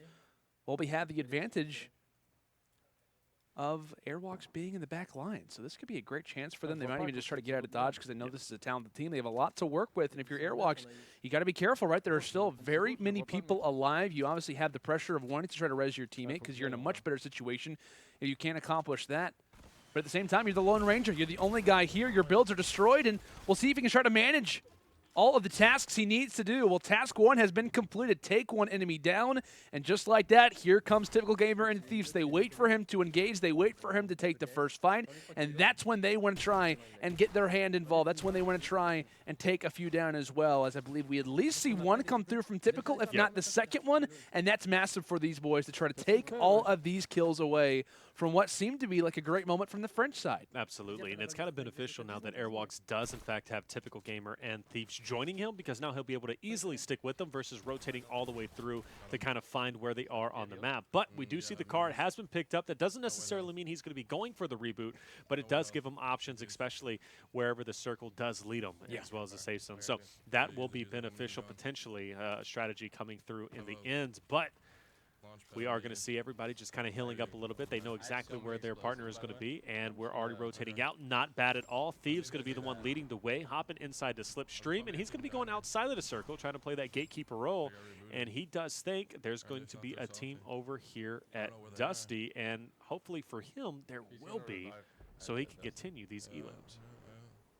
Just trying to survey, trying to play that scouting role. And there's a sniper shot from high ground to low ground. Wait, Salty, you're in divot. And Thieves should be good. Maybe given a few incorrect callouts, says TypicalGamer, but not a worry. He's got a lot to think about, a lot on his hands, and unfortunately he does get taken down. That might have actually been a full team that engages on maybe even a 3P. Regardless, Thieves is out of here, and we know where a lot of players currently are, as TypicalGamer not too far away either. He's going to be in the divot. Unfortunately, watches his comrade fall. And here, Thieves giving the communication, giving the calls, giving some support to his buddy, trying to make his way through the walls, trying to go for any opportunity. Gets the wall in his favor, trying to take down the John Wick. And it looks as if Gotaga ends up getting taken down in the process. So good moment if you are TypicalGamer. However, you are brought down to 6 HP. You're going to get real cozy to that campfire while we see the French side have a little bit of a delay.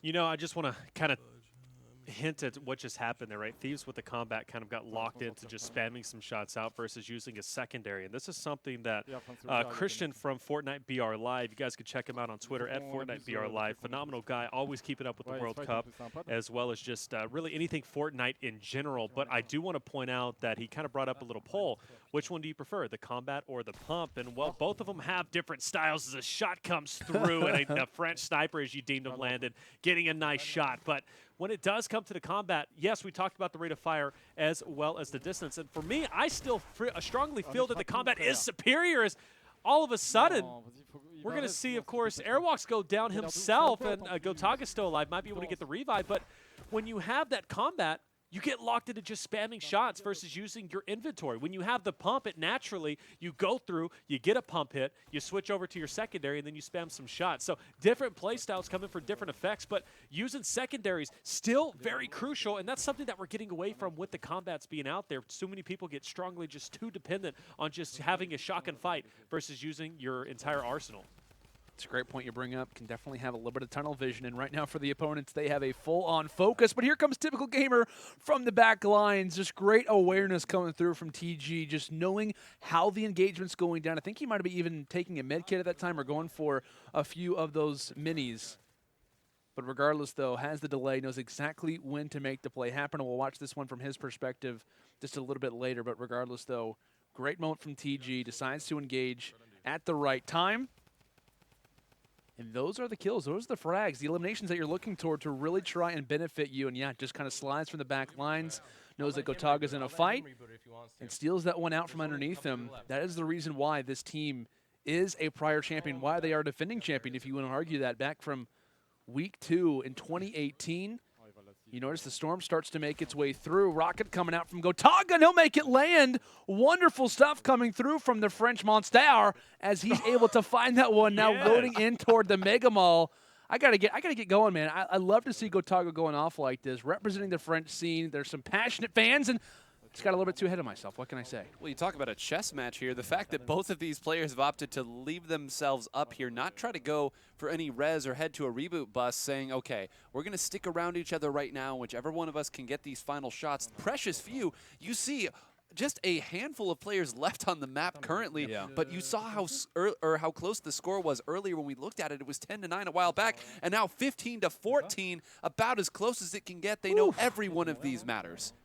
Man, this is getting intense, and it might as well be right. This is, in fact, the winner's final, so you expect it to be just as close as it is. We're down to the final couple of engagements. RPG to finish, getting vicious. No, focuses his attention ahead, and there it is. Gotaga comes through big to get the final elim, and it's going to be just mere points between the two. We're going into game number 2, and it's anybody's game. Oh my gosh, man! What a way for this one to get closed out. I mean, this one was basically identical. I feel like every time that one enemy would go down from the other side, exact same thing that kind of portrays for the opposite teammates. It was like a matter of just totally mirroring what happened on the other side. Positives and negatives alike, even eliminations at certain moments just look to be so close, and I'm sure that's going to play out the same when it comes down to our scoreline. But this has got to be one of our closest matches up to this point, maybe even so far in Friday Fortnite 2019, in terms of how identical both teams play this one out, stealing eliminations from each other, having similar situations go down, but to no avail. A fantastic way for this one to get closed out. We've been given a lot of credit, right, in terms of both of these teams doing a fantastic job at staying alive, kind of keeping that composure. While in this situation, we do see a few teammates go down, that composure was still held from either side.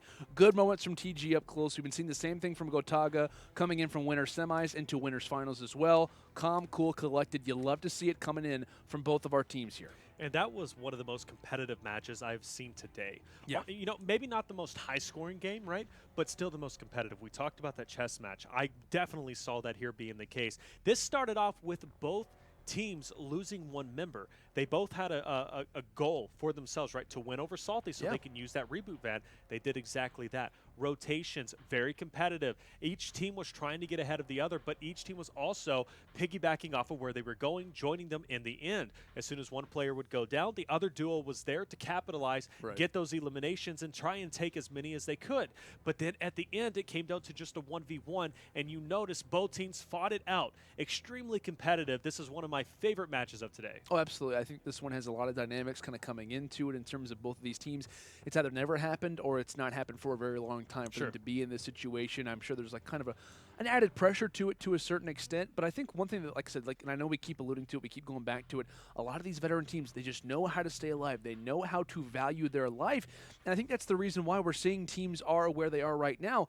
It's kind of like a trend. Like I feel like each week of Friday Fortnite has a trend. It's either, you know, in week 1 it was a matter of just so many eliminations. Like we are in the very high margins of just seeing, you know what, like 30, 40 plus like kind of elim games go down.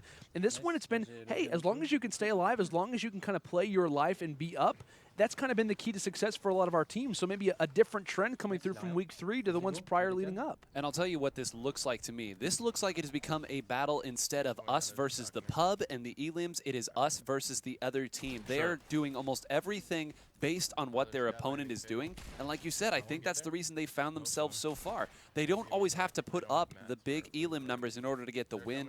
They know what the opponent is doing. They know the risks they have to take, and it's calculated. And I like that you bring that up, right? This game has always been about, or at least these elimination tournaments, has always been about outplaying your opponent, thinking what they're doing, and getting those rotations through.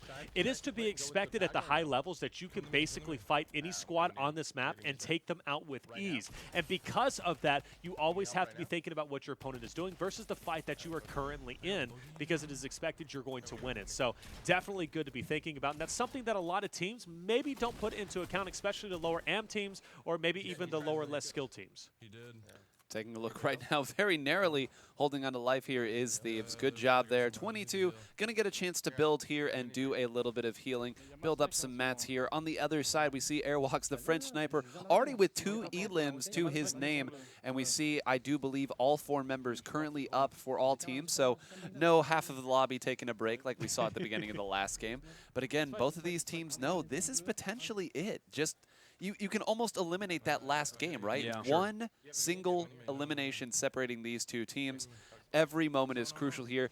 Taking a good long while here to make sure that they're back up. Thieves saying, all right, let's get at least back up to 75. Thank you for the splash. I'll take that as well. Let's get back to business. Yeah, bashing it pretty much in his face and maybe trying to wake him up a little bit. Let's get back in this game. Let's focus up because half the lobby has already fallen. And Salty Springs seems to be somewhat vacated. Not a whole lot of enemies left, if any at all.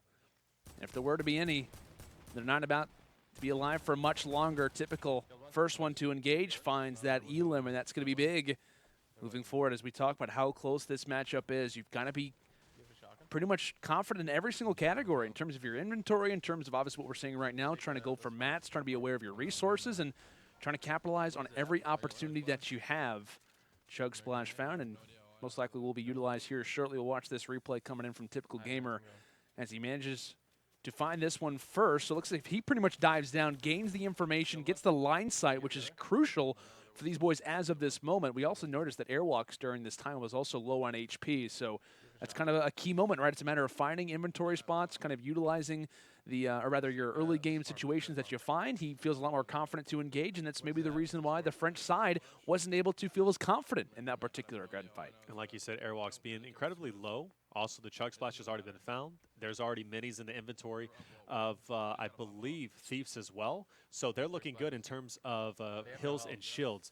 I also did notice that it was, in fact, Thieves who was quick to go ahead and pick up that sniper out of the brick house. He doesn't want to get that to the French sniper, right? Because Airwaks, if he has a sniper in his hand, he's connecting. Yeah, that's a great point, actually. You talk about playing your opponent, taking away that kind of resource there. It's that kind of just like down and dirty fundamental play against your opponent that you don't see. Both tied at 4 elims right now. So again, we've talked about this cannot get much closer than it is already. Just under 40 people left currently in the lobby. We're starting to run out of elims for these guys to get. Yeah, this is getting nerve-wracking. It's getting intense. I know for the French side, they're so passionate about their scene, about their players. And obviously these are 2 main staples when it comes down to this community. They are rooting on their boys. They want to see them in the grand finals. And now could be their opportunity. It could be their chance. But we talk about it's about the little things. They're going to be able to grant you those eliminations, the little things that are going to help you have those advantages. As we see the Storm flip enter in Gotaga's inventory, that could definitely start to play huge depending on the situation they find themselves in. But starting to make the rotation, might even use these slipstreams coming in from the sky platforms to see another point of view. Nobody's spotted as of yet, so taking it very slow. Some loot on the ground, and you can only imagine what happened in this situation. I think someone pulled a potential Nick A30, missing the stream and then falling down, unfortunately. Meanwhile, we have a wipeout and a team fight going down.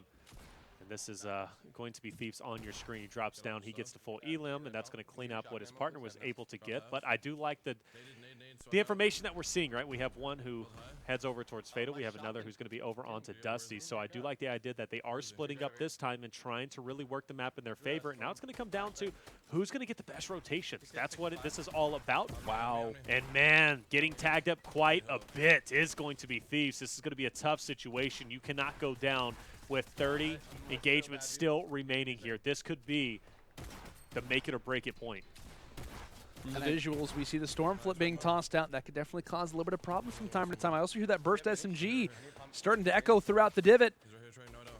Looks like a birthday party started just here toward the shoreline, tossing out those stink bombs. We'll see if he can make them land. Trying to distance them out. And here could be the chance, trying to make it work. And yes, he will. Big kill, big elim that is found there for Thieves, just to make sure that entire squad has been wiped off the map. Great stuff coming in from this duo, and clearly that rotation worked out very well for them. You talk about on a razor's edge right there. Let's imagine for a sec that Thieves got hit by one of those shots there and actually went down. We have seen both Airwaks and Gotaga take a little bit of time to get themselves back up to full health before they made their rotation. That was the one chance for TypicalGamer and Thieves to go up and get a couple picks there and use that as their advantage. If they had gone down there, they would have thrown away all of that, and it would have been smooth sailing for Gotaga and Airwaks. Absolutely right. Little key things that do make a difference. 25 to 23. We're down to 26 engagements.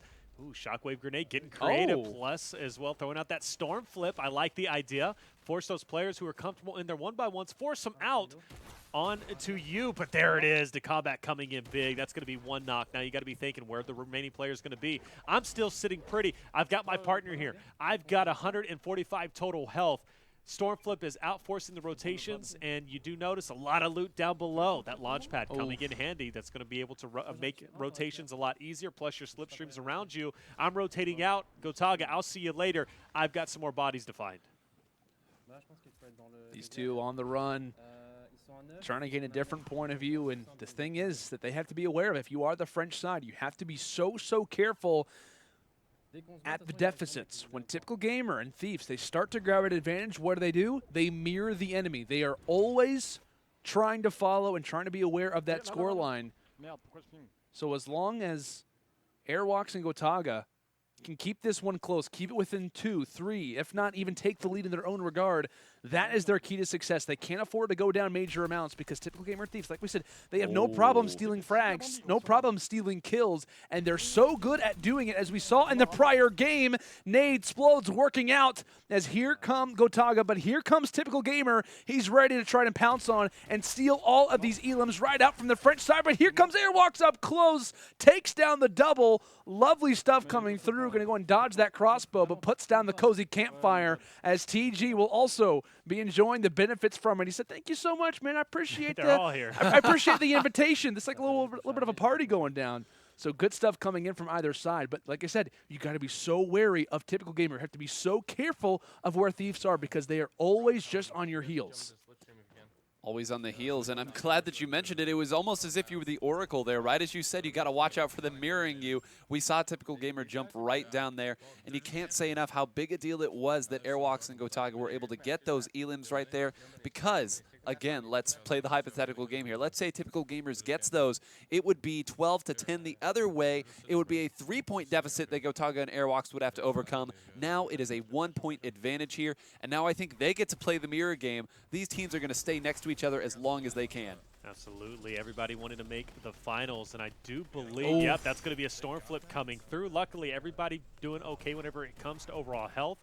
Notice TG did get that elimination stolen by, I believe that was Airwalk, so he's forced to back up for the time being, and TG finally will get a knock there as well. So Thieves picking up a couple as we go back and forth as we have been in the entire time. Shockwave Grenade being used, and Thieves, excuse me, he's going to go on the attack, but Gotaga gets him in the air with a rifle, and he is going to have the advantage.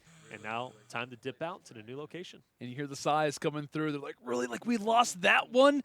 My goodness, just cutthroat Fortnite. And you love to see it, man. I just love how aggressive these teams are being, even in terms of just losing that fight. What does Thieves do? He's like, hey, I'm going to make sure I grab this loot, right? Living up to the name, make sure to try to grab what his teammate worked for. Phenomenal stuff, as now it is a matter of who can spot enemies first. You do see maybe a ping place down. That might be somewhat of an idea as to where a player could be. You never know as well. Sometimes you put down baits. That happens. We saw, a few duos succeed in Friday Fortnite 2018, kind of baiting out, acting as if enemies were in certain places. And that's what you have to do at this point in the game, considering it is only a 1 elim difference. Gotaga and Airwalks are desperately trying to hold on. As TypicalGamer and Thieves, they've been in this situation previously. They are a defending champion. But can the French side upset? Can they pull off an incredible Friday Fortnite moment? As he does grab the loot llama, has Gotaga. Having a few struggles just trying to go for the builds, trying to get back in that slipstream. But on the other end, TypicalGamer and Thieves, they are seeking out where the next few players are at. So conflicted, Landon. I don't know who I want to win because, you have the OG going against, of course, Gotaga, another OG in Friday Fortnite, but he's never had the opportunity to be in a finals. And this is his moment after so many Friday Fortnites to finally make his way here. But then again, you look at TypicalGamer and Thieves, the OG team, like I said, they won an original Friday Fortnite. Now they have the potential to make it in finals and win another Friday Fortnite in the 2019 Fortnite series. Yeah. So it's like, who do you want to be there? I'm so conflicted, but either way, the better team is going to end up on top. And I got to say, I don't know which one it is just yet, as they are so incredibly even. But we are coming down to the final remaining eliminations. Just down to what? A total of 5 now? Now even less. Jeez. Now Yeah. a total of 5 as you see another player is going to be eliminated by a random. Oh, no! What happened? TypicalGamer ends up getting knocked. We'll watch this from his perspective, see exactly how it all went down, but this could be a huge moment where they end up dropping. Don't tell me he gets sniped. Let's watch this. Let's keep in mind, yeah. I don't think they found anybody. How exactly does he go down in this situation? So he's riding along on a surfboard, as you do. As you do, On right? land. In on the snow. land. Yeah, both. Someone around the He corner, had to. possibly? He had to have got sniped, and there's nothing you could do about that. Oh, no! He jumped out just a little bit early from the surfboard and takes fall damage. He thought he was perfectly in sequence with the slipstream. Unfortunately, that's not going to be the case, and you notice the immediate focus from the French side. Gotaga and Airwaks realize the window of opportunity that they were just given. We notice Thieves, bottom right of our screen, quickly going for the res, but that opens up this chance right here, this opportunity to try and distance yourself. The official elimination comes through, trying to distance themselves, trying to get as far away as they can. That, without question, was what just allowed Gotaga and Airwaks to get that elim. That very well might be what does it and what puts them through to the next round. There's one left.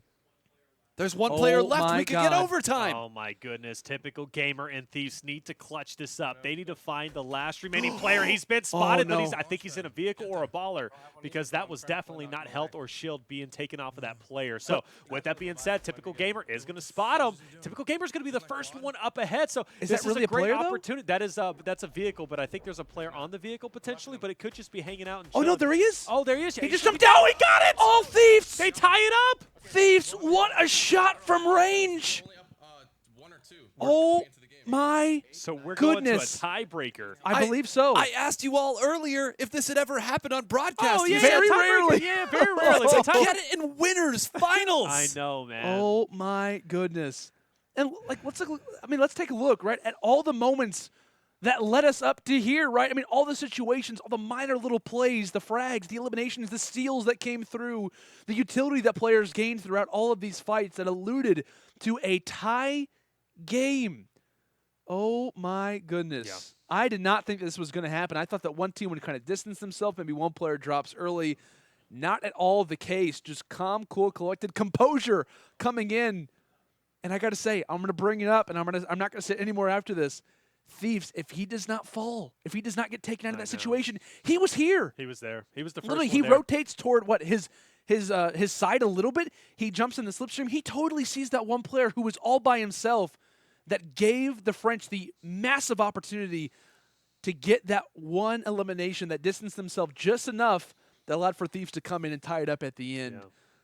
And Wow. you know what's sad, too? That's Thieves, so crazy. Thieves almost had quick enough reaction, because if you notice, before he hit the ground, he pulled out a flint knock to kind of, repercut or, Right. push him back up into the slipstream, or at least not take the fall typical- damage in yeah, general. yeah, So yeah. Right. a TypicalGamer almost used a flint knock. So that was almost the quickest reaction that he could have possibly had. But, man, talk about a close one. Tiebreaker and winners finals. That was a long one. Like I said, that chess match really going down. But going into Game 3, these players have to be thinking, man, this is going to be another tough one. Oh, absolutely is. And we were talking about it the entire match, how close these two teams are, how much they mirrored each other in Game 1 and literally mirroring each other in Game 2, like physically, like following each other. So I think it's fair to say this game was always meant to see a Game 3 in terms of how close they are, how similar in terms of just overall in-game life has been for them. Like the emotions have been very similar on both camps. So I cannot wait to see how this Game 3 goes. It's going to be a phenomenal one. And feel free, guys, let us know in the Twitch chat who you think is going to walk away with this game. I know a lot of it has been filled with a few answers in terms of who we thought that one player was that dropped 28 eliminations. By the way, I have the answer. I do have the giveaway winner. So congratulations to you guys, because you just walked away with a Nintendo Switch. I ask you guys, who walked away? What phase member walked away with 28 eliminations in one map. It happened in Friday Fortnite. It happened literally just last week. We watched it happen. It was a part of a insane comeback, definitely one of the biggest storylines and probably in Friday Fortnite history. Massive. And the winners of some Nintendo Switches, the guys who put this answer out there, are Lost My Rifle, CFreeze6, and ESCU_Viking. Congratulations, guys. You just won a Nintendo Switch. We'll be getting in contact with you. Feel free to get in contact with us as well here on Twitch. Private message us, and we'll obviously be getting back to you here within the 24-hour period. So massive congrats to you guys.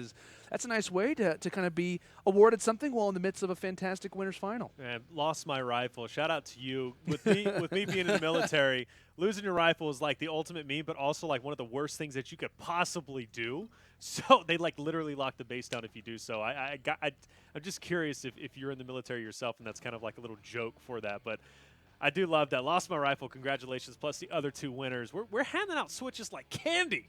We're the candy store for Switches here at UMG. We hold mini hats. Quite a title to have here. And I just wanted to say a name earlier that I laughed at. Knock, knock, it's Persia. Another great name here. So the great names coming out and being rewarded for having such great names with Nintendo Switches here. But I got to know, you can only plant your flag on one side. Okay. Who is taking game 3? Landon. Oh, you throw it to me first? I'll throw it to you first. Okay. I mean, I respect it. I get it. This is hard to call. I'll be honest. Like, I legitimately have been thinking in my head, before you even asked the question, like, who am I actually thinking is going to walk away with this game? I'll be honest. Like, I want to root for the French side, but I don't know. I just feel like TypicalGamer and Thieves, they've been in this situation before. They know what it's like to tie. They know what it's like to be in a grand final. They've seen, kind of this moment. They felt this pressure in terms of just Friday Fortnite specifically. They played this format, I mean, more than almost anybody. Thieves, along with Avery, were the only players who played in every single week in 2018. I just feel like they have the veteran experience, and I think they'll take away this game. I'll be honest, though, I'd be totally fine if either one of these teams made it through, because they have presented us a phenomenal tournament run up to this point, and I really don't know how to call it, but I'm going with TG and Thieves just based off of experience. Taylor, how about you? It's fair enough. Yeah, TG Thieves. I mean, you're a solid team. You also have, Gotaga Airwaks. Honestly, it really depends on Airwaks if he's going to be able to go off for his team. But Gotaga's been making some great support plays. Yeah. He's been, being a phenomenal player. Honestly, I have to go with the French side. I think Airwaks is going to be that deciding factor. Okay. If he goes off again, might be a victory in their favor. So I'm going French. You're going Sypher. You're going game 4. Wait, Sypher? I'm saying they tie again. Sypher? I didn't mean Sypher. Okay. TG and Thieves. Okay, no, it's okay. I was like, wait. Did I say something wrong? No, so a special who are you picking? sub. I'm picking game 4. I think they're tying for one no, more you can't game. do that. No, Who do you think's going to win this game? I think the France, referees. Okay, you can't do that. I think France will eventually win, but I think we're going to go to game 4. I'm taking France right. on that one. I'm taking France. I'll hold you to it. But here we go, ladies and gentlemen. We already had the predictions for maybe even a double overtime. This game has been so close. It's treating us ever so kindly. And like we said, we are about to hop into this next match. If you guys haven't done so already, though, make sure to check out our friends at G Fuel. Visit their website. Check out some of their newest flavors. We've been actually tasting them throughout the broadcast. It's what's kept us so fueled up to this point. So make sure to check out our friends at G Fuel, and make sure to use code UMG at checkout for a 30% off discount in honor of Friday Fortnite.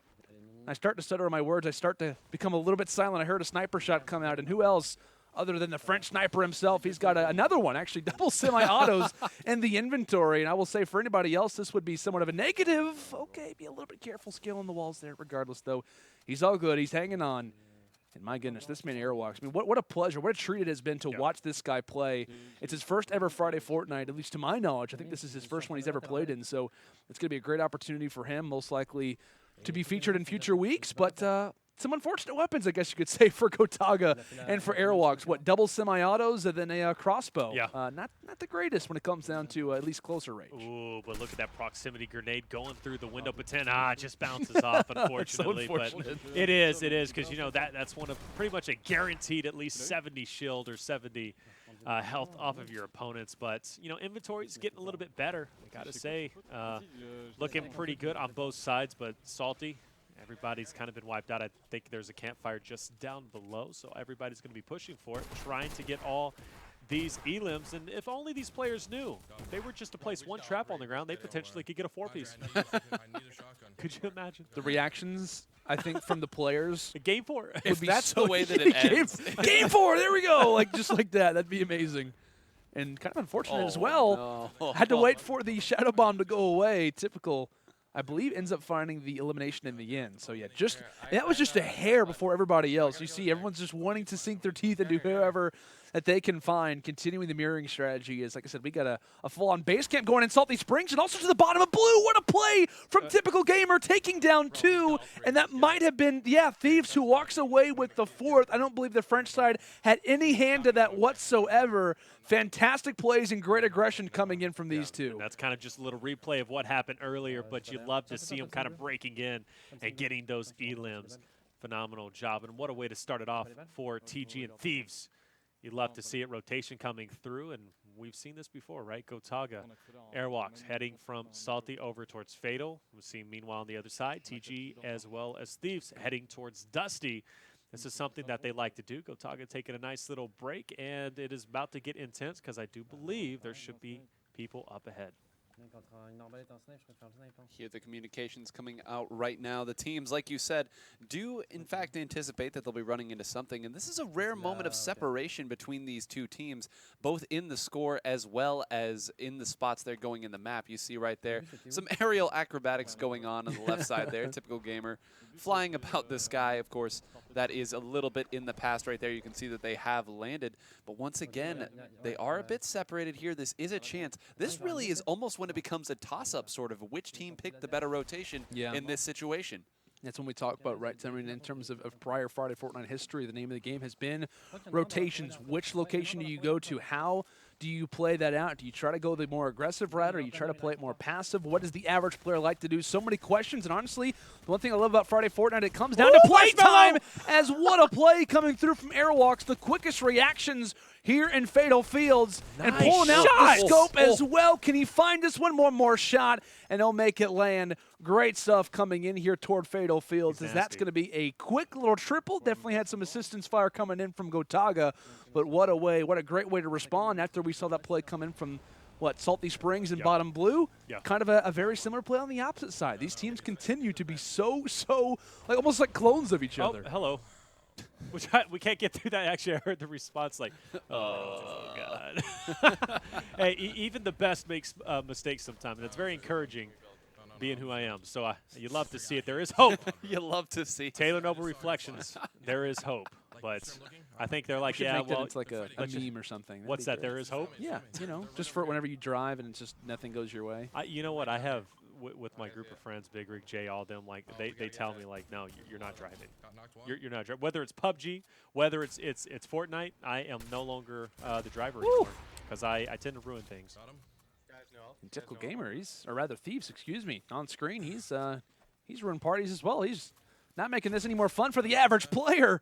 And so just quickly edit through, as that is only going to be a knock. So there are definitely more opponents around this area. And it might be TG who has spotted them first, just on the corner of somewhat. I was going to say he has to be a little bit careful. Just on the corner of this little waterfall that happens to be made a lovely man-made creation. The proximity grenade desperately trying to seek out where these players could be. Going to go and grab the wall. Thank you very much. And that should be another one found. Has to be careful of the trap. I believe might have been placed. Just a little bit too close. Like we said, all players are a lot more accustomed to it, thankfully due to the custom maps that are made. But still, good stuff coming through from TG and Thieves. But on the other end, immediately following an engagement from one side, the French have found another. The war is still going on, apparently. You'd love to see it. Definitely getting intense. Game number 3. We're in a tiebreaker, ladies and gentlemen, if you're just joining us. This is for a spot in the finals. So you don't have to grind it out in losers, but man, Gotaga tagged up 49 health. This is going to be a situation that's going to make it or break it from him. Luckily, bandages there, but no mats. Very exposed for the time being. Minis in hands, and Airwaks, you gotta be thanking him, right? He is a solid teammate to have. Gives you loot. Got a launch pad right there. And he's going to go ahead and heal up and be good to go. But wow. 43-40. Man, Gotaga Airwaks still trailing behind by 3 because of that great start over in Salty for TG and Thieves, right? Getting those eliminations in the second floor of Bunker was really what started us off really hot, really nice. We're rotating through both teams, meeting up with each other once again. And these visuals are so important right now, right? Just being up top, trying to gain some information. Anywhere that you can spot some opponents is going to be crucial, and it looks as if for Thieves and TG, they have already spotted an opponent just toward the outskirts of Loot Lake, gaining that high ground advantage. Has its positives and its negatives. Everyone wants to climb to the top of the mountain. Unfortunately for Thieves, he receives the negatives of falling toward the bottom side. We'll watch the replay here from TG's perspective. See exactly how this fight started to break down.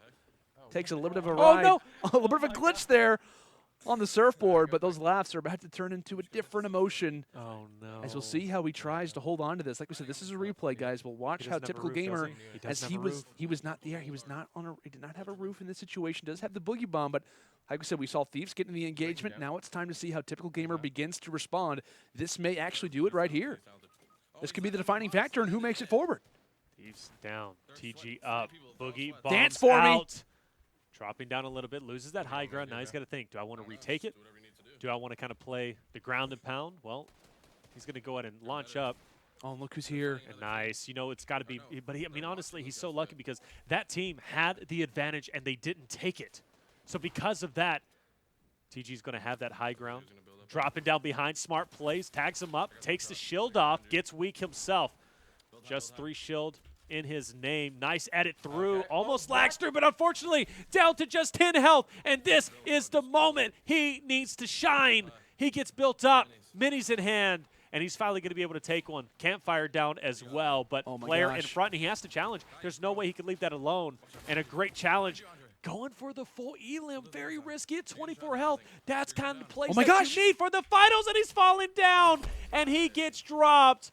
You hear him hit the desk in frustration, but they did have a minor lead. Is it going to be enough to keep them ahead? The miner realized it. I want to get official confirmation on the score line. How many do they need? Yeah, they shouldn't need much more. As you got to imagine, right? Right here for Airwaks and for Gotaga, they only need 4 to tie, 5 to close it out. The spotlight is on them. Can they make it to their first ever grand final in Friday Fortnite history? It is now time to tell. It is now time for them to put on a show and show us why they deserve to be in that guaranteed top 2 position. It's a matter of rotations. It's a matter of catching a squad off guard. And it looks as if Gotaga has already pinged one of the first members of interest. They've got some loot. They've got somewhat of a bait going on. We'll see if Gotaga decides to go ahead and fire off a few shots, or he might try to look toward a different area. As that is kind of a sole player out there with the baller. And you see Gotaga being very careful with these shots. Good trigger discipline. Edits coming in, or rather builds coming in from the opponents. They are a little bit separate. Keep in mind, guys, look toward that top right. Gotaga has to move forward. He has to find these. He does have a bounce pad of which he's going to go ahead and utilize now. But what a big moment this would be if he could catch at least 1, if not 2 players off rotation. There's also someone who happens to be just over toward the side of Dusty Divot, which I believe is where Airwaks is beginning to engage. So separate fights. This could work out, but it also could be turning into a negative. That storm is not stopping anytime soon. It's not, but honestly, I agree with this play. I think Gotaga, you know, kind of hanging back. Remember, if that storm knocks a player, if you shot that player once, you will get the elimination. So this is an opportunity he could take. Just tag him up just a little bit, but that storm will be hitting quite a bit. And I think right now, it's just going to be 1, but as soon as it collapses down, it's going to be 2. Players in front, Airwaks alone, doing okay in this point in time. There's the quad crasher actually from earlier that TypicalGamer and Thieves left, so that's it ironic. might even be able to help them out in the meantime. Airwaks, he's going to be dipping himself. Tree has fallen, player just up ahead. Now, Gotaga has to, you know, kind of decide, do I want to still focus on these players and get in a fight in Storm? It might be worth it given the fact that they're just down 5 elims. That could be a full squad. Airwaks, he's going to be inside this 1-by-1. Shots are going to be fired, but luckily, though, not a lot of pressure being applied. Edits go through, 29 health. He's going to see the shotgun through the wall. Grenades as well. This is not good if you are Airwaks. Gotaga needs to get here to add his support. He is, in fact, going to be cruising up in the quad crasher, but he's going to be low in health as well. He's going to be down to 1 pump range, maybe even heavy sniper range. This is the moment they needed landed. Oh my gosh, this is getting intense. Like I said, Gotaga trying to get involved here. A few of the explodes starting to come out. That could definitely start to ruin the party a little bit. And I think it may get a little bit uncomfortable. If you are Airwaks, manages to make it. What a play. Knowing that player was rotating out not too much farther. Our Airwaks and Gotaga from being in that grand final, utilizing the bandages, wrapping the wrists, and just trying to hold on to their composure. 2 elims away from the tie, 3 to win it, and 11 players left alive. As now this may be the last time they can look at each other and try to get somewhat of a strategy, form somewhat of a blueprint. As now you see the first man out, the scout, is going to be Airwaks. Agree with that play. Trying to just get some distance. Take some time. Hey, more meds. The more meds, the merrier, especially if he finds a med kit. He'll take some bandages. That's all right. I do hear somebody dropping behind him. Okay, luckily that's going to be Gotaga. Because I never know, yeah. I was getting a little bit worried. But so this is going to be kind of awkward, especially if we start fighting on the volcano, because typically a lot of the players in pub lobbies, they love to take that high ground on the volcano, and it's kind of difficult to fight that. I know these players absolutely could. But with that being said, you're now getting down to the final remaining few players in this lobby. You never know who you're playing against. It could be a sweaty squad. There's 7 players remaining. You still need 2 to tie, 3 to win it. You need to start getting these 3Ps in, because you know there's going to be 3P opportunities, and that's going to be your best opportunity to close out these 3 eliminations. This is getting so scary now. As you mentioned, only 7 left. You see them starting to rotate. They've decided, okay, maybe there's not much that we can get on this bottom side. We've waited here. We've waited. I don't think there's much left. They see flying up above them a local fauna, we'll go ahead and call it, flying up there. But at this point, I imagine that anything that looks like it moves in a way that a human would is worth taking a look at. Sure. As we see Airwaks once again looking up front. The ping is out. This is going to be their opportunity. They are starting to run out of players here. Like you said, they need 2. There's certainly enough up there. Can they execute at this moment? And what's the plan of attack? How do they want to try to engage this? We talk about this literally could be the final fight that allows them to get to that grand final, or it could be the one that sends them back. Perfect timing, Nice going shots, for the builds, knowing that he can try to take some fall damage. Unfortunately, that player is still alive. He's hanging on. I believe, I think the flint knock gets utilized, so there was no fall damage, or at least very minor, that might have been taken in that situation. And Airwaks being so careful. This is actually going to be a 3P opportunity. I think these are the last teams fighting up against each other. At the bottom of Pressure Plant, we talk about a very worthy name, but trying to enter in from a unique perspective, trying to enter in from the right point of view. 4 left. Oh, that snipe just over his head, too. That would have been absolutely devastating. All right, here we are. Player in front. RPG's coming down. He also knows there's a couple players below him. Right now, we're only down to 4. Remember, they need 3 to win it. If 1 gets eliminated, they might not be able to take the victory, but only force a game number 4 and prove 9 right. This is going to be the moment that they needed, being ever so cautious, maybe even too cautious. But, hey, if it works out in the end, it was all worth it. But with that being said, different lines of sights, and I like this dichotomy once again coming in, right? You see Airwaks pinching the players, Gotaga taking some shots in the back. He's going to get him down to white health. He sees a player hopping through, shields going down, the push finally coming in. Is he going to be able to retake this one? No, the player comes through. He's going to be down to 49 health. This is a big moment. Airwaks goes down. Gotaga, for the finals, is going to have to clutch up. This is such an intense moment, Landon. Oh my gosh, this is coming down to the wire. You can cut the tension with the knife. I believe just off in the distance, Gotaga looked for an entry with that infantry rifle. A near opportunity as the storm starts to make its way in. And how is the forecast looking for these two? Can they hold on? Can they make this lead happen as 2 start to engage? Gotaga has to be so careful as the infantry is just right in front of him. He takes down 1, gets the official elimination most likely, and boy, is he feeling lucky right now. Another one. I believe another one comes through. Airwaks enters in, and that should be at least the tie. They need 1 more to take this victory and secure their spot in the grand finals. This is what it comes down to. Will we see a game 4, or will Gotaga and his teammate Airwaks for his first performance in Friday Fortnite move to the finals. And also for the first time for Gotaga. Last remaining player up ahead. How does Airwaks want to take this? He's going to take it slow. Hills up. No big deal, right? No reason to rush this. You know where the opponents are. You know they're going to be weak. He smells blood in the water, trying to break that wall so the proximity grenade can get through. It doesn't do so, but now you see the dichotomy coming in once again. They're going to be going on the attack. Gotaga firing shots down on the support. Airwaks getting up close and personal. Spots the player. Is he going to tag him up? He does not. Traps are going to be down. Ooh. Goes in for the attack. Trap behind him, and there's the knock. Can he get the finish? Yes, he can. Gotaga and Airwaks are moving to the grand finals. What a moment for these boys. Their first time ever in a grand final. This is Airwaks' first ever Friday Fortnite tournament, and he's already guaranteed top 2, guaranteed an opportunity to play for a majority of that $10,000 prize. An amazing performance, one that literally came down to the wire, an overtime game that even allows for us to see just a minuscule amount of overall eliminations that still decide us. What an event. What a particular series this one was. Only in the way of describing words. I mean, I don't even know how to call this one. It was just a matter of just such a close fight, and what a moment this must be for these boys and the entire French community. Absolutely, man. I gotta say it. French monsters coming out. We got the French sniper.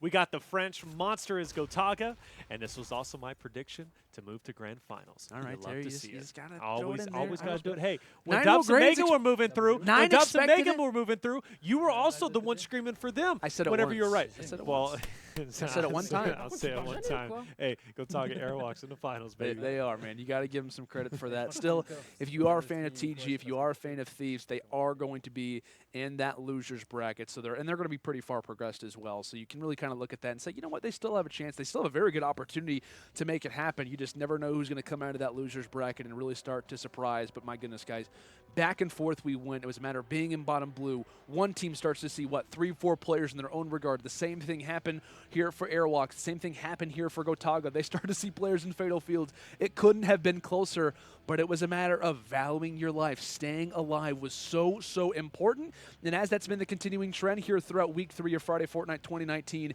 it remains the reason as to why one team enters in the grand final and why the other has to currently wait and losers deciding on their fate. And it's incredible to think, too, we talked there about the great job that the French team did of taking things slow once they knew they had the opportunity. You can bet that they were looking at the number of available players left that entire time. They didn't rush in. They knew that the only thing that could stop them there was if one of them went down in a haphazard way. Yeah. And it almost happened when the two people rushed Gotaga. Gotaga staying alive that long to allow Airwaks to rotate back over and pick up perhaps the most important 2 elims of the entire game. Yeah. Definitely so. I mean, I got to say, like we talked about that chess match coming through, so many massive moments, playing that, that last couple of fights methodically made all the difference in the world. They deserve their final spot. But trust me, if you're a TG, typical gamer, if you're a Thieves fan, they're not out of it yet. They're still down in the losers bracket. We could see these teams face off against each other again in the future. Yeah, and that's the scary part. We talked about how close this one was. Can you imagine what a grand final would be like? The intensity that would come into this one. Obviously, a winner's final is just what, like one tier below what losers and maybe even the grand final. So my goodness, we definitely have a lot more action to come, a lot more awesome matches to come as well. But guys, we're going to throw it to a quick commercial break. When we return, it is now time to go to the losers bracket to see exactly who can stay alive. Now it's a matter of one life. You end up dropping, you are out of the tournament. Still a lot more awesome matches to come, even still some giveaways as well. But guys, we're going to throw it to a quick commercial break. When we return, Friday Fortnite continues.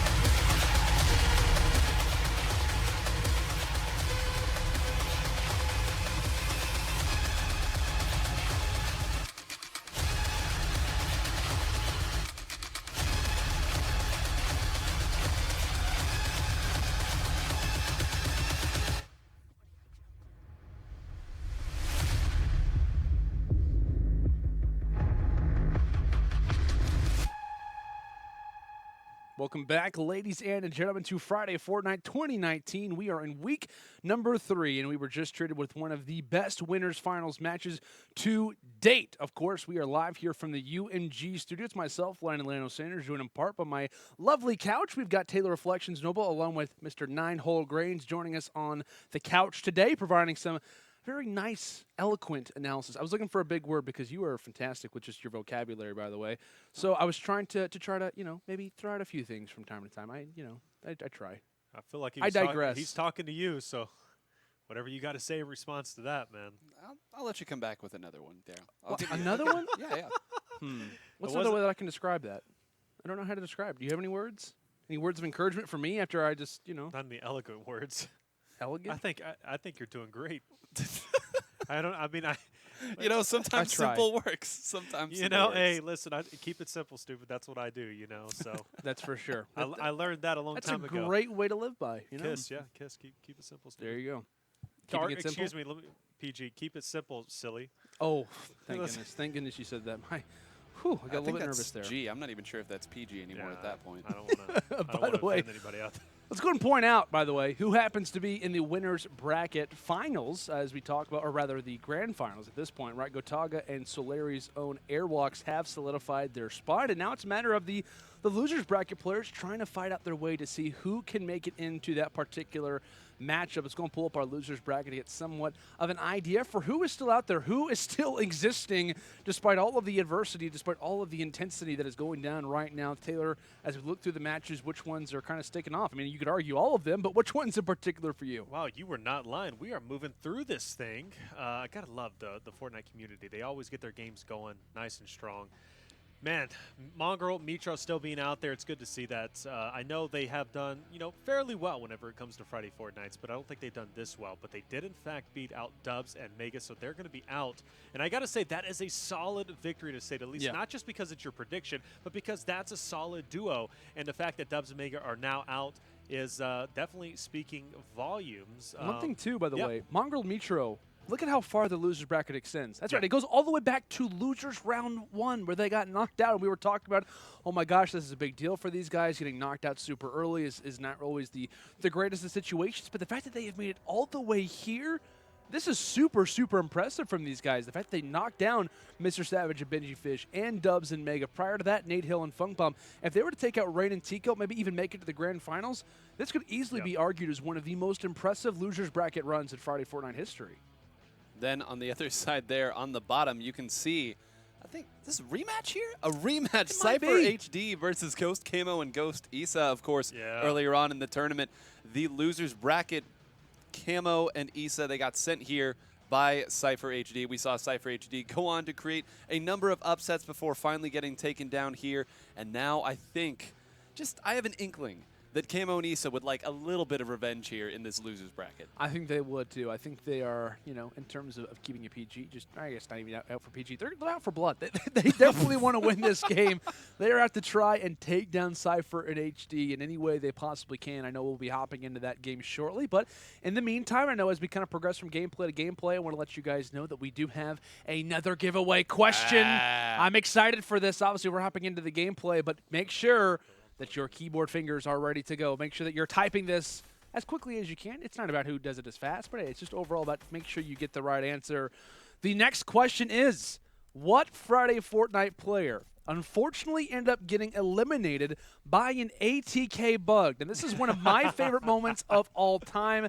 This was, on I think the front page of gaming Reddits everywhere. It was a constant talk amongst the community. And I got to say, definitely, like I said, one of my favorite moments today. I know it's one of yours as well, but let us know who unfortunately suffered that ATK bug. Winner, we'll be deciding. We'll be giving away 3 different people.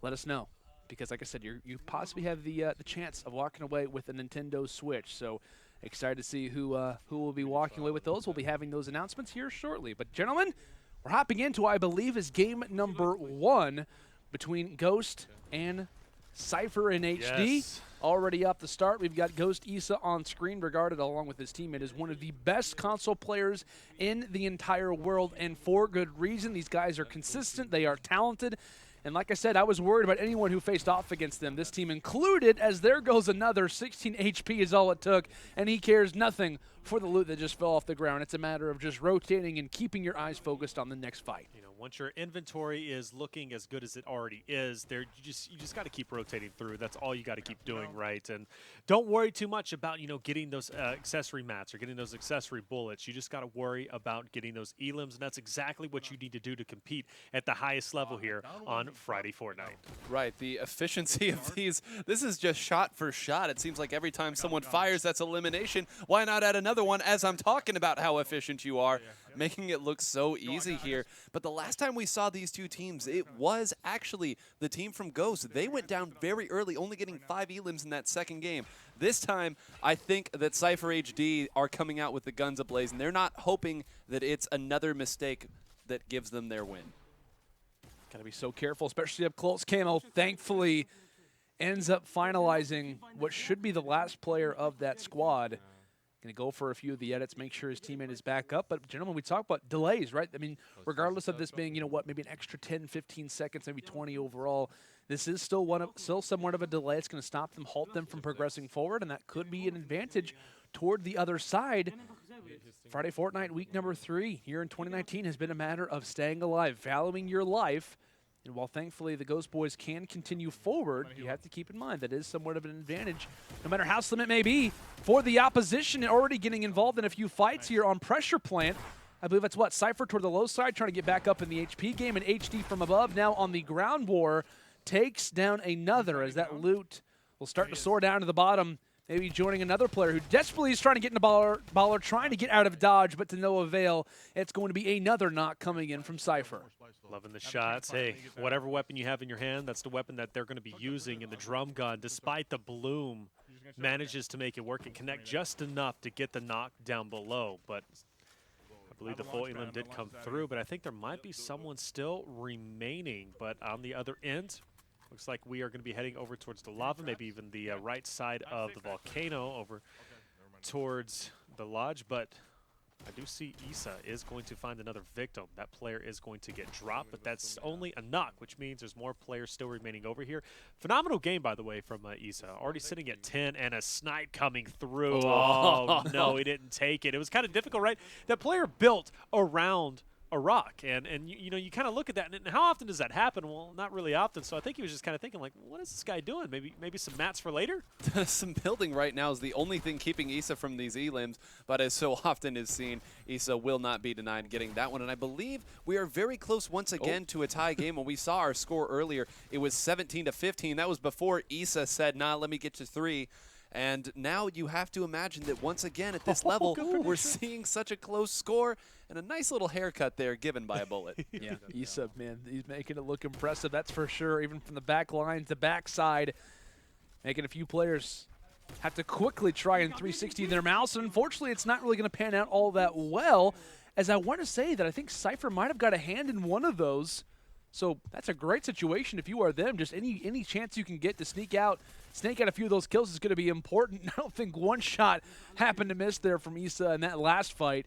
Back and forth we go. That's going to be the 13th in total for Issa, only continuing to rise. And that's the one thing that we can kind of expect. The reason why we value these guys so heavily, as HD's got to be careful, scaling the side of a mountain, is the fact of how many eliminations that they can put up. And while it was HD and Sypher who came out of this, you know, earlier matchup victorious, we got to remember what the scoreline was at the half, right? It was like 26-12 or something crazy like that. It was a matter of Ghost unfortunately struggling from their aggression. We talked about if they manage to stay alive for a little bit longer, maybe they play somewhat, play somewhat more passively, we might be talking about a different storyline here. HD, player up ahead, and an easy mount as that player was just one shot. Focuses his attention to another. He's going to have some shield. Notice he does break shield, but yeah, there's Kamo to go ahead and capitalize and get the elim himself. But you know it's getting serious when HD is starting to talk as much as he is, and you got to be thinking that pressure is on. Communication is crucial, and he knows the type of competition that he is going against. Kamo and Issa fighting it off against Sypher and HD. We're down to just 2 remaining eliminations, and you got to be thinking, right, that's going to make all the difference in the world. I'm looking at 19 for Sypher and HD. On the opposite end, on the right, 13 plus 9. I'm looking at, what, 22 on the right. So incredibly close. So the 2, thank you, Cassio, the 2 elims is going to make all the difference in the world. Take a look right now. Both sides, as you have said, scouting out right now, just trying to find what poor remaining players do not know what is about to befall them. Some going up. Looks like they're all sort of getting around the lava tubes right here, trying to identify. I think somebody probably saw it. At this point, as we've said, they are mirroring each other. Sometimes if your opponent finds it, that's still good enough for you. It's just who gets that last shot. And we see a couple shots already being fired here. The baller flying up in the air, and that is going to be a rough landing or no landing at all, as we are down to just 1 player left. And you love to see it. I was expecting that player to get eliminated from fall damage, but didn't even have time to do so. Checking some bushes out there, and rightly so. He's going to go ahead and drop onto this vent and continue his way through the map. 1 solo remains. Got to be thinking, where is this guy at? Sometimes this game turns into the limited time mode hide and seek. You didn't know that existed. Well, it's exclusive only to Friday Fortnite. What code do I have to use to get that? Ghost Issa. I don't know. It's literally like he's typing it in. It's crazy, you know, just the big red text didn't emphasize it enough. Well, now you know. Because the other one was too small. Yeah, he did a screenshot of it. He said, it's too small. He's like, I need this to be a lot bigger for people to know what my code truly is. But like I said, hey, hide and seek champion. Where is this guy located? Where could he be at? Maybe he's taking a load off, maybe drinking some G Fuel, using code UMG in the process. Hey, good idea, my man. That's what I would do my too. My type of guy right there. He is chugging the G Fuel and just hanging out, while also using his HyperX headset. And there it is. He was found. Gets taken down. Good stuff coming in from Issa at the end. As now it's a matter of totaling up what is a very high scoreline, I'd imagine, if you do combine all of them together. But what a solid game coming in from either side. And, hey, like we said, you know, granted we saw some slow moments, but for the most part it was a matter of aggression. It was a matter of all 4 players staying alive toward the end game. And you got to admire that for sure. Absolutely. Close game between these two, and honestly wouldn't surprise me if either one moves forward given the history of these players. But I got to tip my hat to Sypher and HD, who have improved considerably from you know, week 1, which they played incredibly well, but what you said, 4th place, and then even going into week 2, you know, not the best of performances. I think it was like top 12, top 16, something on those lines. But you know, from 4 to top 16, top 12, you know, they wanted to do a little bit better. And, and right here is the moment to do it. And to knock out a team such as, you know, Kamo and Issa is definitely adding some notches onto your belt. But it's going to be difficult. And you've seen how aggressive you needed to be. You saw how many elims you have to get. Yeah. You have to break 20. And 19 to 24 going into game number 2, 5 elims down. That's just a squad wipe and maybe a little bit more. But with that being said, it's still a deficit, and you're going against Kamo and Issa, who are basically guaranteed for a victory royale. Yeah, and I will say that that's a lot better than 26 to what was like 27 to 12. 27 to 12. It's a way better scoreline for them in the end. I will say as well that was on EU host, if you guys did notice that. So that was Issa and Kamo's host. Now we're going to be switching over to Sypher and HD.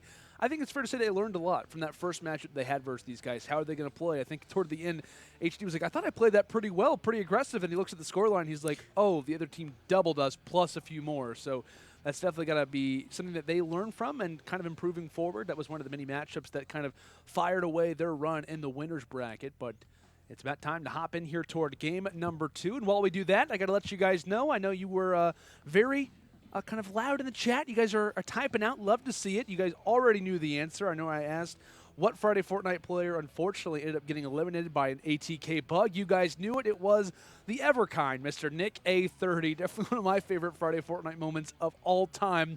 I think myself, yourself, Taylor, and Legion, we freaked out and literally didn't know how to react because we didn't know what officially happened. Yeah. So, and also the people who did walk away with the Nintendo Switches in this particular one are, I think it's Low Clearly or LE Clearly, Backdoor Bandit, and Adam Eats Bears. So congratulations, guys. The names are only getting more interesting. You love to see it, but congratulations to you guys. we'll be getting in contact with you. You can feel free to get in contact with us as well. But more questions only to come, guys. Make sure that you are always aware. I might even throw one in the middle of the series. Who knows what's going to happen? And I do want to say, once again, guys, I am so incredibly proud of you as the chat, because I was kind of watching as soon as he posed the question, and immediately you guys were saying Nick A30. Yeah. Like, you guys knew right off the bat. And I was thinking, like, beforehand when we were kind of creating these questions, I was like, I don't know, you know, that kind of seems like an obscure one that people just wouldn't know about. But you guys knew right off the rip, and it really fills my heart with joy, because I'm like, wow, you guys really genuinely do pay attention and like this kind of stuff. So makes me feel good about doing my job. Taylor, should I throw out another question really quick? Should I just go and do it? I hold the power. I hold the control. Should I just go and do it right now? Yeah, throw it out I'm there. going to go and do it really Throw fast. it out there. All right, Give well, the people what they want. while we're watching rotations being made, I got to throw it to you guys. We even getting treated with an ad. Thank you very much, Sypher. But no, here we go. Who was Ninja's Friday Fortnite teammate when he won his first ever event, Friday Fortnite event, back in week number 8? I'll say that one more time. Who was Ninja's Friday Fortnite teammate when he won his first event back in week number 8? This was obviously back in 2018. Let us know. I know Taylor's already looking at the chat. I'm actually curious if any of you guys know exactly who this is already, but excited to see a few of the answers. But as we go ahead and progress on, we'll see who can get it right. But anyways, with that being said, hey, good luck if you guys win that switch, right? More switches to come your way, and more fights to be had in Salty. Typical spots that we typically see Kamo and Issa go to. Not necessarily off the rip this time, but for the most part, I would say that it typically, this is a location that they like to make their way over towards, but I do notice HD picking up a couple of elims himself, and it's been pretty quiet for Kamo. He's sitting at 0. This is a very unorthodox start, especially for this duo. Taking a look right now. It's taken them just a little bit to get this, as you were saying. Great shot right there. Going to make this whole engagement quite a bit easier. I think they probably have the confidence to move in right now and try to get these picks here. Like you said, though, HD getting the picks earlier as well. So we'll see now. Trying to be careful about this. Collect the loot here. No need to dive in too haphazardly. I think the memory of what happened to them in Game 2 last time they played against this opponent still fresh in their mind. You see right now, they've perfectly come in with the pinch, as you called it earlier. I think that they should have a pretty easy time. It's just a matter of Issa getting up there, and it looks like Kamo comes around the backside. Very well executed. Yeah. It's so well done, but they make it look so easy. Yeah, absolutely it's right. Effortless. I mean, it is, and that's what I was kind of talking about. Like at this level, it's expected they come through and get the elims. And that's why you kind of have to be playing your opponent and focusing on those rotations, because these elims are going to come your way regardless. Because these players, I mean, it's just, they're insane. Definitely aren't. Like I said, if you're on the side of HD and Sypher, obviously they don't see that play, but they're just noticing the kill feed. It's just like, how are these guys consistently doing this? How are they always putting up these insane numbers and finding players? It almost seems effortless, and that's kind of the way. It's like muscle memory for the Ghost Boys. But coming in with a little bit of a deficit, obviously they currently have the advantage right now in terms of this particular game, but down 4, not much. Like I said, we talked about this game. We talked about where we are right now in the bracket for any team that's alive right now. And we can obviously attest this. The chat can even attest this. The players can as well. At this point, from where we sit, 4 eliminations means nothing to all of these teams. Like we talked about earlier on in the bracket, okay, that's a lot. No, for any team that is still alive right now, that is not much whatsoever. It can easily be accomplished under the right circumstances. So excited to see, though, how that return will be made. And Sypher, just all the edits in the world. My goodness, okay. Going to go and take that full shield, get back up now to 200 HP. You notice HD is already starting to seek out different opportunities and look toward the future. But regardless, though, it's really a matter of these rotations, how influential, how important these are. It's really just a matter of vision. If you want to take down Ghost Gaming, seeing more players, they almost force you to play aggressive. And have they started to really have any major mistakes, which is what really kind of allowed for Sypher and HD to take them down the first time they met up. Say that was the smoothest takeoff that I have ever seen, and on top of that, he lands straight on a team. I don't think he meant to land there on that team, but he did, and I gotta say, he played it off nice and cool. Like, yeah, I meant to do this. I'm Sypher. Come on, I'm putting on a clinic. Player below, very weak indeed. Try and take this wall. He gets it. Goes for the edit. Gets the shot, and he's going to immediately get tagged up. I got one knocked. But call out coming through. HD moving forward. Now the shots are going to be fired. The team's going to start working together to try and break it down their opponents. As Shifty belongs to Sypher and HD, and they're going to try and make the most of it by getting all these elims. It's like a Monopoly board. It's like, we'll take this location, we'll take this location, and we'll take that one as well. Speaking Shifty of Shafts which, is I do ours. own a Fortnite Monopoly, and I think Oh, look Shifty at might that. be a location. So That'd just be- saying. I mean, I would hope so. That'd be kind of nice. No, I do. I would imagine, well, okay, I say this solely based off of just like Friday Fortnite. I would imagine it wouldn't cost as much as, you know, like a Tilted Towers or anything like that, you know. I imagine it'd be one of the, you know, kind of No, lower you- class place, but not one that's, you know, in the top range. Imagine it's like the boardwalk. I was going to say, I'll say this. It was definitely one of the most common in Friday Fortnite 2018. Like, that was the place where everybody went to along with Salty Springs. It's not as visited nowadays, but it definitely is a, you know, a legendary one for sure. A lot of victories have been won by going toward that location. That is a fact. Holds a place in my heart, Taylor. Actually, Ninja and his partner that he played with won their first ever Friday Fortnite by actually That's frequenting true. that spot. Who is it? I can't tell you Well, yet. can't tell you guys yet either, although I want to because I saw a few wrong answers, I'll be honest. There's a few So people who I- just instantly put out one. I was shocked. So this is what happened, right? Everybody was putting the wrong answer, and everybody started kind of, you know, parroting that answer. That's what and, happens. and I was kind of like, that's not the right answer, guys. It's not the Now, right now, answer. now, granted, I did see the right answer out there. So for a couple of those who were going against the grain and saying the right answer, shout out to you. We're just being super secretive right now. Unfortunately, HD is not having that luxury. He has to make himself present because that's the way that you have to take down the Ghost Boys. Maybe getting a little bit uncomfortable based on the way that they like to play the game. They like to play a little bit more passive, but focus your attention toward the top side of the building. Lovely and fantastic. Accurate shots coming through from High Distortion as he'll take the ultimate high You like that, ground, Nine? soaring toward the skies. Lovely stuff coming through from HD. It's like if you miss it, they're above you, and that's wonderful. The ultimate high ground. I love that. I love that.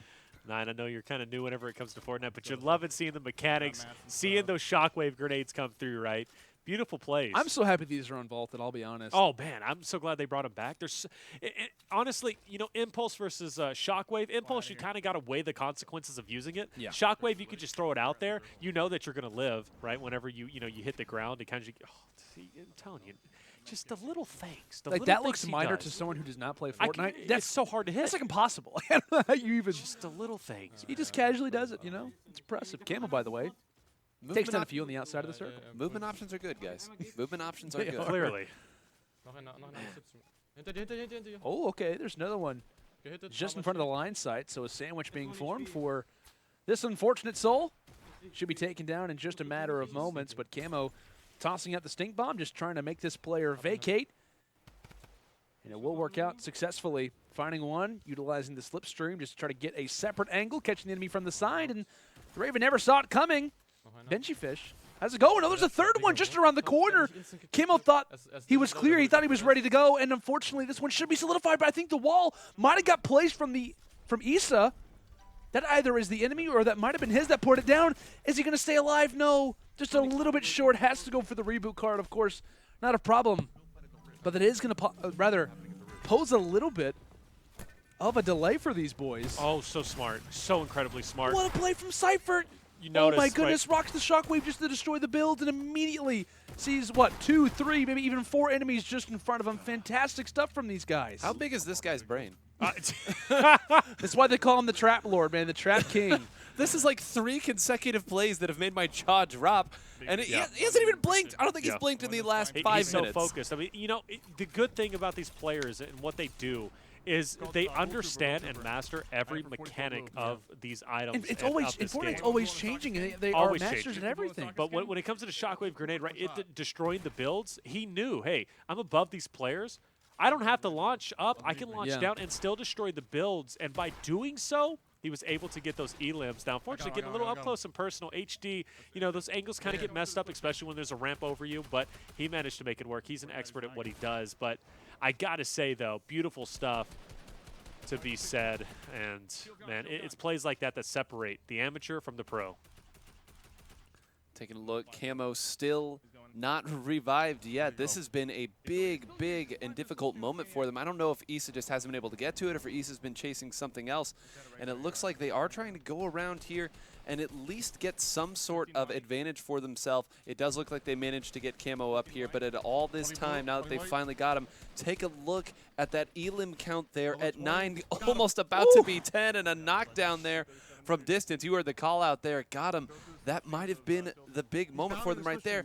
I'm squinting to see it myself. I see 15 on one side and 13 on the other side. So despite the big gap that there was there and how long Kamo was down, they still haven't lost the lead yet. Oh my gosh, this is still getting close, and I think Kamo just happened to find another. Like we said, his teammate is back in full force. Everybody wants to get involved when it comes into Neo Tilted. This is the place to be, the place of interest, as we've seen so many incredible moments in Friday Fortnite history start, form, and develop here as another fight is starting to ensue. Soldier v Soldier, and Sypher's trying to show why he is the better one in this particular situation.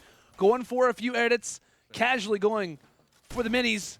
Looks for his chance. 27 HP done to the opponent. At the time, Kamo also is knocked down yet again. Here comes the storm, and up close, it looks as if Sypher will win that fight. Issa not too far off as well. You see him go for the chug splash. Very clutch play. That's what Issa was looking for.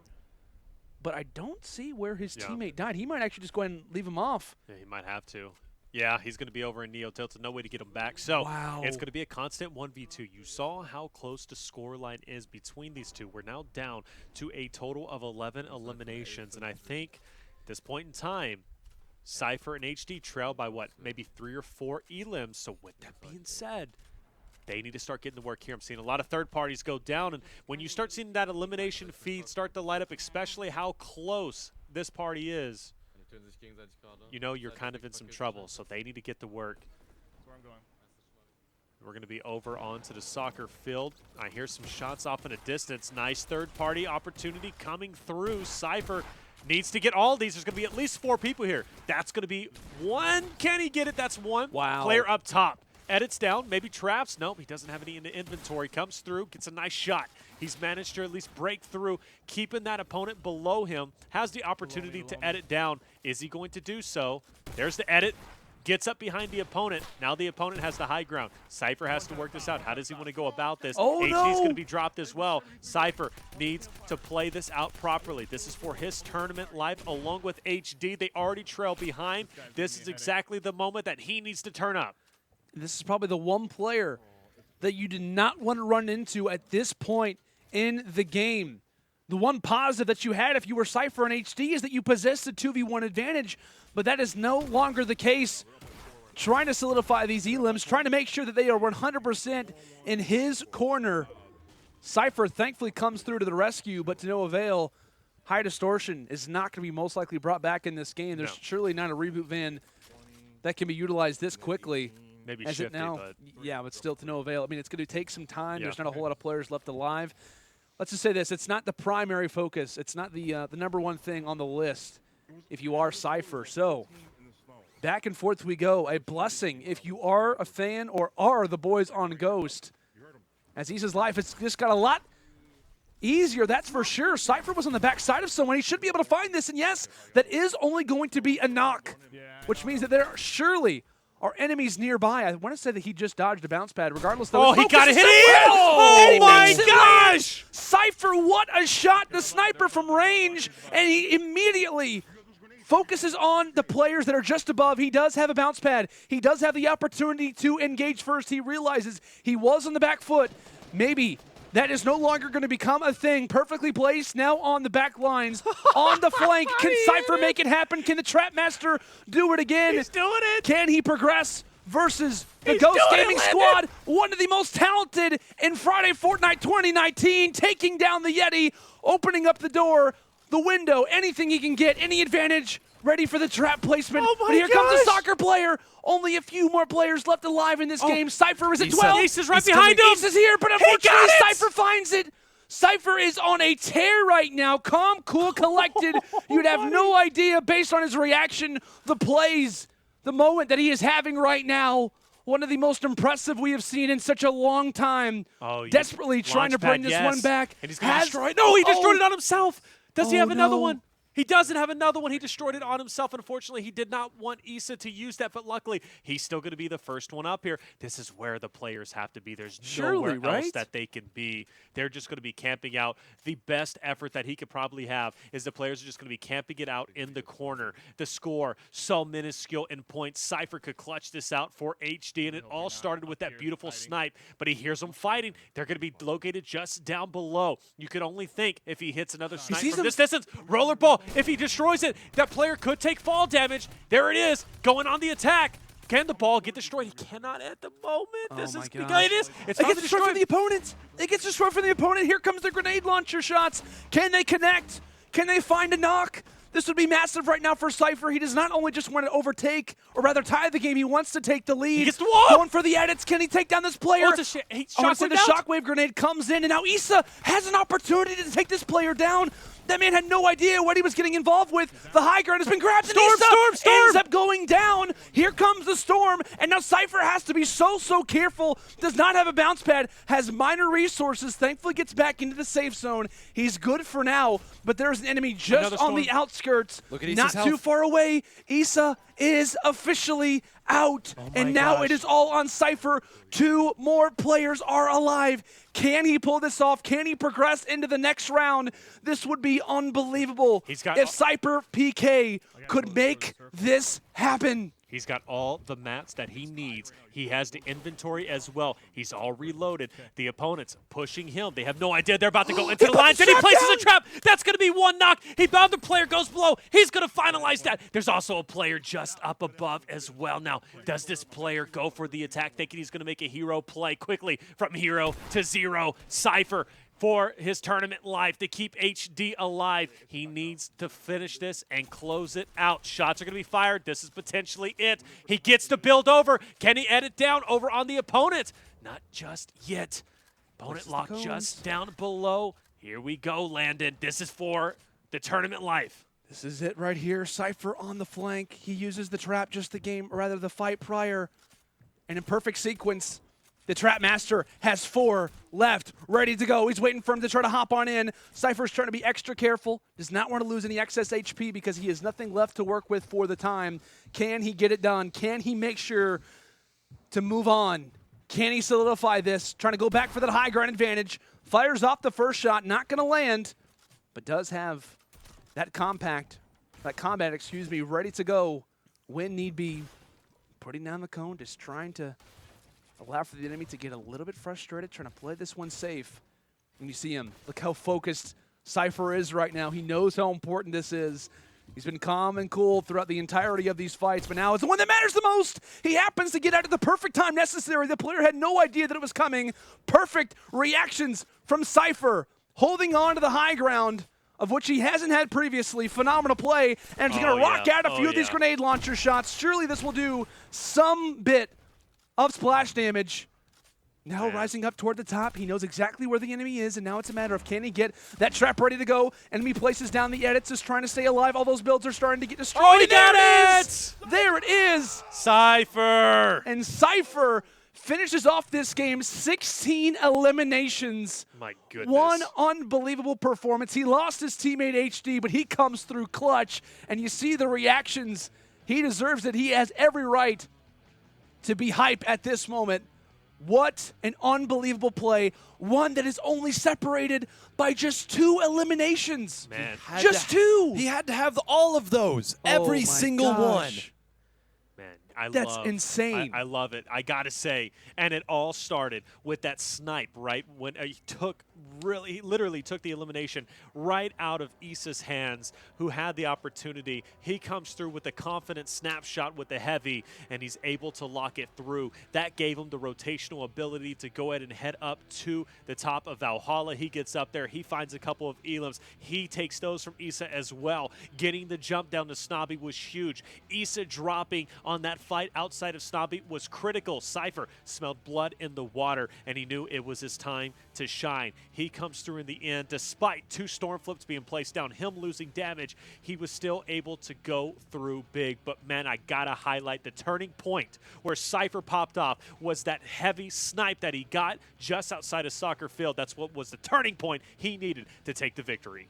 What an insane moment, and what a roller coaster of emotions this was. I mean, for the players involved, for fans, and obviously for everyone in between, including us, right? The spectators. Yeah. Oh. This sniper shot was unbelievable, and that was the positive, right? That was the energy where we were like, okay, Ghost, they're not in a great spot. HD goes down. Now we're level at 1v1, and unfortunately, Ghost had the lead at the time, and you notice the emotion right there on Sypher's face tells the entire story.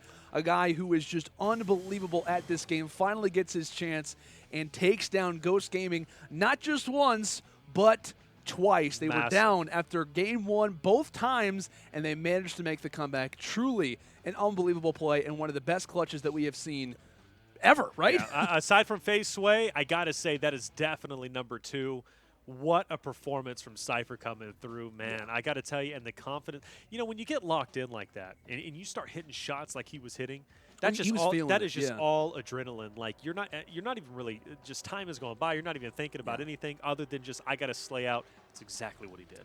Absolutely. Well, guys, I have a quick little update for you. I asked you guys right before we headed into that last matchup, who was, I believe, let me get the question to be exact, right? I asked you guys who was Ninja's Friday Fortnite teammate when he won his first ever event back in week number 8. I saw a lot of King Richards close. It was Hysteria. I know a few of those answers were, not really as prevalent, I guess you could say, but a few people who ended up getting that one right and are winners of some Nintendo Switches are Coach Matt T_D_Savage and the Minor Chicken, personally one of my favorite names that we've had up to this point, but congratulations to you guys. You are the winners of some Nintendo Switches. But like we said, guys, what an insane performance that we just saw. Sypher and HD live to see another day and only are going to progress into another losers round game. Like we said, more action to come, some more awesome matches, and even some more giveaways. Friday Fortnite will return right after this.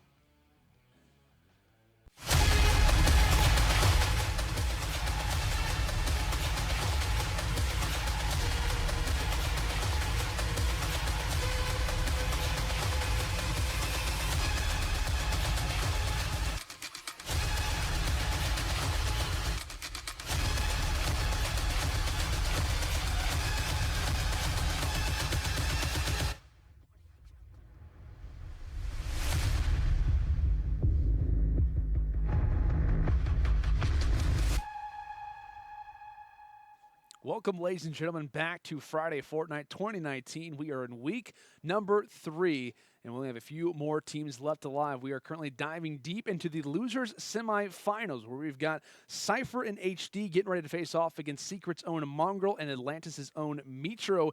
It's about to be a fun one. Of course, we are in for a treat here from the UMG studio. It's myself, Lennon Lano Sanders, joined in part by Mr. Taylor Reflections Noble and Mr. 9-Hole Grains. Guys, we have been, like I said, treated to a number of different matches. I know you were mentioning it, 9. You're like, I don't know how we're going to be able to top that winner's final.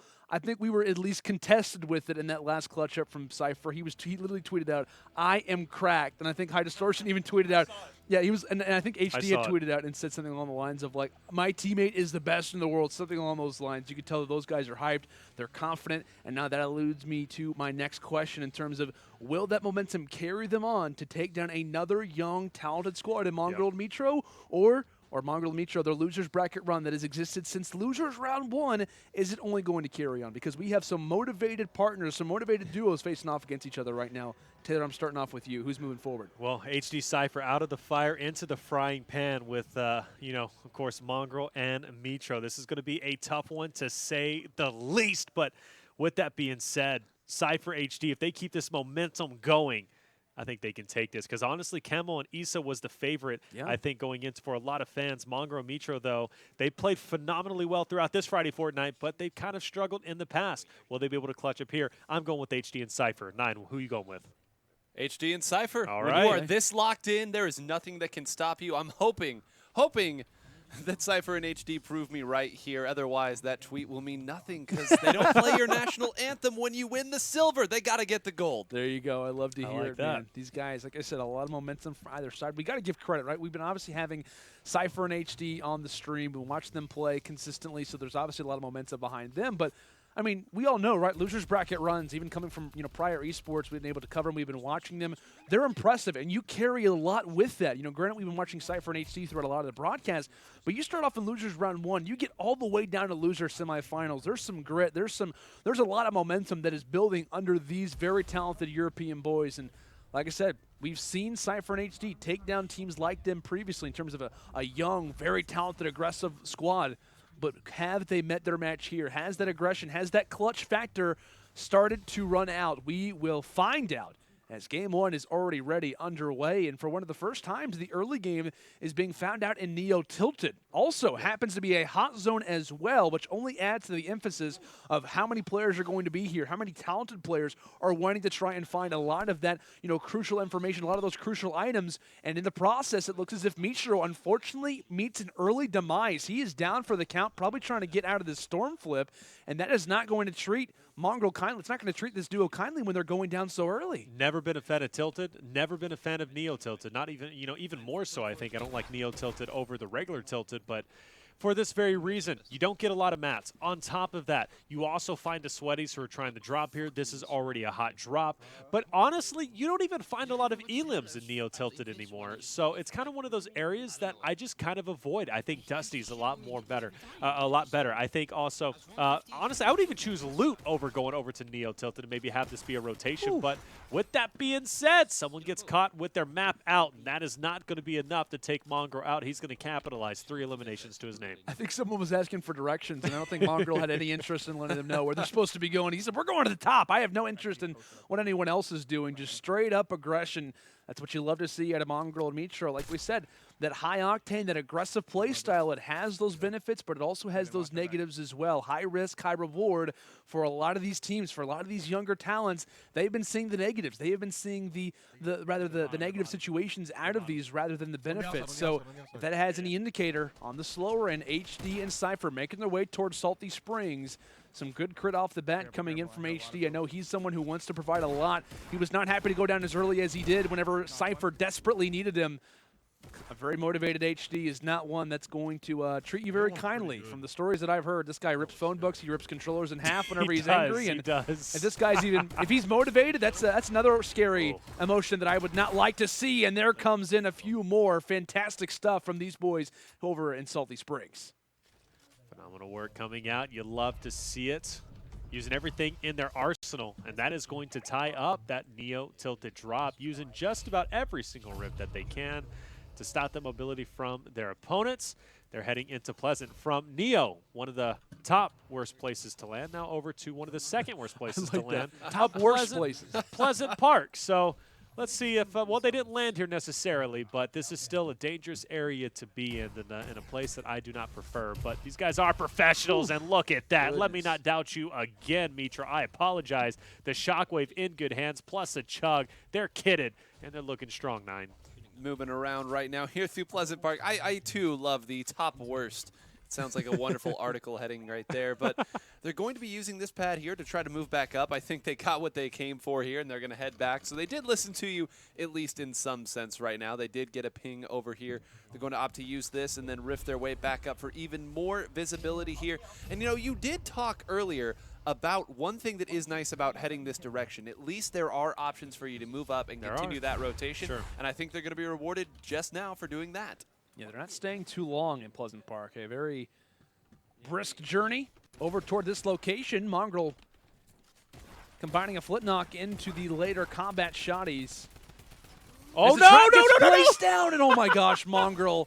My goodness, a little bit too close for comfort. Manages to escape just in the nick of time as those chug splashes are tossed down, just trying to get better in the overall HP situation, but already enemies beginning to engage on the other side. A little bit of HP lost, but no problem. Mongraal has no issue showing off a few of his edits and even his item abilities. Unfortunately, runs into the tree. The bark is going to stop him for now, but not in the hunt for these kills, not in the hunt for these eliminations, as Mitro continuing forward, grabbing some even better items as time goes on.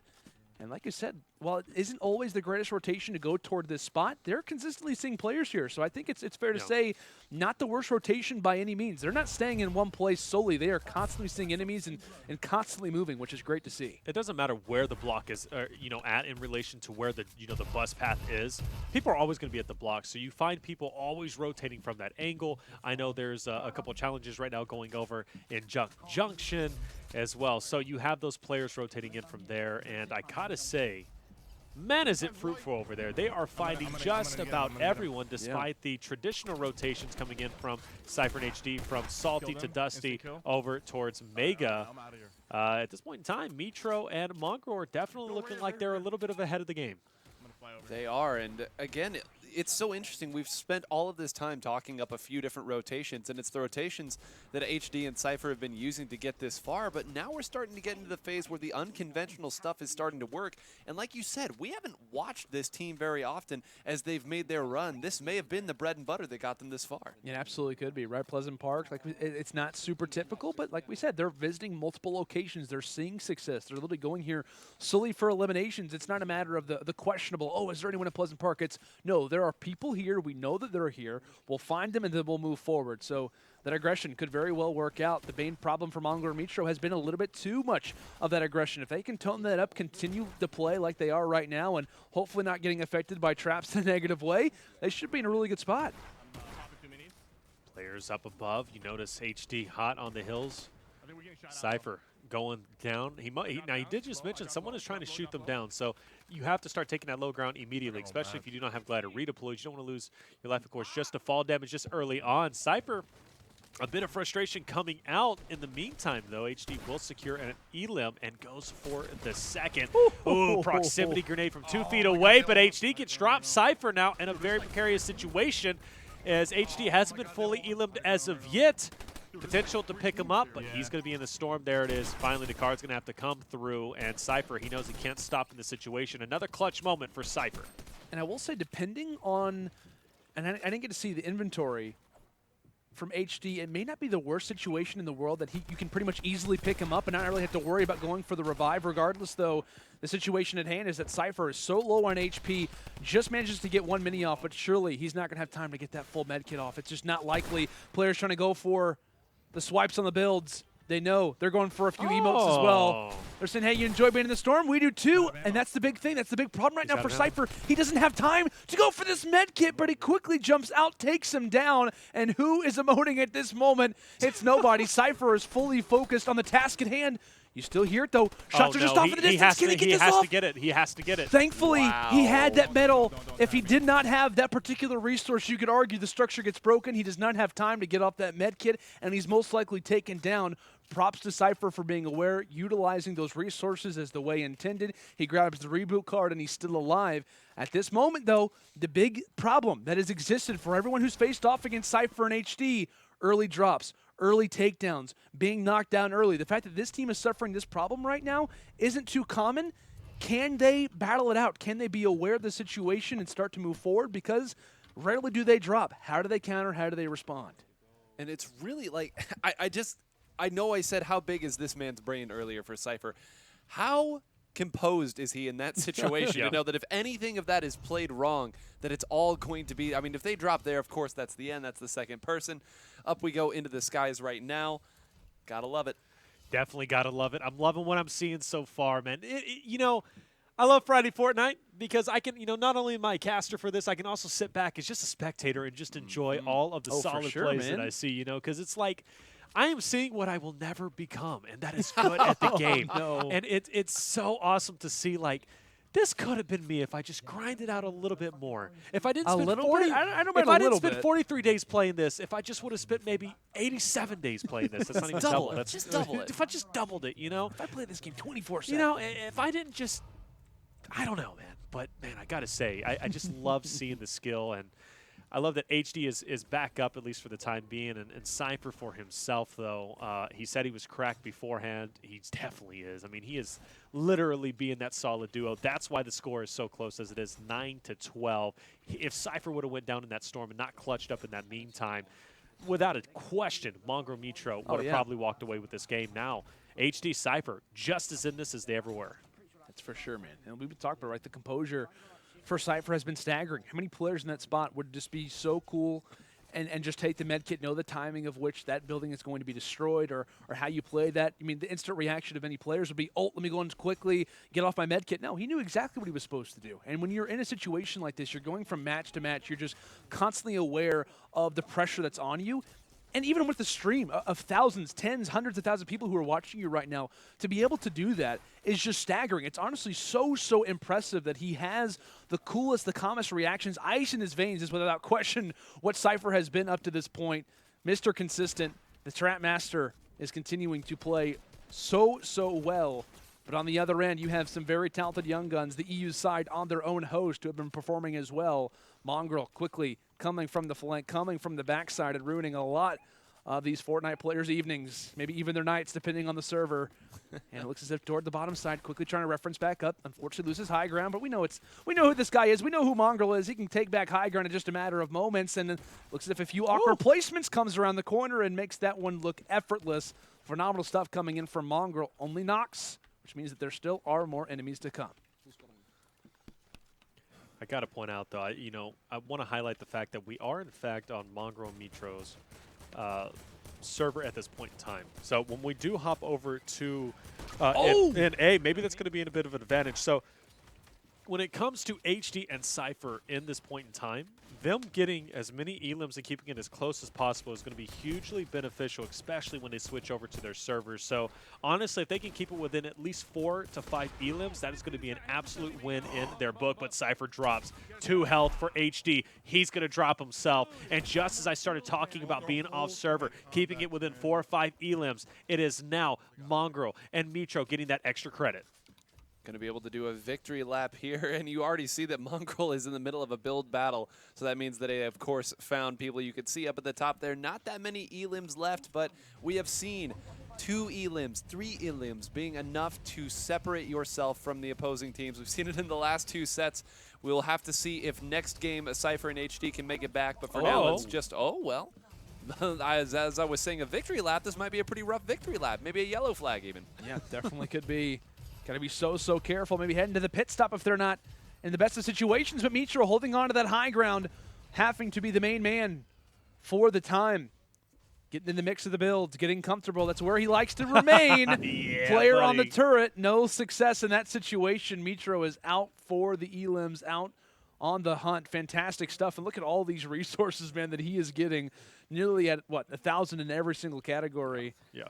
But just fantastic stuff right here for him. And like I said, he's been in the situation many times. And I believe in terms of the duo-ship that these guys have been able to have for the longest time. By the way, that's a very sizable lead. And I will say, coming into game 2, we've seen teams start to lose it a little bit, right? We talked about in that early winners round game where Kamo Issa, they just couldn't hold on. Mitro's level-headed, right? He knows how to play this with Mongraal. They've qualified for the Fortnite World Cup with each other. They've been through the ringer many times. So they know how to hold on to an advantage and absolutely keep it. But unfortunately for Sypher and HD, a very rough spot. I mean, these guys have come through hell and back, it seems. Come through just the most insane situations and have barely even blinked. Is this the final straw, or can they keep this momentum alive? Can they keep this insane run forming? Can imagine if Mongraal Mitro go Neo tilted once again off server. It could be quite difficult. And man, getting lit up, Mitro goes down just after saving Mongraal. And you got to be thinking, man, hey, that was a very positive thing, right? Saving his teammate is going to give them an opportunity to stay in this and finish up these last couple of elims. Mongraal building up, trying to get that high ground. Player just up above, almost getting attacked, dodging sniper shots as well. Waterfall down for the meantime, going potentially for the res. It's going to be a risky one to do so, but he's going for it. I love this play. He realizes how important, how influential his team is right now, his teammate rather. Has a lot of shots coming in. He's not happy the fact that someone's trying to invade the builds, trying to invade his space. Mongraal, a very clever player, one who has just insane building skill. Toward the top of the mountain. No backboard, no problem, no excess builds. And unfortunately for Mitro, not going to be revived for now. And I'd argue, and you could pretty much play off the situation that Mitro most likely will not be making a comeback in this particular game. It's solely on Mongraal. We've seen so many highlight plays in his past. Can he do it again? It's all about the builds. This is exactly where Mongraal feels the most comfortable. Holding on to that high ground and a whole lot of weapons. It's pretty much just the combat, and that is it, unless he can take one player down and start to take a few of his resources. That Slipstream not playing too kindly. Manages to back up. Trying to reference back, still holding on to that high ground advantage as he looks to build back up yet again. Looking over the builds, looking over the resources that are currently being displayed, and now he has his opportunity, now he has his chance. His server, his time, his rules, and his chance, unfortunately, down to 22 HP, looking for the edits, and unfortunately brought down to 2 HP. The storm was coming in regardless. Mongraal taken down, and that is a big moment if you are Sypher and HD. Stop the bleeding. Yeah, because that could have been 3 more. That could have been 3 more going their way. They already have a nice size lead. We saw 22-10, but that was before the couple came in, and this was the turning point in the game. Even early on, Mongraal going clutch in Neo tilted despite Mitro being dropped. Things could have been much different in that situation, but down 13 is Sypher and HD, and a lot riding on the line, your tournament life. And this is a big moment if you're Sypher and HD. This is a big moment to clutch out, but now we are switching over to NA servers. For the NA host, Mongraal Mitro, having to play off servers. They are very used to these situations, so I don't think it'll affect them that much, but you could be thinking if they decide to go over towards Neo Tilted once again, we already saw how rough it was on their server, how bad could it be off? And I'm really curious to see if they opt to go with the same strategy that they did last time, because really the story of that one was, even though when we talked about this, unconventional openings going over to Neo Tilted, like we said, for about the upteenth time, it worked though.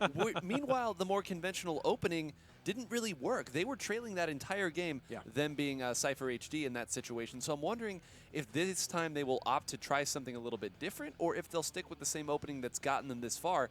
Because you see they're going to need to do something a little different this time, I'd wager. Okay, this is my biggest issue that I've had. I won't say the biggest issue that I've had, but my biggest worry that I've had for Mongraal and Mitro is that, at least in previous, now maybe they've learned, that's my biggest question, is how much have they learned from their prior Friday Fortnite experience? How have they learned from this public format? Because in previous, they have continued to play aggressive with an advantage, meaning that they have gone to Neo Tilted with 15+ kill advantages and not even batted an eye. And it looks as if they're going to be doing the same thing. Now, I don't warrant this. I don't think this is the greatest of ideas. Like you said, you want to distance yourself. You want to try to make it as big of a deficit as you can. But going here, knowing the history that Sypher and HD have had, taking down Dubs and Megga, taking down Kamo and Issa twice, have been off of the slow game twos, the early drops that the opponent has made by playing aggressive. Will Mongraal and Mitro fall victim to the same thing that has plagued so many of the other very talented squads that are kind of in the same category as them, or will they be the one who settles the score? Will they be the one that changes things up a little bit? We're about to find out. Thought I saw one team going into Neo Tilted with Mongraal and Mitro. Meanwhile, you're going to have a plethora of players and teams who are going to be at Salty as well as Dusty. Rotation should already go into the hands of Sypher as well as HD, so this could be their game, and I think their start, depending if they live, is going to be the better of the two teams playing it out. So I have to say they're already winning in terms of rotations. We're already starting off hot with one elim. It's going to take a while to loot Tilted. It's going to take a while to get into those engagements. So with that being said, I highly expect for Salty already to be cleared out and for the rotations to be going through. And the one thing that's nice, if you are Sypher and HD, you do possess one player who has no issue whatsoever with splitting if need be, which is going to be HD, right? He is called Mr. Solo Squad. He is called the man who can do things by himself, right? So if you need to have someone split off, if things start to get a little bit nervy, or maybe even if you start to see a lot of success off the break, you can send him on his own. You can trust HD to know that he has been in that situation many times previously. So if you are Sypher and HD, while it is a massive deficit that you currently face, you're hoping for some early game mistakes, you're hoping for some delays, but the one thing that you do hold in your arsenal if you are this duo is that you have the ability to split if necessary. Some players outside of Grandma getting tagged up, 11 health. He's got to build and take those minis, and actually a Chug Jug even better. And it's going to be a little replay of what was going down. Always good to have your partner with the Chug, plus he's maxed health as well as max shield. On the opposite end, You could only imagine Mongraal Mitro. They got excited whenever they saw HD go down to just about 5 health, right? They were thinking, okay, this is it. We're going to win this right off the rip, but nope, still a lot of work to be done. Luckily, 3P opportunity, but down to just 26 health. Mongraal building a 1-by-1, trying to get some respite, trying to get some minis in his inventory. And now he's going to go ahead and push through, and I thought I heard a storm flip maybe in the distance. Oh! No, but jump. He's going to be dancing. He goes down. Mitro as well in the storm flip. He's got to watch out. Mongraal, he's going to be fully eliminated. And this is what I was talking about. It's difficult in NeoTilted. You never know who is going to be around. You're off server. Also, this was a hot spot too. This may have worked out for you in game 1, but you saw how risky it was. And now you're seeing much the same here. Oh my gosh. I was literally about to bring up, at least in my own opinion, this game right here, this deciding factor is pretty much based off how they play NeoTilted. If they survive, come through with a decent amount of eliminations, game's probably over as long as they stay up. Mongraal, unfortunately, meets what seemed like a random. Not at all the case. That player did a full 360, tossed out a boogie bomb, and watched him dance. Lovely stuff coming in from the opponent, which I would normally say in terms of the actual players they're facing off against. But no, that random was ready for that fight. He was ready for the reactions, and so is Mitro.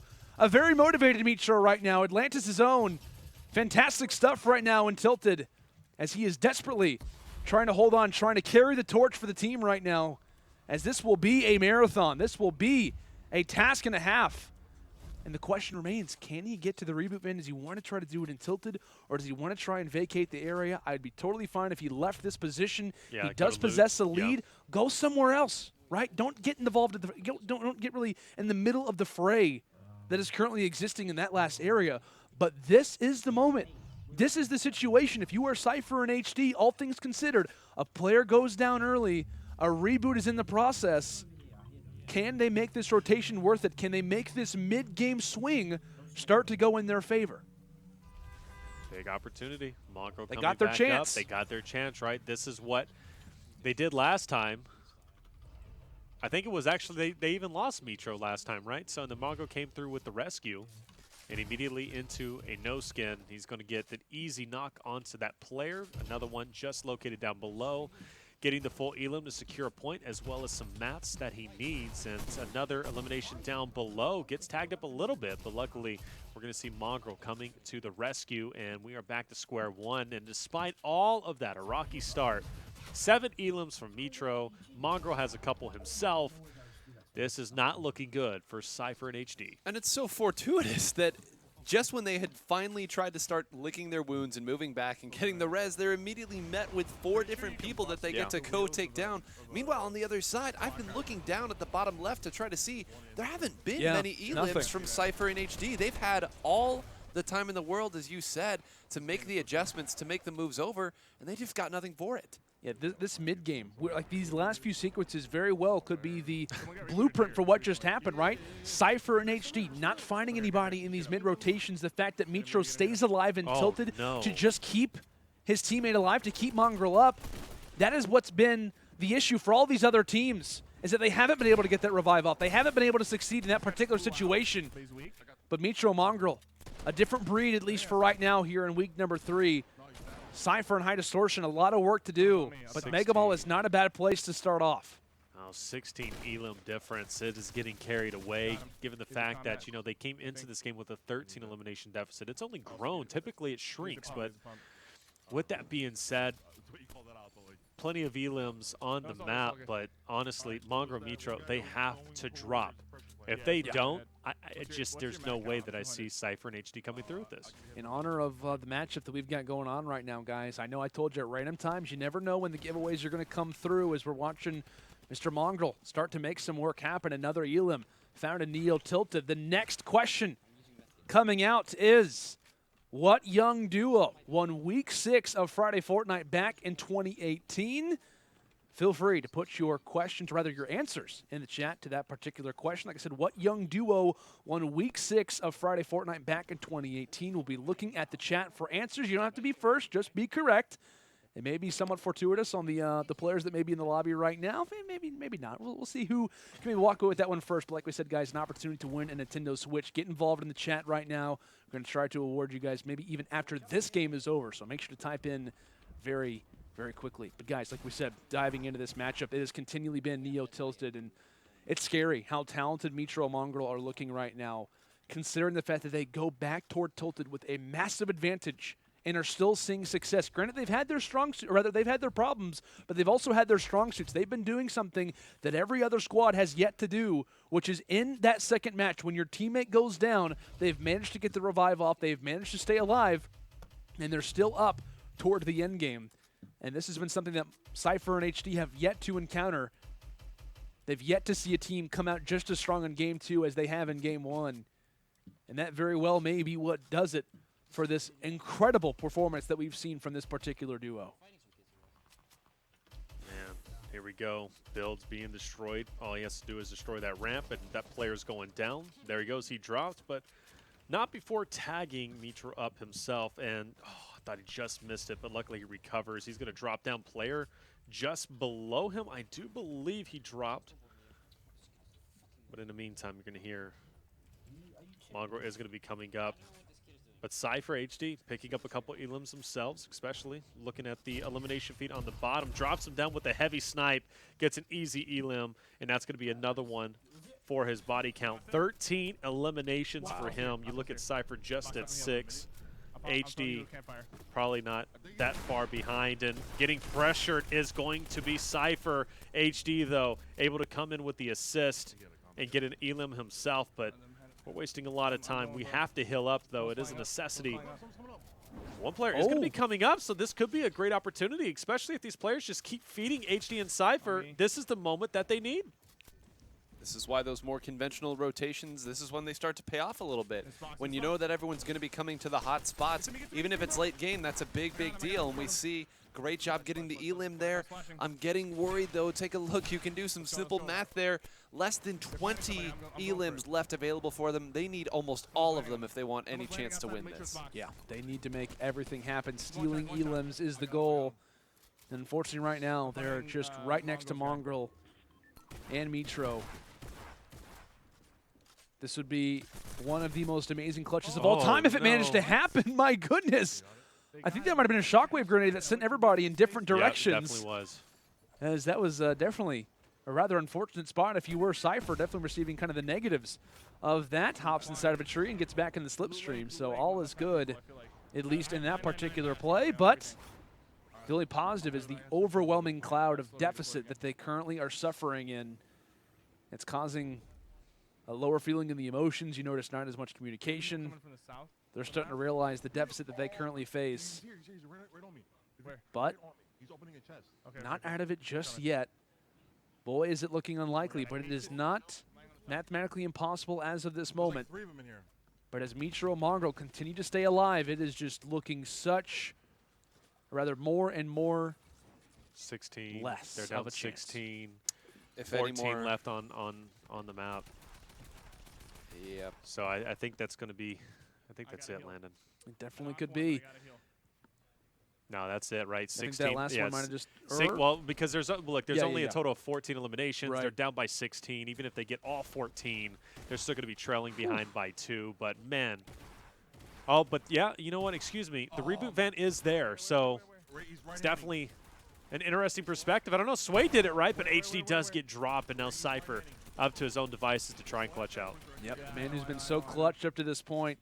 Surely, this isn't going to happen. Surely he does not pull this off. I mean, it would just be magnificent if he could just stay alive, considering the area that he's in right now in terms of loot lake. Goes for the quick edit. Not able to make that first shot land. Punches exchange back and forth, but none of them really being all that significant. HD continues to waste away on the ground, but at the same time, Mongraal is officially eliminated. So a lot to rely on. If you're a fan right here of Sypher and HD, you've got to be so careful. And you hear that reboot card, rather that reboot van may be coming in. It looks as if the official, oh my gosh. Okay, so they at least find those two. And if that first player wasn't knocked by them, which I believe it was, they end up finding it as well. So there's still a few more opportunities where reboot van could be utilized. Like we said, we noticed that Mitro and Mongraal are both down.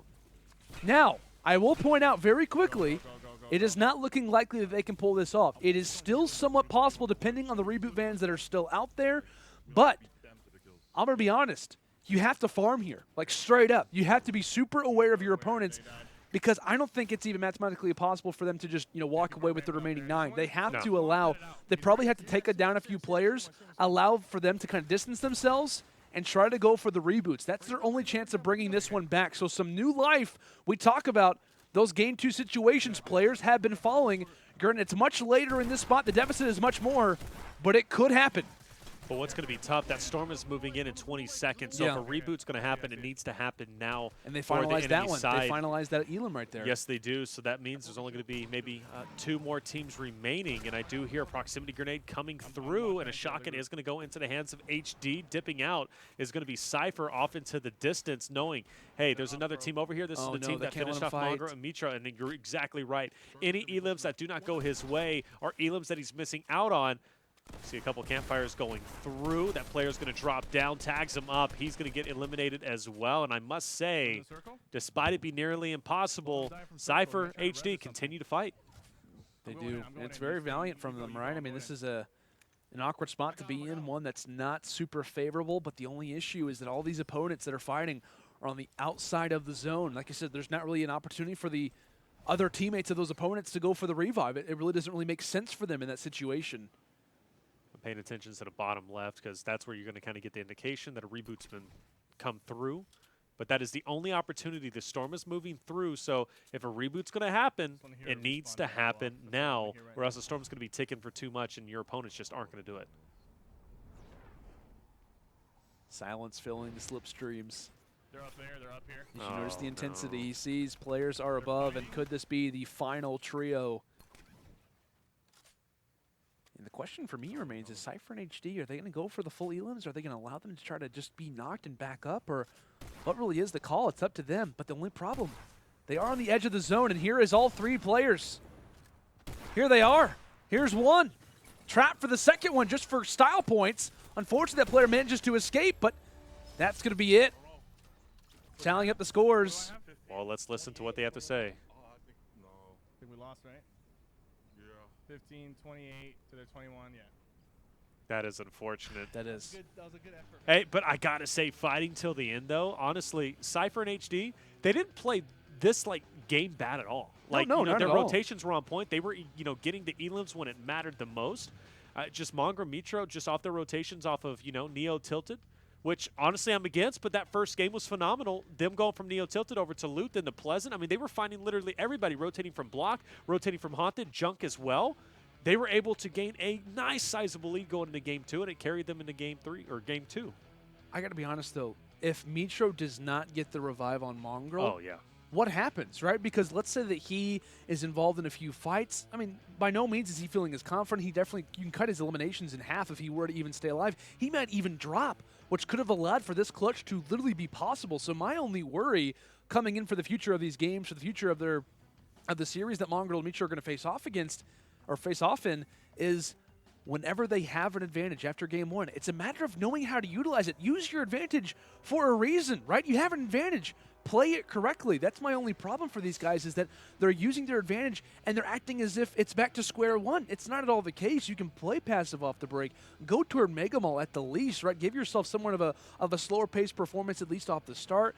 Toward the end, we know how successful these guys are. We know how many resources they're going to get. It's a matter of the early game. I feel like in every situation, it just really doesn't make sense for them to play as fast as they are. Regardless, though, while it does work in this series, it hasn't worked for so many others. We'll see if Mongraal and Mitro can carry this on, but to no avail, you have to give them their respect, right? They start from losers round 1 and are now here into losers finals without question, one of the most impressive Friday Fortnite loser bracket runs that we have had ever. And now they face off against TypicalGamer and Thieves, a very talented kind of old school squad in their own right. I will say, TypicalGamer and Thieves, very similar to Sypher and HD. Yeah. A slow-paced team. They're going to play the exact same way that probably Sypher and HD just did in that last game. I think it's going to rely a lot on how Mongraal and Mitro, if they can keep up that fast, aggressive play, if they can keep up that aggression, if it works out in their favor, I think they'll be good. Obviously, we'll get into our predictions later, guys, but I really don't know how to predict this next one. Yeah. I think it's going to be maybe just as close as the last, if not closer. Yeah, absolutely. And tweeted us, right? At Lando, at Reflections, at 9holegrains. Let us know your predictions and get a shout out yourself using the hashtag Friday Fortnite. We want to hear what you guys have to say. Absolutely, guys. We are going to throw it to a quick commercial break. When we return, obviously, some more Nintendo Switches to give away. Our losers finals and getting ready to start up as well. We're going to be right back with more action here from Friday Fortnite.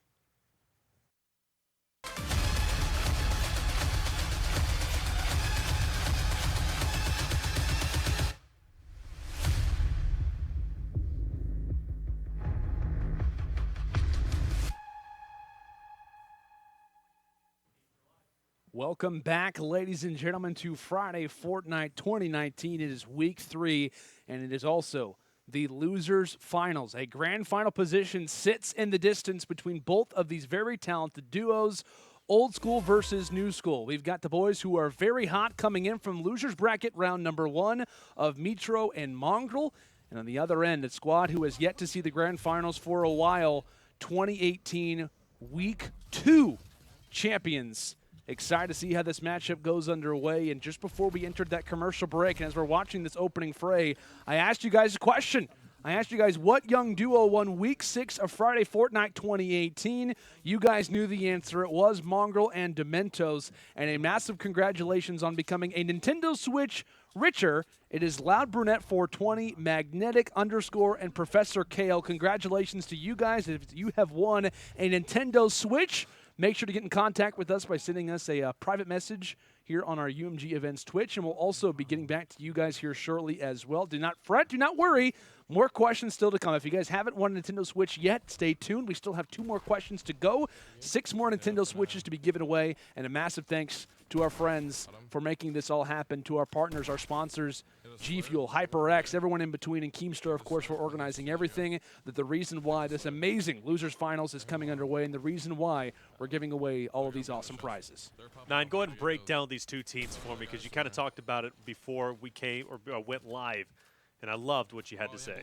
Well, we were throwing around some one-liners to try to describe it, and what we came up with was slow and steady versus the fast and the furious here, and I think it's a great way to describe both of these teams. Of course, we saw earlier this team right here of Thieves, of TypicalGamer. They were always 1 or 2 points around. They were adjusting their play styles to their opponent, but you see right now, they don't want to go anywhere near Neo Tilted right there, and that is exactly where every single time Mongraal and Mitro have started, and I think they were already at 5 or 6 elims here, so we might see a strategy shift come in Game 2.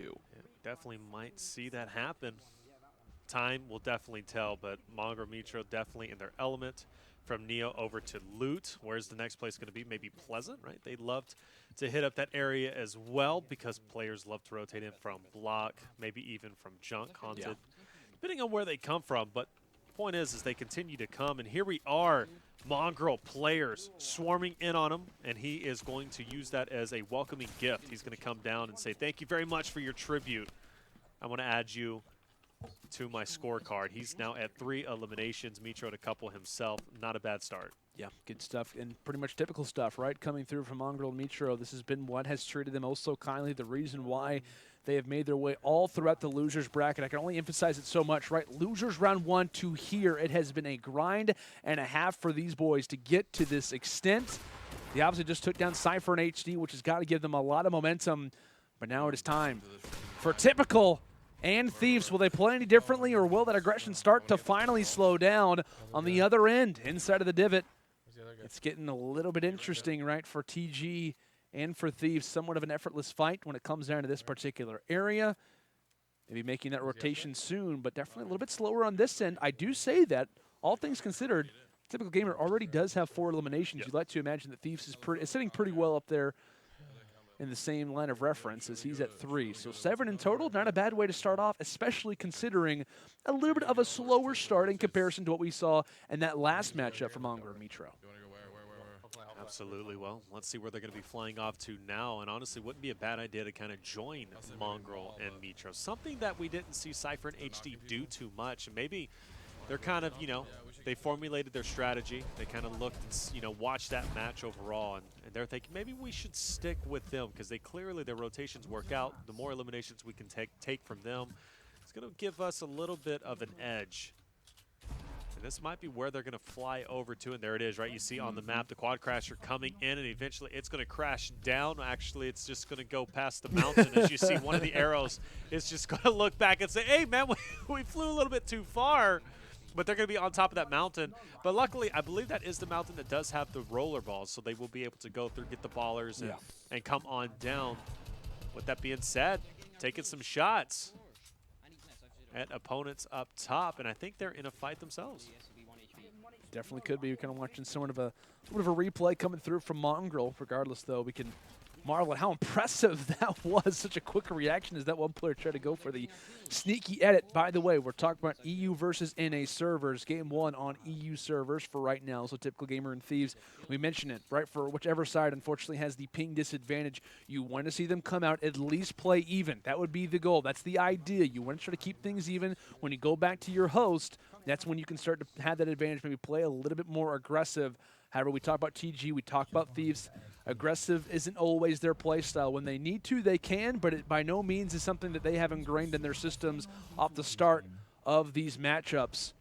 And for Mitro Mongraal, they're just circling like hawks, right? They're just circling Neo tilted, looking for anyone that they can find and using those slipstreams to their advantage to try and scout out where the next few players could be. 8-11, still very close, 9. Still very close, and you see them making the rotation already. They have moved out much quicker than we have seen in some of their last games, so they opt to stay in Neo Tilted. And speaking of Neo Tilted, right now we actually see the other team here. Now we see Gamer as well, TypicalGamer, as well as Thieves trying to rotate over here, sample the local fare here at Neo Tilted as they do. And why do you think they're rotating over here specifically? I think they were just trying to, you know, there was a natural rotation. They saw Mongraal and Mitro kind of going over here. They're trying to mirror their strategy. Neo Tilted seemed to be, you know, kind of the natural place to land. They probably didn't want to stay here necessarily, but I think they did spot a couple of opponents, and that's kind of why they decided to stop, take their time, and come in, get a couple of elims. They'll use the slipstream to go ahead and hop on out. But you do notice they're kind of, you know, in a very safe location. Since they are Neo-tilted, despite the opponents around them, I say safe because the circle, they're going to be right in the middle of it. So basically, this is a major transitional point as well, and typically there's a lot of loot here. So with that being said, you do run the at least a high risk of a lot of opponents going here. And I say risk, but I don't mean risk. That's a good risk, so whatever that should be. But that being said, they're going to continually find opponents here, and this could be what they needed to close the gap. And what an unfortunate situation if you're Mitro Mongraal, right? You're like, we were just here. How did we not see anybody? And clearly they're like witnessing the entire lobby. So a massive moment if you're TG and Thieves in this situation, locking out a few players just in the backside of the kitchen. But thankfully, TG is there for the one shot to make sure that Thieves can come back alive. I mean, what, you talk about an opposite shot in the direction of TypicalGamer, and maybe it's a little bit of a different story going all the way toward Megga Mall. So the rotations are definitely impressive. They are notable. It's going throughout the entirety of the map, going on a little bit of a vacation and having a pretty good shopping spree as they're going to go and add to their tab. Now up to 9 right now for Mitro. I'm sure Mongraal's got to be up in that high-tier kill conversation as well. But you see it. I mean, they're not even sticking around. They are immediately going on, moving forward, and even grabbing those glider redeploys as they transfer over because they know what has to be done. They know that they are only going to keep that foot on the gas pedal. As you need to do, especially being losers finals, right? You got to make a redemption story true and make your way over towards finals. Wow. I want to point out, phenomenal eliminations coming in from Mitro. Mongraal, Mitro, they haven't been in finals for what, since, what was it, week 6 is when they won, so. Well, Mongraal, I don't think. Well, excuse me, has. Yeah, right. Yeah, instead of not Mitro, but at least Mongraal, right? And I got to say, this duo has, you know, been playing out in week 1, week 2, and they've been trying their best to make it to finals. So a big opportunity for them. A big opportunity, once again, we kind of talked about it during the winners finals, where we saw TypicalGamer and Thieves going against their opponents, you know, of Gotaga and Airwaks. This would be a great opportunity for them to be there as well. So both teams very hungry to make it to finals, and whoever does will be very well fought indeed and definitely deserving of a spot. Absolutely. You hear the communication from Mongraal, a little bit frustrated. That player decided to go for a full 180 in the opposite direction in the midst of the slipstream. And it looks as if Mongraal has decided to go and pounce on one player, just going inside of the lower area of the main buildings and looks to trying to go for the clever edits, places down the trap, and says, how does that feel, buddy? How does it feel? Manages to destroy the trap, but in no end, it equals out to his own demise. Phenomenal play coming in from Mongraal. Crafty Mongraal at that. Places down another trap, and how do you enjoy that one? Oh my goodness, what a play! And oh my gosh, this guy took so much HP. Mongraal, regardless, though, is ready. He has those minis. He has that cozy campfire when he needs to use it, but just very savage play coming in from Secret Zone. The young gun, the young editor, pen and paper in hand and making it look like art. Phenomenal stuff. As TG on the other end getting overwhelmed a little bit by the storm. He'll meet up with Mongraal most likely here in a matter of a few moments. I'm going to take that bounce pad as now all 4 of our players are in a very local area and starting to move in. And we talk about how important it is to keep and to rather distance yourself from the opponents if you are on the more U.S. side of things. If you are TG and Thieves, you just want to try to keep it close. If an advantage of any kind would be nice. But if you're Mongraal Mitro, it's a matter of distancing yourself, trying to get as much of an advantage as you can. Use that host to your advantage. Still Neo tilted, kind of finally be rotating out. We do see a baller up in the distance, and Thief smells blood. He's going to be going for the attack, and did he just hop? Oh. Yes, he did. He hops right on board. Oh, The player no. doesn't know how to jump off. Oh, no, wait. Mongraal actually is taking a couple of them himself. You hear the no, but Mongraal Mitro, they're not going to be stopping. As you see, some shots are going to be fired, and this is a great opportunity for Thieves to come through and get an elimination himself. But Mitro, he's going to follow up and get it. This is what makes these guys such savages. Typical gamer Thieves saw every single one of those players in Mongraal and Mitro come through and literally took every single elim that was in that area. I think Thieves at least gets one, but to no avail. I think Mongraal accidentally hopped was on the quad crusher by accident. He just sat on the back seat and just watched it all unfold. Regardless, though, they managed to rebound and just fantastic play. Like I said, they're getting the better end of it. That's without question. And Mitro continuing on from his clutch play. We talked about his performance in Game 2 to bring back Mongraal, to keep their clutch play alive, to keep their aggressive play style alive, and now continuing it on in this next matchup in double digits. But unfortunately, he may have to go clutch yet again toward the end of this matchup. Mongraal is down and most likely not going to be able to go for the revive. Thieves is taking down players in quick succession. However, Mitro is here and does at least get his hand involved on one of those eliminations, but to no avail. Somewhat of a victory for both parties as Mitro is at 16 eliminations by himself and in a loser's final. I feel like 5 of those probably could have gone to Thieves had the last shot just gone the other way. You heard the frustration earlier, and I do not blame him whatsoever. Oh, he gets sniped. And that's why you build around the campfires when you're using them. So unfortunate. He's going to be taken in low health. Luckily, he did still have the campfires going, but it's not going to be a lot. As far as I can tell, he's only able to, okay, he does in fact take 2 minis, so be up to 50 shield.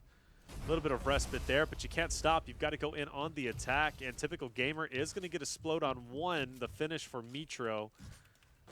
As this player drops right down in front of him, Mitro is going to get an easy elim, and we are down to just 1 more player. Where's this guy at? Taking a look right here, everyone's trying to find him at this point. They do see some builds going up. That's probably where it's going to be. But again, it just seems like if there was a damage counter, the damage done counter would be drastically in the favor of Thieves and TypicalGamer here. But like you said, they just can't seem to get the final hit, and the elims are what counts here. So they're going to continue to go around and chase, trying to find, I don't believe they have eyes. Everyone takes a nice high angle here. Now flying around with the baller. We hear some call-outs there. That looks like a player right there that they can go after. Oh, the respawn event was just used. Oh, wow. So maybe 2 now. And that's pretty fortunate here if you are TypicalGamer and Thieves, because this is your opportunity to at least make up some, because you can tell they were the first ones here. And if they can't get this one, well, that's just one of those days. It's just one of those days, absolutely. Well, it's been a long day of Fortnite, but they can't slow down yet. Finals, it's just within their reach. Now, of course, he knows this player's going to be just down below, spots him. You go ahead and edit down. This player continues to run away, being very elusive, to say the least, but I think Mitro is going to be joining them for the time being. Oh, Mitro finds it! Of course, other than Mitro, Mitro has literally stolen stairs. every single elimination. He's at 18 elims landed and 9. Wow. That is insane. That's impressive, right? I know a lot of people have heard of the name Mongraal. That's without question, right? One of the most known players in Fortnite today, but his teammate Mitro is not a player that you can forget, especially after this tournament, has been putting on clutch performance after clutch performance, big numbers and big series. This guy's a full package, a perfect teammate. And Mitro goes big in this matchup. Most likely, a big reason is the advantage that they're going to have when it comes down to this next game. But still, constant highlights. We talked about the slower pace play for Thieves and TG. How close did they get, though? How much of a deficit, or what is the scoreline looking like? So 26-18, that's decent, right? But the thing that I worry about is that Mongraal and Mitro not going to stop. And if that works out negatively, whatever. They're going to keep doing it regardless. But if TG and Thieves cannot get a solid early game and Mitro and Mongraal hold on, they're making their own grave at that point. Plus 8 eliminations, not too bad, but I don't know, 9. What are you thinking? I'm thinking that if the early game doesn't go drastically in the favor of TypicalGamer and Thieves, I don't think there's much of a chance. Mongraal and Mitro have almost adapted to the play style of saying, we'll let you do the work, we will mirror you, especially in the late game. We have the better gear, we got the early elims there. We're going to continue to farm Neo Tilted in the early stages. We're going to let the elims come to us there. And at that point, if they do not get an early game lead, they being TypicalGamer and Thieves, I don't think they're going to be able to get back any further or make up any of that deficit. Yeah, I agree. I think it's going to be a lot about the early game. You could argue after, maybe the first 60 players fall, if Mongraal and Mitro is still alive after playing super aggressive, I think it's their game. That's the issue that Sypher and HD ran into. It was just a matter of the enemy not making enough mistakes in order for them to make that comeback, getting so much of a padding after that first matchup is really key. But these guys, man, I tell you what, they just put on the points. They put on the elims. They're constantly searching out for those kills, and it's just so unfortunate for the opponents if they don't make a mistake, because if they don't, you're most likely not going to take them down. They make very few mistakes, but when they do, that's your window of opportunity. I'll be honest, while I'm not the biggest fan of Mongraal Mitro's strategy, and I think eventually it will start to kind of bite them because of how aggressive they play in those game twos, despite having almost insurmountable leads at certain points, it's working out for now, and that's all that they can think about is that momentum carrying on from round 1, carrying on to round 2, all the way into losers finals. They've got a lot of momentum under them, and we'll see if that will start to carry over when it comes down to game 2 of our losers final. But it's like, how many second chances can you get? How many times has Mongraal Mitro dropped over to Neo Tilted, and one of their teammates has dropped? And then, of course, they do come through eventually in the end and are able to get the revive. But how many second chances will you get? How many times will you be able to do this? And I heard the ding. Who gets dropped? Is that TypicalGamer? It is TypicalGamer who gets dropped. This is not the way that you wanted it to start here. We've been talking about the safer approach, the slower pace. It still doesn't work sometimes. Sometimes even then you still get it. We already see in the reboot card is going to be TypicalGamer. Thieves is going to have to put in major work.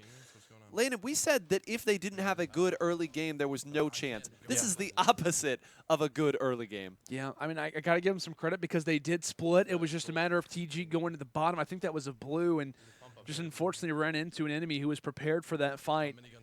And now it is all on Thieves. If you're Mitro and Mongraal, surely, if I'm them, I'm just camping in a 1-by-1, to be honest. I'm letting Thieves try to do all the work. If not, just kind of hang back, play this one out. The only positive, though, is if you are Thieves, you're not that far off. However, you have to face off against the entire castle that exists just in front of you, the chasm that is not going to treat you oh so kindly. These enemies are not wanting to vacate this position anytime soon. It's one of the main buildings when it comes in Salty Springs. And is Thieves ready? Can he snake? Can he steal his teammate's reboot card back from the jaws of depth? Can he steal it from the enemy? We'll see if it's possible. Going through the bottom, going through and does take down an enemy inside of the bathrooms with one enemy up top. He's down to 43 HP. Still is alive, grabs the reboot card, and has a med kit. Is he going to add that to the inventory? He's got to get back up. And you see him just trying to stay alive. A breath, a sigh of relief. Sweat off the brow situation, and has to go for the med kit. He can rest assured he's got TypicalGamer. He's got that reboot card in his back pocket. But there is still action here. I'm sure there are still players around Salty Springs, and it's going to be risky to even go for that reboot van at this point. I mentioned it against when Mongraal and Mitro were playing against Sypher and HD. Sypher and HD needed Mongraal and Mitro in that second game to drop. That was the only way they were going to win. And the same applies here for TG and FaZe Thieves. If Mongraal and Mitro do not drop, they will not be able to win this game. Mongraal and Mitro have been on a tear, and they are looking for that final position. They want to go to finals and play for the $10,000 against Gotaga and Airwaks. It's the only thing they are going to settle for at this point in time. But man, have they been looking solid. Their rotations are critical. And they honestly, they have the same thing every time. Neo tilted over to Pleasant, and then from there, hey, it's up in the air. But for them, they managed to find all the eliminations that they can handle. And I think they saw a couple explosions over there. That's right, a ping definitely set down here. So it looks like the tried and true that they've gone to this entire time will again pay dividends. And really, like you said there, Taylor, it is just on them to not make the mistakes. The way that they play, the routes and rotations that they take, people will be there. They know that. That's why they continue to do it. They trust in their skill. And although there's some fire coming their way right now, you see no real complaints right there. Turning it back around, going the other way. This is looking pretty rough. Mongraal gets dropped, and Mitro was having some snipes go right past his head. Landon, this could be a big moment for TG and Thieves. This could be, in fact, and if you notice toward the kill feed, it said Mongraal was taken out by a shotgun. So this is going to be a player who is ready for these up-close engagements. Mitro as well does have that shotgun in the inventory. Says goodnight to John Wick.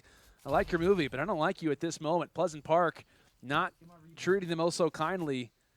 A negative emotion, if anything. Mitro, thankfully, though, grabs the tag. Mr. Clutch, he's been the guy who dropped such high amount of HP numbers, or rather such high kill numbers in that first game. Now not the greatest situation when it comes to HP. Thankfully, does have a few minis. He even has a Shadow Bomb.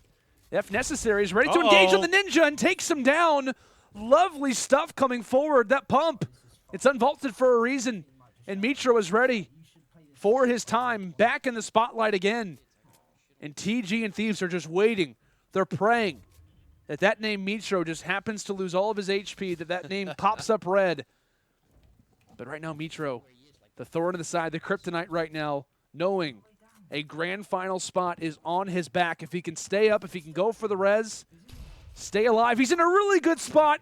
Makes another one land. The quickest reactions and lovely stuff coming in from Atlantis Mitro. Phenomenal work and continuing to stay alive and continuing to keep Mongraal up most likely as well. Tough position, though, as you're going to notice Thieves, player down below, all out of heals and shields, and he's got to go in strong with this fight, but TG comes in, and you love to see it. And even in that engagement, TypicalGamer doesn't take fall damage and doesn't get shot, maintains the bush. And that's going to be an additional 100 damage that he's going to be able to soak up from any of his opponents. Phenomenal work on their part. And now Mitro back up, Mongraal up as well. Duo still in it, and another close call. Seems as if, how many second chances can you get? Well, it seems all of them. Mongraal, Mitro, they are lucky to say the least.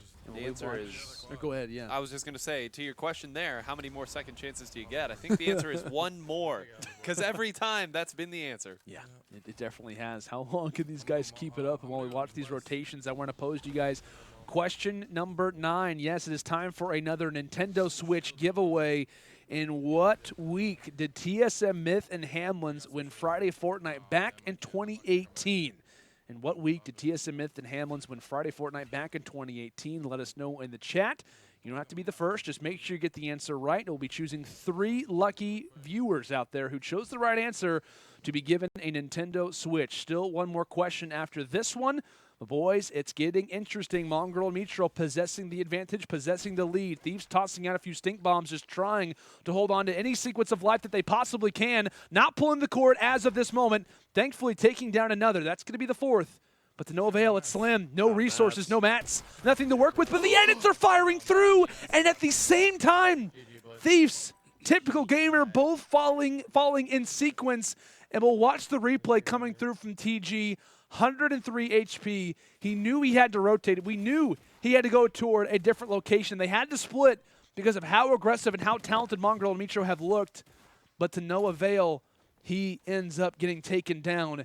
And now we have our grand finals solidified. This one is locked up. Put it in writing. Mongraal and Mitro facing off against the French boys themselves, facing off against Gotaga and Solari's own Airwaks. It is about to be a fun one, but as we look back at this game, positives, of course, for TypicalGamer and Thieves to get to this point, guys. They played one heck of a series. Absolutely phenomenal work. Mongraal and Mitro being in the finals, man. Gotaga and Airwaks have their hands full. And one interesting thing about these two is we're going to be on EU servers for both, so no more NA servers to be had tonight. All EU from here, and it's going to be even playing European field party. for both. You love to see it. So two of the best on both sides. Gotaga, Airwaks, Mongraal, Mitro. We have World Cup qualifiers on both sides of the token. But with that being said, Mongraal, Mitro, they have to force a bracket reset, but with the way that they are playing, it's absolutely possible. And I think the way that they've played, too, and I'm just kind of starting to come around to this idea, especially in that game, too, it forces the opponent to play a game that they're not comfortable with. It forces them to play aggressive in a way that they haven't done before, and I don't think that it's a coincidence right there that the way the TypicalGamer and Thieves had to play they had to stick their neck out a little bit. Yeah. They had to be a little more aggressive. They got taken down there because the way that you see them open up these games, Mongraal and Mitro, over and over, getting 5, 6 elims right off the bat, forces the opponent to try to do the same, and if you're not comfortable with it, you're not going to keep up. Yeah, that's a good point, right? Teams just aren't able to hold on to what Mongraal and Mitro have been throwing at them. I know we've been kind of labeling it. When is it not going to work anymore? When are they going to start to struggle? When will that negative start to come from that high-risk, high-reward play? It hasn't happened yet, and my question is, considering they have to win back-to-back series coming into this, will it happen eventually? When it does happen, is it going to be beneficial enough where it knocks them down or it allows them to be in a worse situation? I'm excited, right? It's going to be a really intense grand final. Like we said, we talk about Gotaga. We talk about the way that he and his teammate have been playing up to this point. They've looked phenomenal. They've looked stellar. But can it be enough? Will it be enough to lock down Mongraal and Mitro in back-to-back series? Guys, I know I asked you just before we headed into that last game a quick little question. I've already got the winners. Shout out to production. Shout out to everybody behind the scenes who's working on trying to award you guys with these Nintendo Switches. I asked you, in what week did TSM Myth and Hamlin's win Friday Fortnite back in 2018? We know what the week is, right? Surely you guys know the answer to that. It was, I believe, week number 6, if my mind serves me correct. It was a little while, but I believe it was week number 6. So massive congratulations to you guys for choosing that. And I believe I do have the giveaway winners, as I can go and pull it up here. It is going to be some marbles, Dragonic77 and Jinky with 2 J's. Congratulations to you guys. You have officially won Nintendo Switches. And if you have yet to win, no problems. We still have one final question coming at some point during the grand final. So make sure to stay active in chat and stay active on social media, right? Make sure to use hashtag Friday Fortnite. Let us know who you think is going to be the champion of week number 3 here in 2019. Will it be the French boys or will it be Mongraal and Mitro, the guys who have been making an incredible losers bracket run from round 1 of losers now here to the grand finals, and a very impressive run, without question, one of the best we have ever seen. But when we come back, it's time for the grand finals. We'll see you right after this.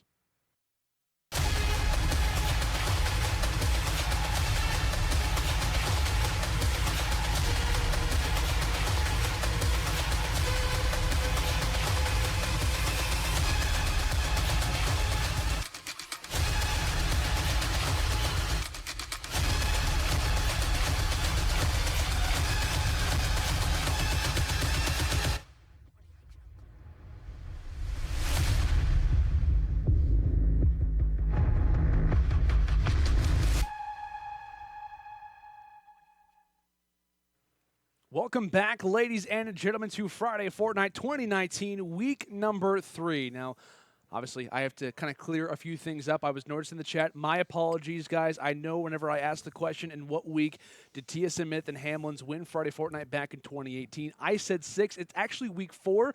Now, that was actually the criteria for who we decided would win that last game. So all of you guys who put week 4 in, you were still in the drawings. The people who said week 4 won the overall giveaway. So that's totally on me. I apologize for saying 6, but it was, in fact, week 4, and we did award the people who did say week 4. That was solely just Lando being dumb. So my apologies for that, but now it's time to hop into the grand finals. Have to preface that a little bit, but we've got Gotaga and Solari's own Airwaks facing off against Secret's own Mongraal and Atlantis' Mitro. It's about to be fun. It's an EU party, boys, and I'm excited to see if that momentum from losers bracket will carry on, or will Airwaks, will the French, will Gotaga, etc. be able to hold on to the early and the fast aggressive play coming in from the opposite side.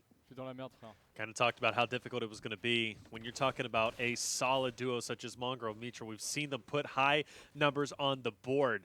Yes, they have to force a bracket reset to come through big in this finals and take it, but with that being said, it's probably going to be Gotaga's and Airwaks' most solid competition they have had yet, so they have to go off.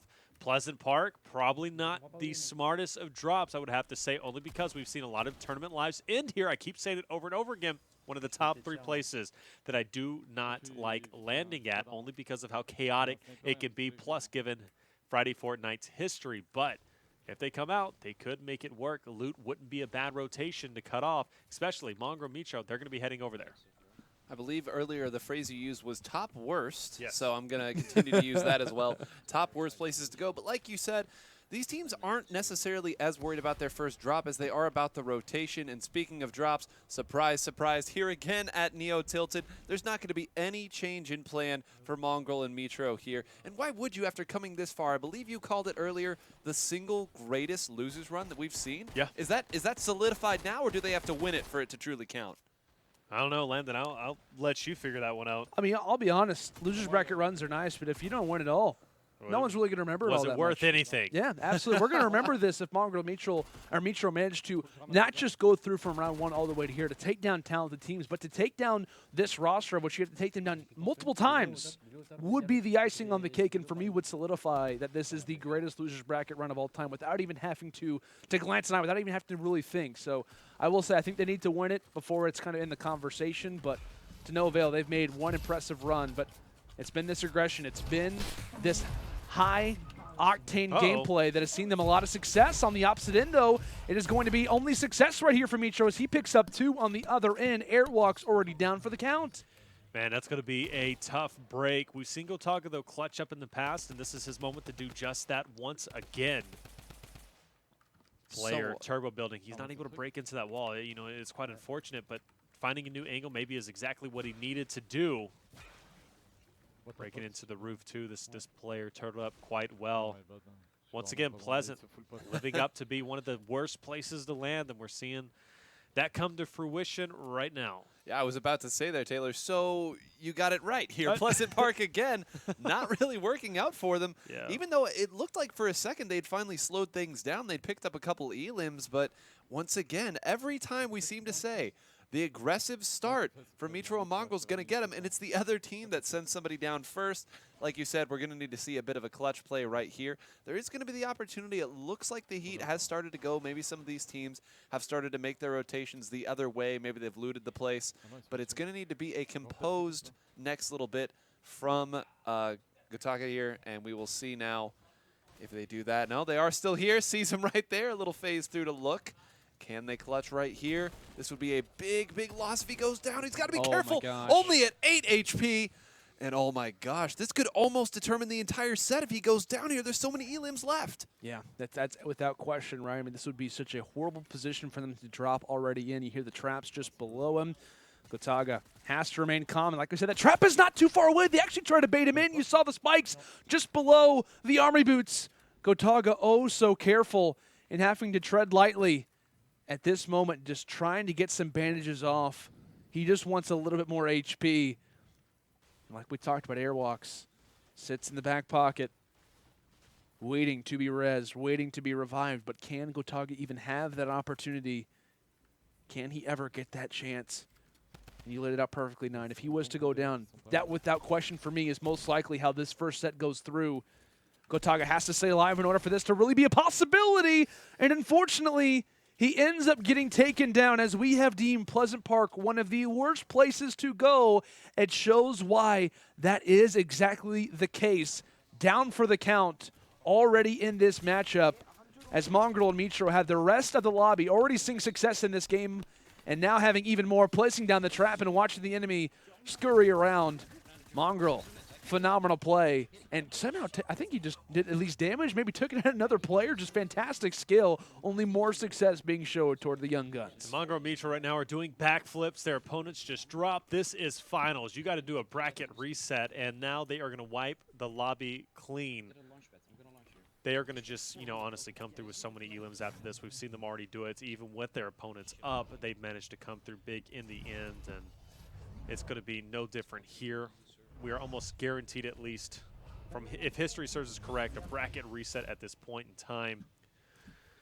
Mongraal Mitro, just a dominant team so far. And, honestly, week 1, week 2, like I said, not the best performances, but at least when it comes to this week, they are here to play, and they are doing so incredibly well. Going up to the Burger Mountain, they're going to be, of course, using one of these rifts. But in the meantime, they're going to try and get a quick snipe, easy snipe with a heavy to the chest, and he'll probably go ahead. Yeah, he's going to get some metal himself, and he's going to go ahead and hop into the rift himself to go ahead and swarm on this team. This is most likely the team that maybe took down Gotaga and Airwaks, and if you are Mitro Mongraal, maybe you want to show off and say, hey, you know what, this team really wasn't that difficult, guys. This is what we can do. Another snipe from range. Don't tell me Mitro's going to hit another. I was going to say we have the French sniper on one side. Never know, Mitro could be proving a better sniper happens to exist on the other side of the lobby. Is playing that gatekeeper role, builds in the way, and that's the thing that happens when you face up, when you're a teammate with Mongraal, right? The guy just plays down builds constantly, builds houses in just a matter of seconds, and Mitro sometimes receives the bitter end from it. Regardless, though, has that sniper ready to fire. And here comes one, trying to utilize that zip line. I will say, definitely kind of a negative situation for him, going for a little bit of a dive, at least alive for the time. Sniper shot ready to go, and unfortunately, not able to make it land. As you've been deeming it, 9, more haircuts going down. Yeah, haircuts, and this is a super scary spot. I'm a little surprised that they've opted to stay here so long. I understand it is a gatekeeping position, but there are about 4 or 5 different people who've popped off some shots on them right there. This is a haircut, a barbershop, and everything in between. So we'll see here if they're able to get some of these. You see still plenty of elims left for them to have, but I'd like them to be a little bit more careful here. This is starting to get dicey. I'm pretty upset. I went to the barber yesterday, paid $20 for my haircut, and I could have just come into this game and got one for free several times. Cheesy joke, it's out of the way. With that being said, players are going to be swarming down just behind them as well, as they know, and Mitro is going to drop it. How many times have we seen the situation? Mongraal always comes in clutch, and as I say that, it will take some damage. He's going to get the full elim, but he's also got to be aware, not only the players close to him, but the players who were flying in just out of the storm behind him. But yeah, he's going to go in and get the res. He knows the other players are located down below. Mitro, he's going to come away with his life. That's insane. Mongraal up close. The fastest reactions. Incredible. People talk about this guy for a reason, right? He's one of the most highlighted players. His YouTube channel, his Twitch is blowing up because of plays like that. The young phenom coming through, 7 eliminations to his name. And at one point, we've been talking about it, Mitro has been the guy who's been going big. He's been the guy who's been reviving Mongraal in these situations. Well, in that instance, Mongraal's paying him back. Great work coming in. After a full tournament, I think you can probably say, all right. I'll perform the heroics this time. You can take a little rest there, but you see right there, 4 to 13, actually not quite as high as I thought it was going to be at this phase. You're used to seeing maybe 20 elims, but of course with another knockdown there, grab an elim there, that number is only going to continue to climb. 13 total players left on the map, meaning there's about 11 total elims left for them to get. Yeah. We'll see if they're able to get all of them. If they get anywhere, maybe 20, 21, 22, I have to think that's almost insurmountable at that point. Yeah, basically. So it's going to be incredibly difficult, I think. But with that being said, it is the finals, and all teams are going to be playing their heart out, doing the best that they possibly can. So despite the deficit going into game 2, Gotaga Airwaks, they are not going to go down without a fight. But we talk about this constantly, and I know, Landon, me and you kind of bring it up every single Friday Fortnite. The winners, or whoever wins in winners finals, who's always sitting there, they're on ice, what we kind of consider, right? They've been sitting there for a while. Meanwhile, the people like Mongraal, Mitro have been grinding it out and consistently playing and staying warm down there in the losers bracket, and you're seeing just that. This is just, par for the course for them, right? This is just another game, if you will. Yeah, it's finals, but how many games have they had before this? Quite a few, and because of that, they stayed nice and warm. Meanwhile, Gotaga, as well as Airwaks, they've been sitting there waiting for their opponents. Now, of course, they've been playing, but they haven't been playing at this level, such as Mongraal and Mitro have. And because of that, it's something you have to, put into effect.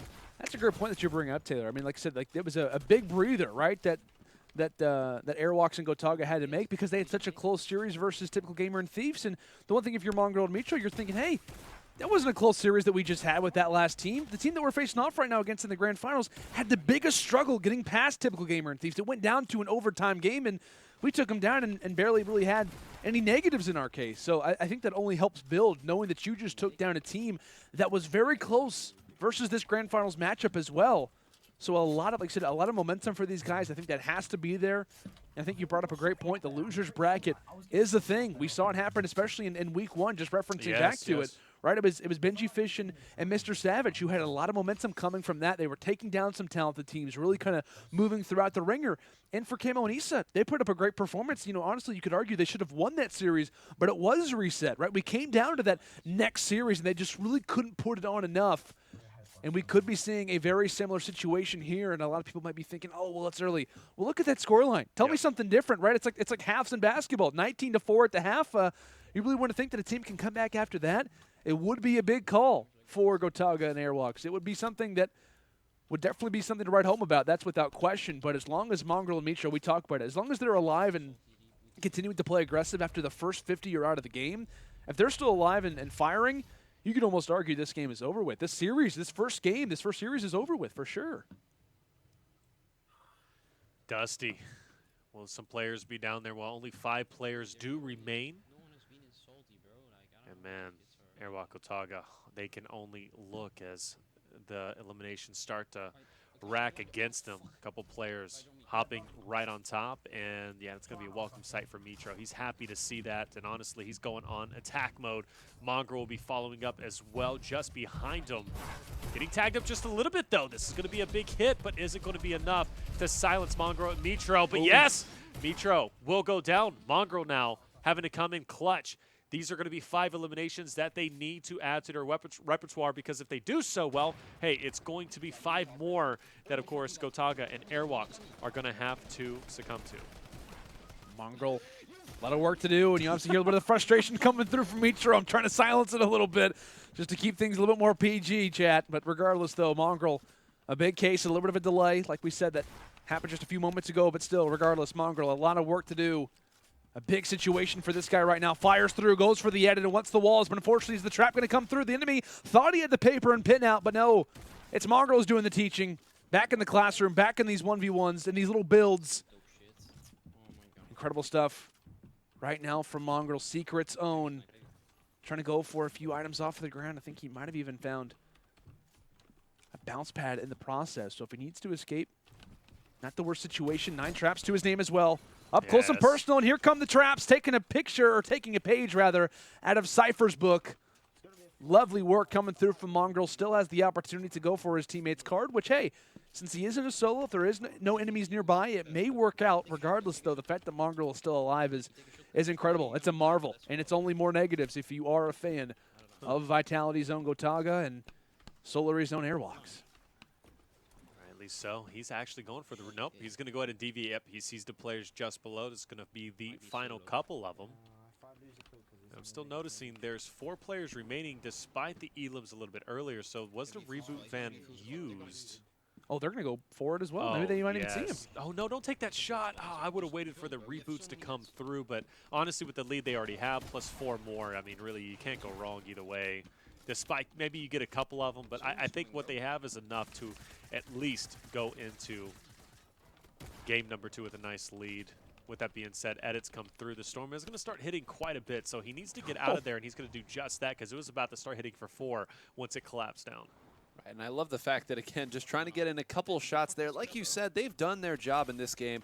They've built it, but, you know, building it isn't quite enough for this team, right? They want to make a lead so powerful that even if they do make that mistake that we've been waiting for about 6 games for them to make that they have yet to do, they can rest easy on that. They did get a knock earlier. There's an outright elim right there. I love his movements. Another knock. Why not? At this point, I'm convinced that this team can do anything at this point. I am convinced. It's honestly, it's incredible to watch how fast these look at these builds. Cam. Look at his cam with this mouse and keyboard. He's like, I feel like he's almost at the top of the map already. My goodness, Mongraal, calm down, buddy. I think you've proven your point. I think that would be blurry even at 144 frames per second. I really don't think there's a shutter speed that can capture how quickly that hand is moving. It's insane, and he came up with this editing course back in the day and actually offered a prize pull for it as well. So you could imagine, like, this guy is. He's insane. And this is why I love watching Mongraal, because mechanically, he's one of the best in the game. You know, without question. And he is just so nasty. Goodness. And he doesn't miss a beat. And that's why I love watching Mongraal, just because of how mechanically sound that he is. And, man, definitely one of the best in the game, without question. That's why he's a World Cup qualifier. But with that being said, this is a tough break if you are on the side of Gotaga and Airwaks. But with that being said, oh my goodness, down 21 elims. We pretty much know how this is going to go down unless, you know, a miracle happens. Mongraal and Mitro end up dropping. But with that being said, don't go Pleasant. Don't go Pleasant. And on top of that, even if you do lose Gotaga and Airwaks, you still have another series that you get to play out. But the biggest problem, though, and we always talk about this, this happens in multiple esports where the bracket gets reset. You come from the winner side, you lose that first series, you know, we're not infinite, right? We know that we can lose. We know that at least at one point we were worse than this team because they haven't faced off in this tournament outside of this series. This isn't a rematch of any kind, right? So Mongraal and Mitro are proving in this first game, and obviously if they do walk away with this first series, which looks to be incredibly likely considering the lead that they do possess, if you're Gotaga and Airwaks, you're saying, hey, we know that we can lose to this squad. We just got dominated by them. Like, the amount of pressure that is on their shoulders now, it's fair to say, is much more higher. Like, whenever you walk into that first game, the way that you close it out is so important if you have an advantage already, because it's important to know the advantage that you possess, right? It's important to not go down. You could argue that first game is just as important as the last one that they're going to play based off of just overall momentum, based off of the issues or the problematic situation that the losers bracket team has to face off against. If you come out and have a solid game, you know, Mongraal and Mitro are thinking, gosh, we just did all that, and we still have, what, maybe 3 more games we have to play versus them, another series and a half that we have to face off against these guys. But now they're all guns ablaze. They feel confident. It's 25-4 heading into this next game, this next particular matchup. And I don't know how Gotaga and Airwaks are going to deal with it. And are they willing to try and separate? That's my big question as well. Are they willing to, despite this deficit, try to move forward? Or are they realizing, hey, maybe this game's kind of out of our reach. We'll hope that Mongraal and Mitro fall, but we're not going to try to make sure that we get out too early on. There's a lot to think about. And I am curious to see how these opening breaks will go off. A lot of players already in the line sight of the French sniper himself. Mr. Airwaks already taking down at least 2 off the break. Knockdowns going down already. And that's what you want to see. That's what you have to see out of these boys. And I got to say, I do love this break, finding that pump off the ground. That's why I said I love the addition of pumps being in this game, because it's so much better than just finding attack on the ground and being limited to combat or attack. The pumps coming back was one of the best things that could have ever happened. The nerf to the drum was also important as well, to kind of put the assault tactical rifle into, you know, kind of in line with the drum gun as well. So there's really no difference between the two. But, man, getting tagged him quite a bit. 25 health. Edits coming through. Comes around. And now it's back up to Gotaga once again. This could be a very quick game. But, like I said, bracket reset still there. So, Gotaga, yeah, the pressure's on, but not so much as it would have been if this was already the second series.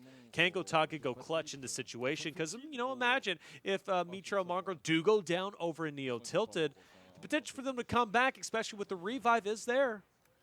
And talk a little bit, guys, about, we talked about splitting, but typically when you think of splitting, you think of splitting to 2 different locations, covering as much ground.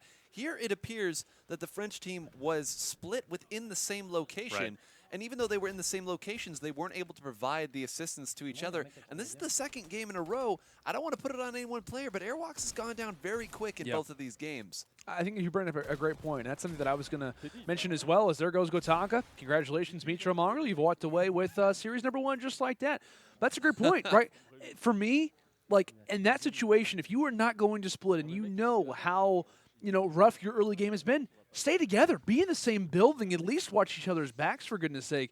That is a very scary situation that we can obviously continue to talk about. The early game, I mean, that mountain, that confidence that they have, it's shaky now. Like, there is not a whole lot of confidence that you have now from the winner's bracket side. You know you're vulnerable. You just lost pretty dominantly in that last matchup as well. It wasn't as if, oh, we had a close one, we lost it, let's carry on to the next game. How long did they last in that series? Like, what, a few minutes? Like, it wasn't long at all. And honestly, if I'm them, I'm down at least, as you saw, like, what, 20, 23, 22 total elims? Like, this is probably, if we were to play the entire game out, it's probably like 40 to 8. I'm thinking myself, like, honestly, I'm just thinking, hey, this game, we could throw this one away. Let's risk it. Let's just drop separate. Maybe we go off, set a world record. You never know what could happen, right? But we could potentially make that comeback. But splitting, even within the same location, you saw it wasn't successful. And now you're going into the bracket reset. Let's go back to week 1.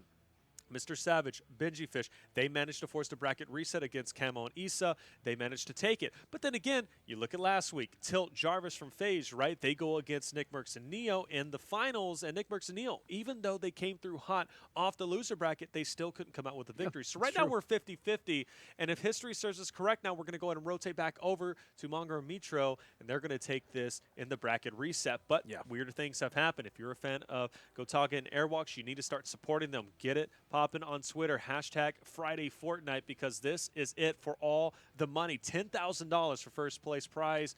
Let's see who's going to take it. Absolutely. And guys, it is now time for the final question. I promise I don't have this one wrong. I double, triple, quadruple checked just to make sure it is correct. I literally was counting.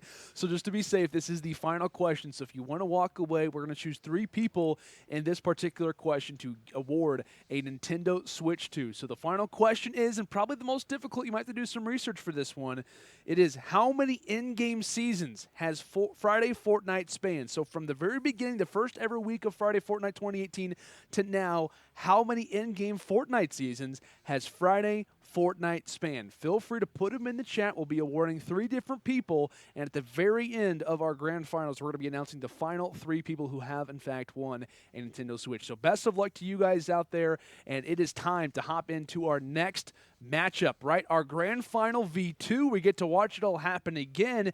And guys, I got to ask you for your predictions at this very moment. We talked about Mongraal and Mitro. They've looked fantastic. They've looked good, especially when it came down to this first game. I think we all kind of know in terms of like where the confidence is. Sure. But do we think that there is at least a chance that Gotaga and his teammate, do you think it'll be close? Do you think they have a chance?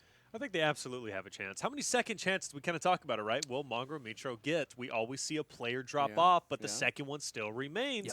Hey, they have a slip up, one goes down. Hey, then at that point in time, it's anybody's game. And Gotaga, Airwaks, they could come through with it. 9 thoughts? I mean, they could, they might, they maybe. I'll go so far as to say they have to play immaculately. They cannot make a single mistake, a slip up at any point. I'll go so far as to say that if one of them goes down early in this game, even if they get the revive, they will lose entirely too much momentum to keep up as we get into set 2 here of Friday Fortnite Grand Finals. In fact, we will. Map 1, breaking it off. Mongraal, Mitro, fantastic performance when it came down to their run up to this point. From the very start of losers round 1 here in the grand finals, they've officially reset everything. We're back to square one. One more series to decide who will be our Friday Fortnite 2019 Week 3 champions. And 9, you've obviously laid it out. In terms of Gotaga and Airwaks, their early game especially and their overall play has to be immaculate. They have to look phenomenal.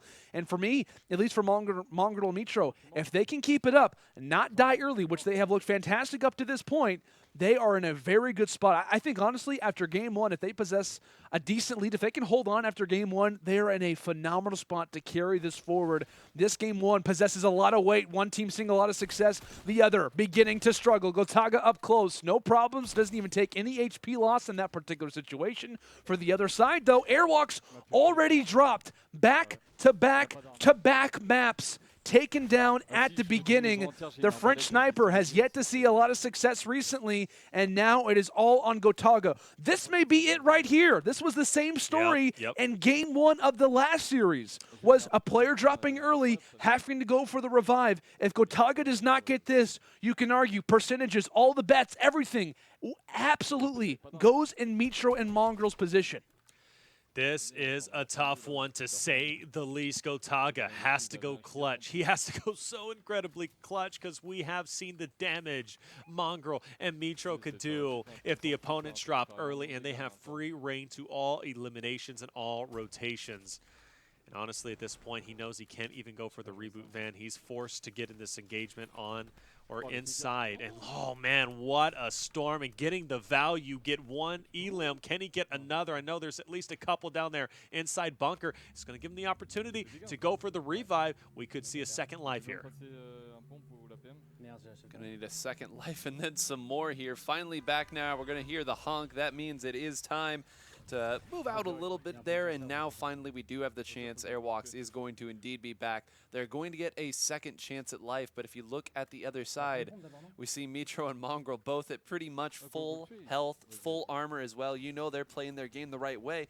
And you know, one of the things that we've kind of talked about over this set, really all that Mitro and Mongraal have to do is just keep doing what they've been doing. They don't have to change anything. The onus is entirely on the French team here. If they want to bring this back, they have to change something. And I feel like the onus of change being on the other team really makes it easier for our team right here, the Heroes, as they continue to just pummel Elims and all these poor players who are having a really rough go of it today. Oh my goodness, just continually dominating the competition and even showing Pleasant Park.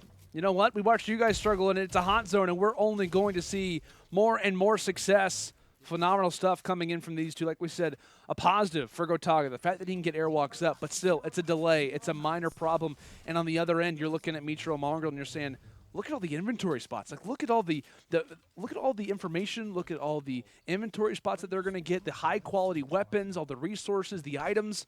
They're looking great right now, Taylor. Yeah, and 4 shockwave grenades, and we know they know how to use it. But despite those rotations from Neo over to Pleasant, and Pleasant being a hot drop, scores only 5-4. So I will tilt my hat over to Gotaga and Airwaks, who still maintained a lead, and also to Gotaga for going so incredibly clutch to come in with the revive. So now Second Life is here, and I gotta say, Gotaga and Airwaks, they are not gonna waste this opportunity.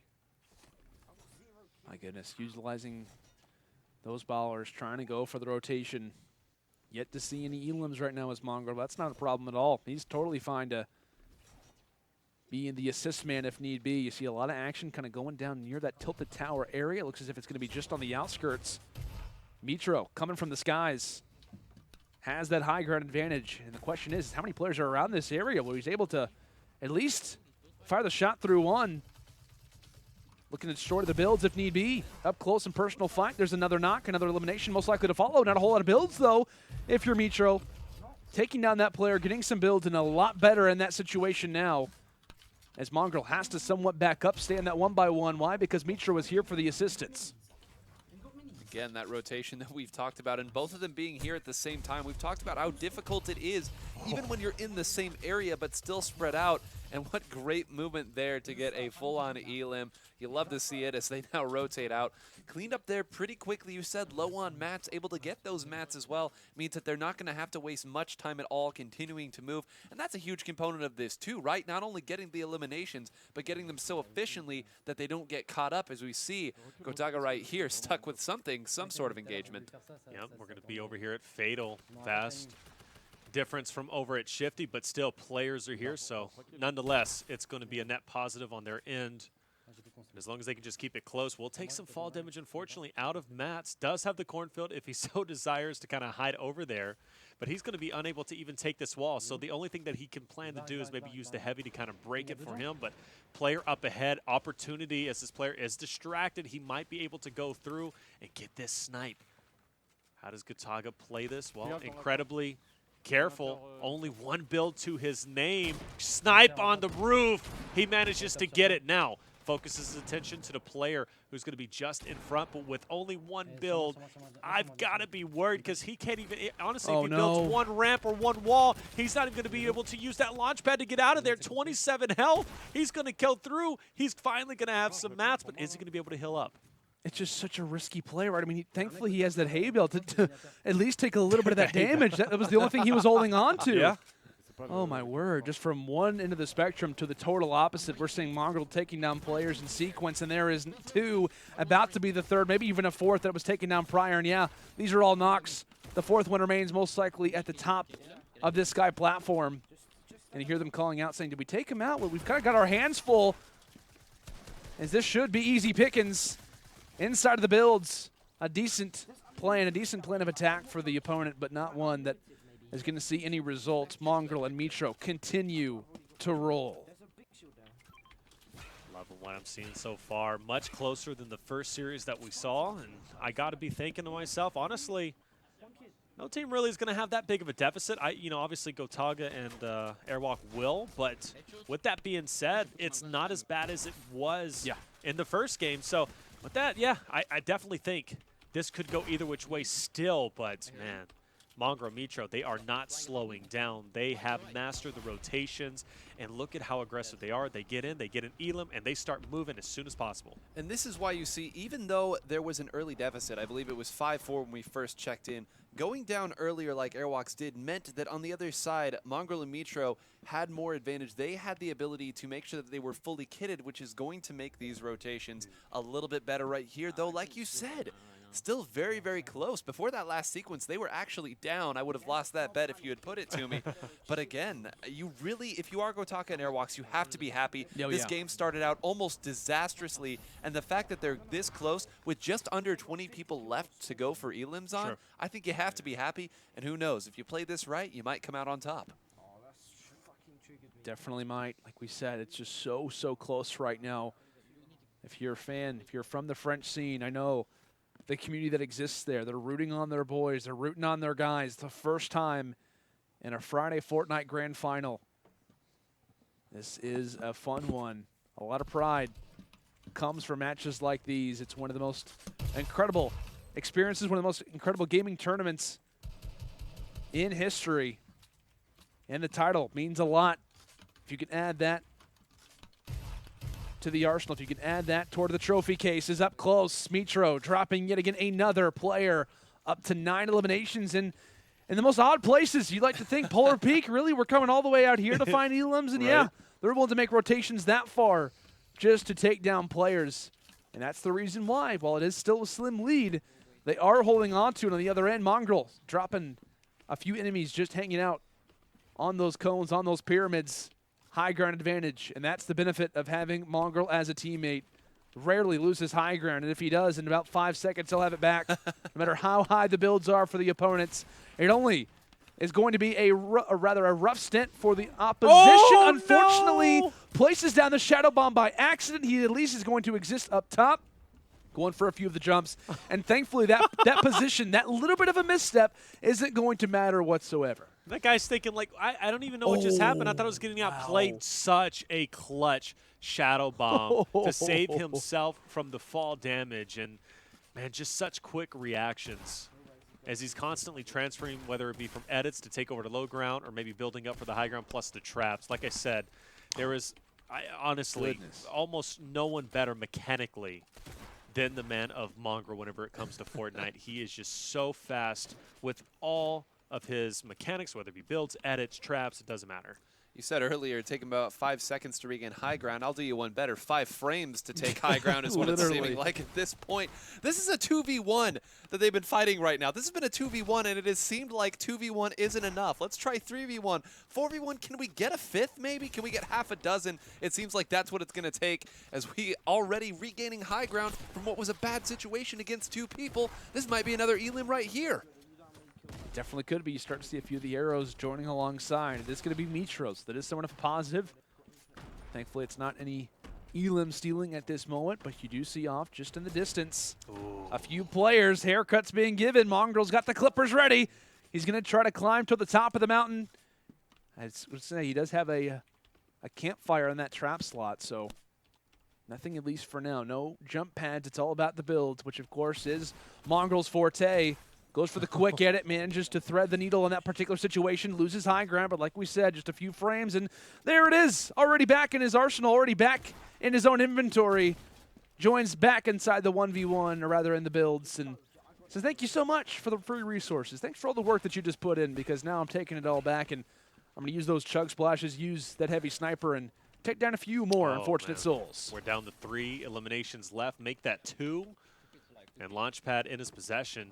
You got to be thinking that he's going to be using, he meant to use that launch pad rather than the campfire, but Mitro is going to be the first one on the attack for maybe one of the final players. As meanwhile, though, phenomenal work coming out. This is going to be the last guy, and heads up play coming out from Airwaks to solidify the final 2 eliminations. And I do know Mongraal and Mitro, they're going to have the lead so far, but man, I got to say, Gotaga as well as Airwaks, not a bad performance to come through, at least close some of that deficit. Game 2 could go to anybody. We talked about right after Series 1, it was 25-4. definitely a different series when it comes down to this next series, and that's one thing that's obviously good for everybody involved. 23-16, still a decent amount of elims that come through in terms of Mongraal and Mitro, but for Gotaga and Airwaks, that's a like 12 elimination improvement. That's definitely notable. That's very significant. Yeah, only 7 elims are going to separate the 2-9, and going into game 2, man, I honestly, in my heart, I'm still supporting Gotaga and Airwaks just because of their performance a little bit earlier. Gotaga finally being in the finals for the first time in Friday Fortnite. From last year to this year, he's been trying so hard. But Mongraal, he's been here before. He's been in the finals. He has won, of course, with Domintos. But Mitro, he wants to also solidify a Friday Fortnite win, and he is doing everything in his power to come through big. But Mongraal, Mitro looking like an unstoppable force for the final remaining games that we've been watching them, whether in loser bracket now and also the grand finals. Man, I got to say, it's going to be a huge victory if Gotaga and Airwaks come through with this. I got to say, though, like the one thing of emphasis that we have to bring up, Gotaga and Airwaks, phenomenal game, right? They play a fantastic matchup. It still wasn't good enough. It still didn't get it done. And I think for me, and regardless of how nervy their early games have been, and even in that last game, it still was nervy, right? We even saw Airwaks drop at the beginning of the game when they go towards Salty Springs. If it wasn't for Gotaga to go big, we're thinking, hey, this is probably, maybe a 30-40 elimination deficit. Thankfully, it's not in this instance, but I think they need to play aggressive. I think they need to play more aggressive. Their early game cannot struggle like it has been, and while it may seem a little bit uncomfortable, you might look at the other side and say, oh, well, maybe they've had mistakes. Maybe they've had a few slow performances. We can bet on that. You can't bet on that anymore. You can't rely on what has been a 1 in a million chance to happen in the grand finals. No, you have to make the adjustment here, and I think if we do not see Gotaga and Airwaks make the adjustment, I don't think they walk away with it. Like I said, Mongraal and Mitro, high risk, high reward, whatever. It's only rewarding right now. It's only continuing to be rewarding, and you can't bank that the one time it happens in the tournament is now going to happen here in Game 2 of the second series of the Grand Finals. It's not likely, but I'm really curious to see how they play, but I think they need to play more aggressive.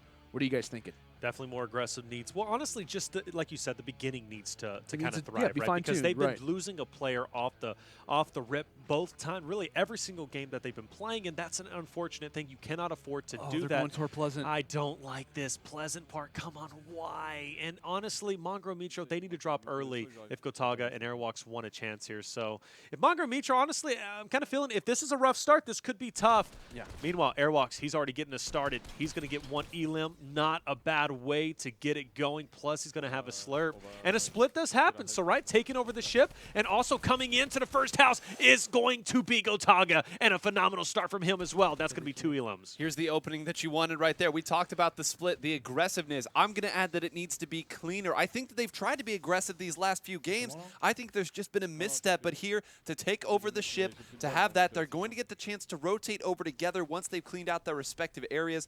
Airwalk should be able to get some nice loot here to bring back down, but we see on the other side, Mongraal and Mitro, they are not changing anything at all. Still living in Neo Tilted. They have some real estate there.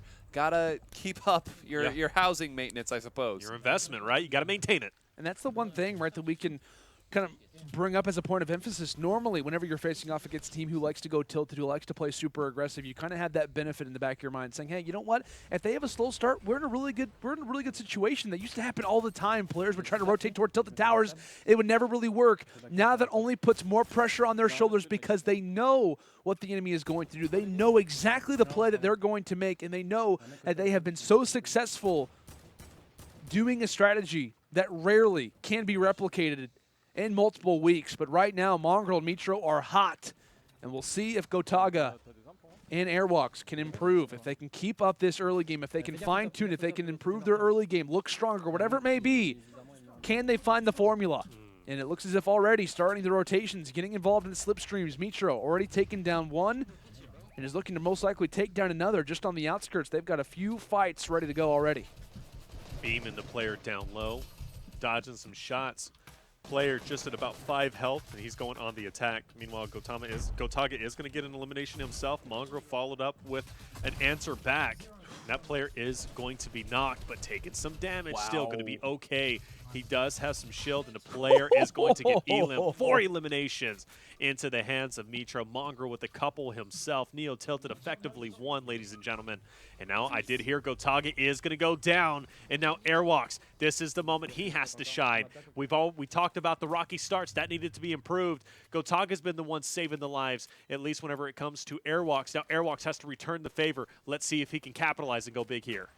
The new guy in town needs to put on a performance. He needs to have a huge clutch here. Thankfully, has that baller and desperately needs to escape, riding off in the sunset, but still a lot more work to do. The journey does not end here. If anything, it starts to begin. And it looks as if the question remains, can he get toward that middle? And he actually might try to go for the revive at this location.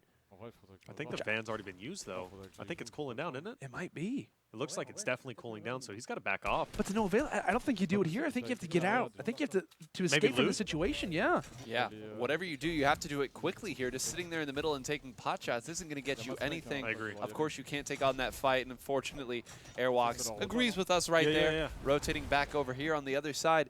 Mitro and Mongraal continuing to pile up elims right there. They have located another poor person that they are, again, always finding ways to pinch, to pincer, to 2v1. Any way you like to phrase it, it ends up the same with another elim. And on the other side, you see Gotaga still down. Airwaks trying desperately to get that revive. Oh, it looks as if he might be able to get it. Nice. He's able to get it, landed. Whew. I was going to say, that's new life, right? If he dies, if he gets eliminated, it's over. Tournament's done. So the fact that Gotaga's brought back in this game, it helps a little bit. But we've talked about the early game struggles continuing for Gotaga and Airwaks. On the opposite end, a much more aggressive push, one that is continuing to work out in a high reward-like way. Rotations are being made. Gotaga just trying to get back, trying to get something in the inventory, something of notability.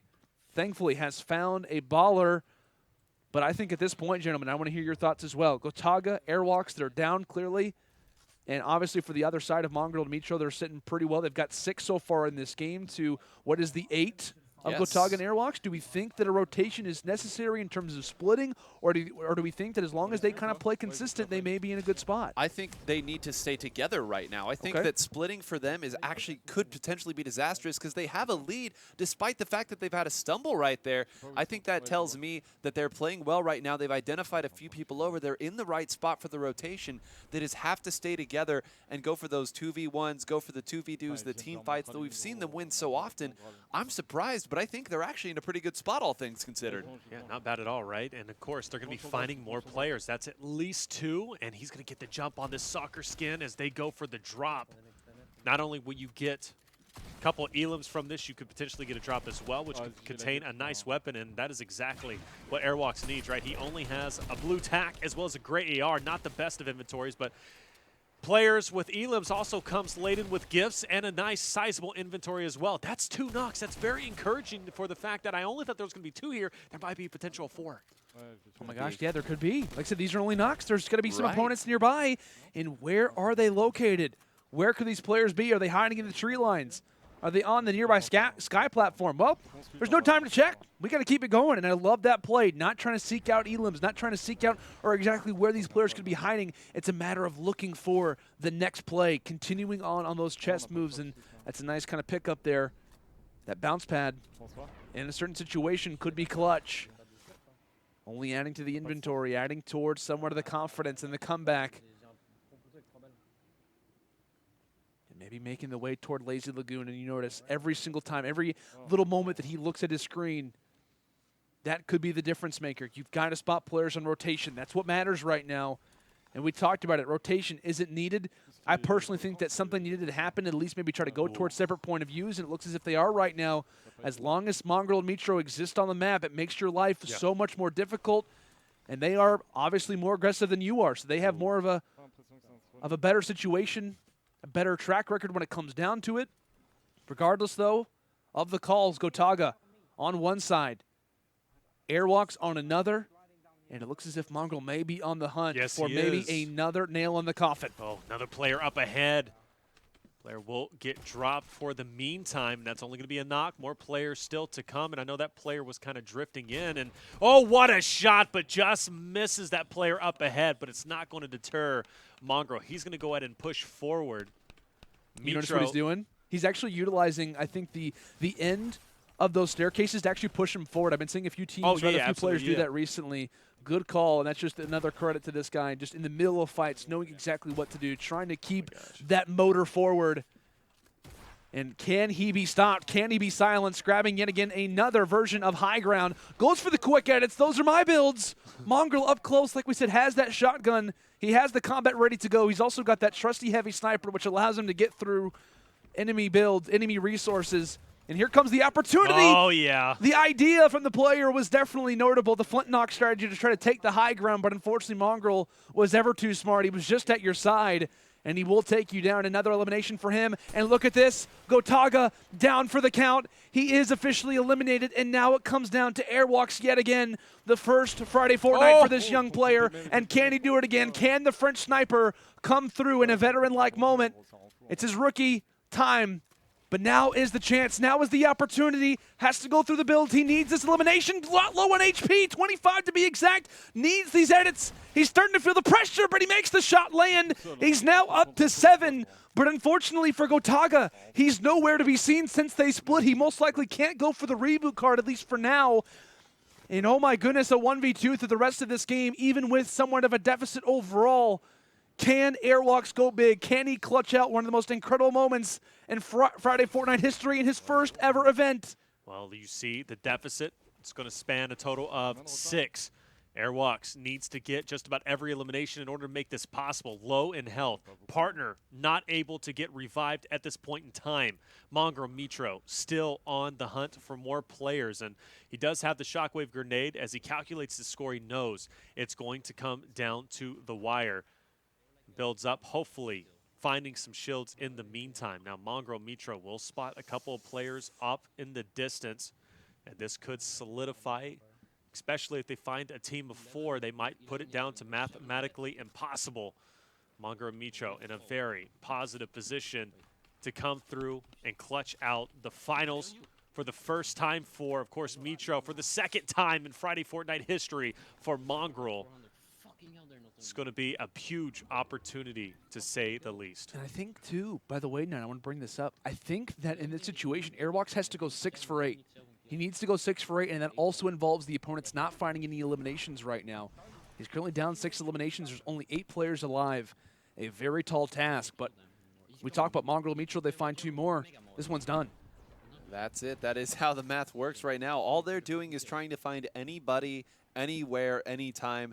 They know the math right now. They know exactly how many they need to get. You heard the frustration earlier that they didn't. Double pinging right there to make sure that everyone knows. They don't care who all knows. If they get this, if they take care of business, this might be the end right now. Talk about the high ground falling right on. Shield melted off, blasting their way through. There's only so much building you can do. There goes a knock. That's phenomenal. 1 knock comes into play. That's another one added to Mongraal's elimination count. We know what the score was. Mitro coming through as well. If they were able to solidify at least 4 elims, it's going to be mathematically impossible for Airwaks to take this. Another one comes into possession of Mitro. Mongraal trying to answer up as well. And that is, in fact, going to be Airwaks is able to take one. So keeping it just within reach. Still back against the wall, but very possible. And I thought I heard a player drop for the meantime, but it's not going to come into effect. Mongraal, Mitro pushing forward. Players still up ahead, using everything in their inventory, including the zip lines. They're going to go ahead and take this geyser. They're going to look ahead. Airwaks as well, still behind, but pushing ever so slightly and nudging his way to potentially taking over the victory. Oh, and they spot someone just on the backside of these pallets. He has no idea this is coming. Oh no, another elim comes through. And if you are at this moment, Gotaga, if you're Airwaks, your confidence is starting to be lost. At the same time, though, Mitro losing some HP. Is this a victory lap, or is this the final one that they'll come through with? It looks as if the trap might have landed, but I don't believe it's going to be enough. They are still seeing success. Pressure plant is where this one is starting to come to a close. Oh, out of builds. No builds at this moment right now for Mitro. It's all about the range, and Mongraal's coming on the flank. A perfect duo ship. a wonderful way to most likely close out this game and maybe indicative of how this one is going down. Airwaks just a little bit too late, just a little bit low, a little bit slower to the party. Yep. As this should be a victory for the young squad, the young boys, the talented team, the guys who are qualified for the Fortnite World Cup, and together, Mitro and Mongraal. This one should be done in their favor, but you got to talk about reboot vans are a thing. Sure. And that is the only faith. That's the only thing that Airwaks is holding on to right now is the factor that a reboot van may be available and may be able to get him out of this situation. But this would be one of the craziest situations of all time if he can just make this go even. Only 2 more eliminations to be had on this map. There is a reboot van just up ahead, but I see no one near it. Every player searching the foliage. We know these trees can provide such dramatic coverage. And Airwaks will have the advantage at least to kind of pursue ahead of Mongraal Mitro, but the final engagement's going down, and it is going to be Airwaks finding the bush. He gets the elim, but I don't think it's going to be enough, ladies and gentlemen. Mongraal and Mitro are going to win week number 3 of Friday Fortnite. The second time for Mongraal, the first time for Mitro. You love to see it, but what a performance from Gotaga and Airwaks to come through. They fought tooth and nail till the very end of it, but man, you got to give your hat off to them for second place, but $10,000 richer is going to be Mongraal and Mitro. What a final. A final, you know, the mental fortitude, I think, from Gotaga and Airwaks to at least come back and make it a respectable bit. You see right there, 40-29 at the end, certainly much closer, and they did everything that they could, right? One thing that we talked about here is the way that Mongraal and Mitro play. It's just too much. It's just too much aggression, and it forces you to play a different way. And this isn't a mode where you typically think about player versus player. You think about player versus pub, but we talked about it earlier, and I'll reference it again. You have to react to what your opponent is doing. That time, they could simply not keep pace. And when you can build at about 5 pieces every 5 frames, I can't really blame him for that. Oh, I mean, that's a great point you bring up. And in that instance, right, game 2, 17-13. It was a very close matchup for Gotaga and Airwaks, but you laid out perfectly, 9. It was a matter of just overwhelming their opponents. So much aggression. We were waiting for that high risk to start to come through with the high reward. It didn't happen, and I don't know if it's going to for a while. These guys just look incredible. Obviously, at the start of the tournament, they get knocked down. They actually lose to, I think it was Destroy and his teammate, one of the qualifier teams that made it through with Assault. And then from there, they go down to the losers bracket, and they just go on a tear. In my opinion, the greatest losers bracket run in Friday Fortnite history. Mongraal and Mitro from round number 1 took down team after team after team, made it to the grand final, reset the grand final, and took it in a dominant way. It's not just a matter of the fact that they won these games. It was a matter of dominant performances, especially toward the latter parts of these games, especially when we talk about that losers final and here in this grand final. We take a look at the standings. Congratulations to Mongraal for the 2-peat. Mitro for his first, and you got to tip your hat, right, to the French side. Gotaga and Solari's own Airwaks played fantastic, and in at the 3rd spot, TypicalGamer and Thieves. It's been some time. Glad to see these guys back on top. I know that they are very talented players. I've kind of labeled them in previous, and you guys have as well, as some of the best content creators that are actual players in the game, despite having all the YouTube subs, all the you know what, the Twitch followers, etc. All the content, right, that you put out there.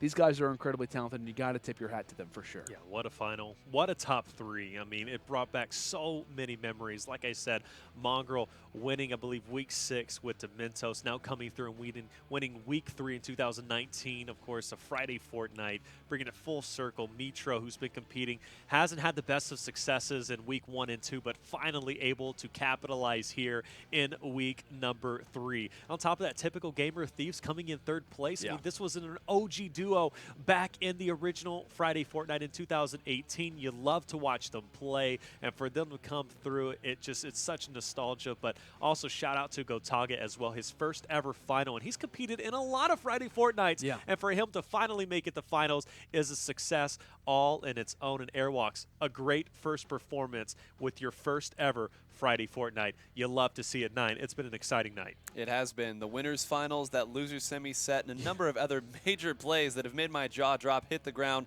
Need a little ointment to make sure that it's going to be okay tomorrow. But I want to thank you guys again for having me on. It was a great show tonight, and I hope all of you at home enjoyed it just as much as I did.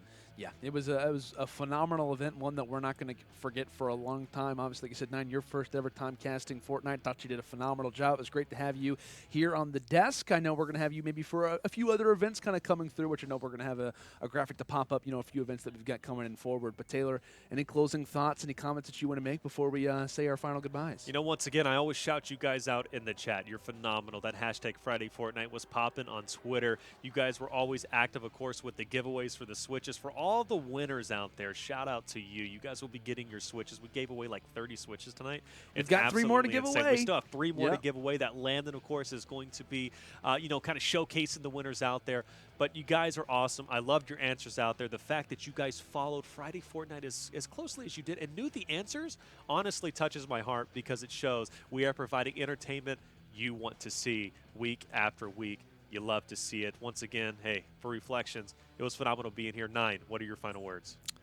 You took a lot of them there. Thank in the chat there for all of the activity. I know that you're a big fan of watching chat as well, and I know that they said some good things out there. There was a lot of fun, a lot of great answers. So again, just thank you for the engagement. It's the engagement that makes tournaments like these possible, that keeps the sponsors coming back. So even though a lot of the glory goes to the players, thank you at home for watching as well, and thank you to the players for the great show they provided, and thank you too for carrying me through this. Well, buddy, it was fun. I tell you what, it was an event that I'm not going to forget for a long time, that's for sure. But like I said, guys, as we were alluding to it, our final giveaway winners are officially decided. Now, before we headed into the grand finals, we're kind of in the midst of it. I asked you guys in terms of the last question, how many in-game Fortnite seasons has Friday Fortnite spanned? Now, the correct answer, because I saw a lot of different ones, I know there was some spam kind of going out there, it was, in fact, 6. Now, I know there was a lot of 5s. It actually is 6. We started back in Season 4, Season 5, 6, 7, 8, and now here in 9. That makes 6 seasons total, and a few people who end up getting that right and will earn the final 3 Nintendo Switches are Kellis with 2 L's and 2 I's, just to be more specific, Coop 15 Dog, and Mustang Sam. Congratulations to you guys. You do win 27, 28, 29, whatever you want to call it. All of the rest of the Nintendo Switches that we have to give away, our 30th to kind of round things out. So massive congrats to you guys. And like Taylor said, we want to give a massive thank you to you guys for just being involved, right? For watching Friday Fortnite over the years. It was a pleasure to kind of do these trivia questions in order to give you guys something. And obviously that was in honor of Keemstar, and obviously the fact that this event is even still possible is fantastic, right? It's amazing to be a part of, so we want to give another thank you to every one of you guys who continues to watch, who continues to support, and obviously you guys know the trivia very, very well. You even knew it better than I did, that's for sure. So it's impressive. We want to thank you guys so much for staying tuned, and we only want to try to give you guys more and more as time goes on. But like I said, massive thanks to Keemstar for allowing for this event to be possible. Guys, it wouldn't happen if Keem was involved. It wouldn't happen if FaZe Clan was involved either, so massive thank you to them. We also want to give a huge thank you to our sponsors for making this event possible as well. Major thanks to G Fuel. You guys can feel free to check out their website, the official energy drink of esports. And while you're at the checkout, you can feel free to use the code UMG for 30% off your checkout in honor of Friday Fortnite, so make sure you guys go and do that. Also, massive thanks and a major thank you to our friends at HyperX. Make sure to go check them out as well. And that's going to do it, right? We do have new champions. Mongraal, his second ever. Mitro, his first championship. Massive GGs to everyone who was involved and played a part in Friday Fortnite, from the players to you guys, as well as the audience. We want to give a massive thank you to you for watching yet again, and for the entire UMG studio. For 9 Whole Grains, Taylor Reflections Noble, I'm Landon Lano Sanders signing off for the final time, saying thank you so much for watching Friday Fortnite 2019, week number 3. We'll see you all next time.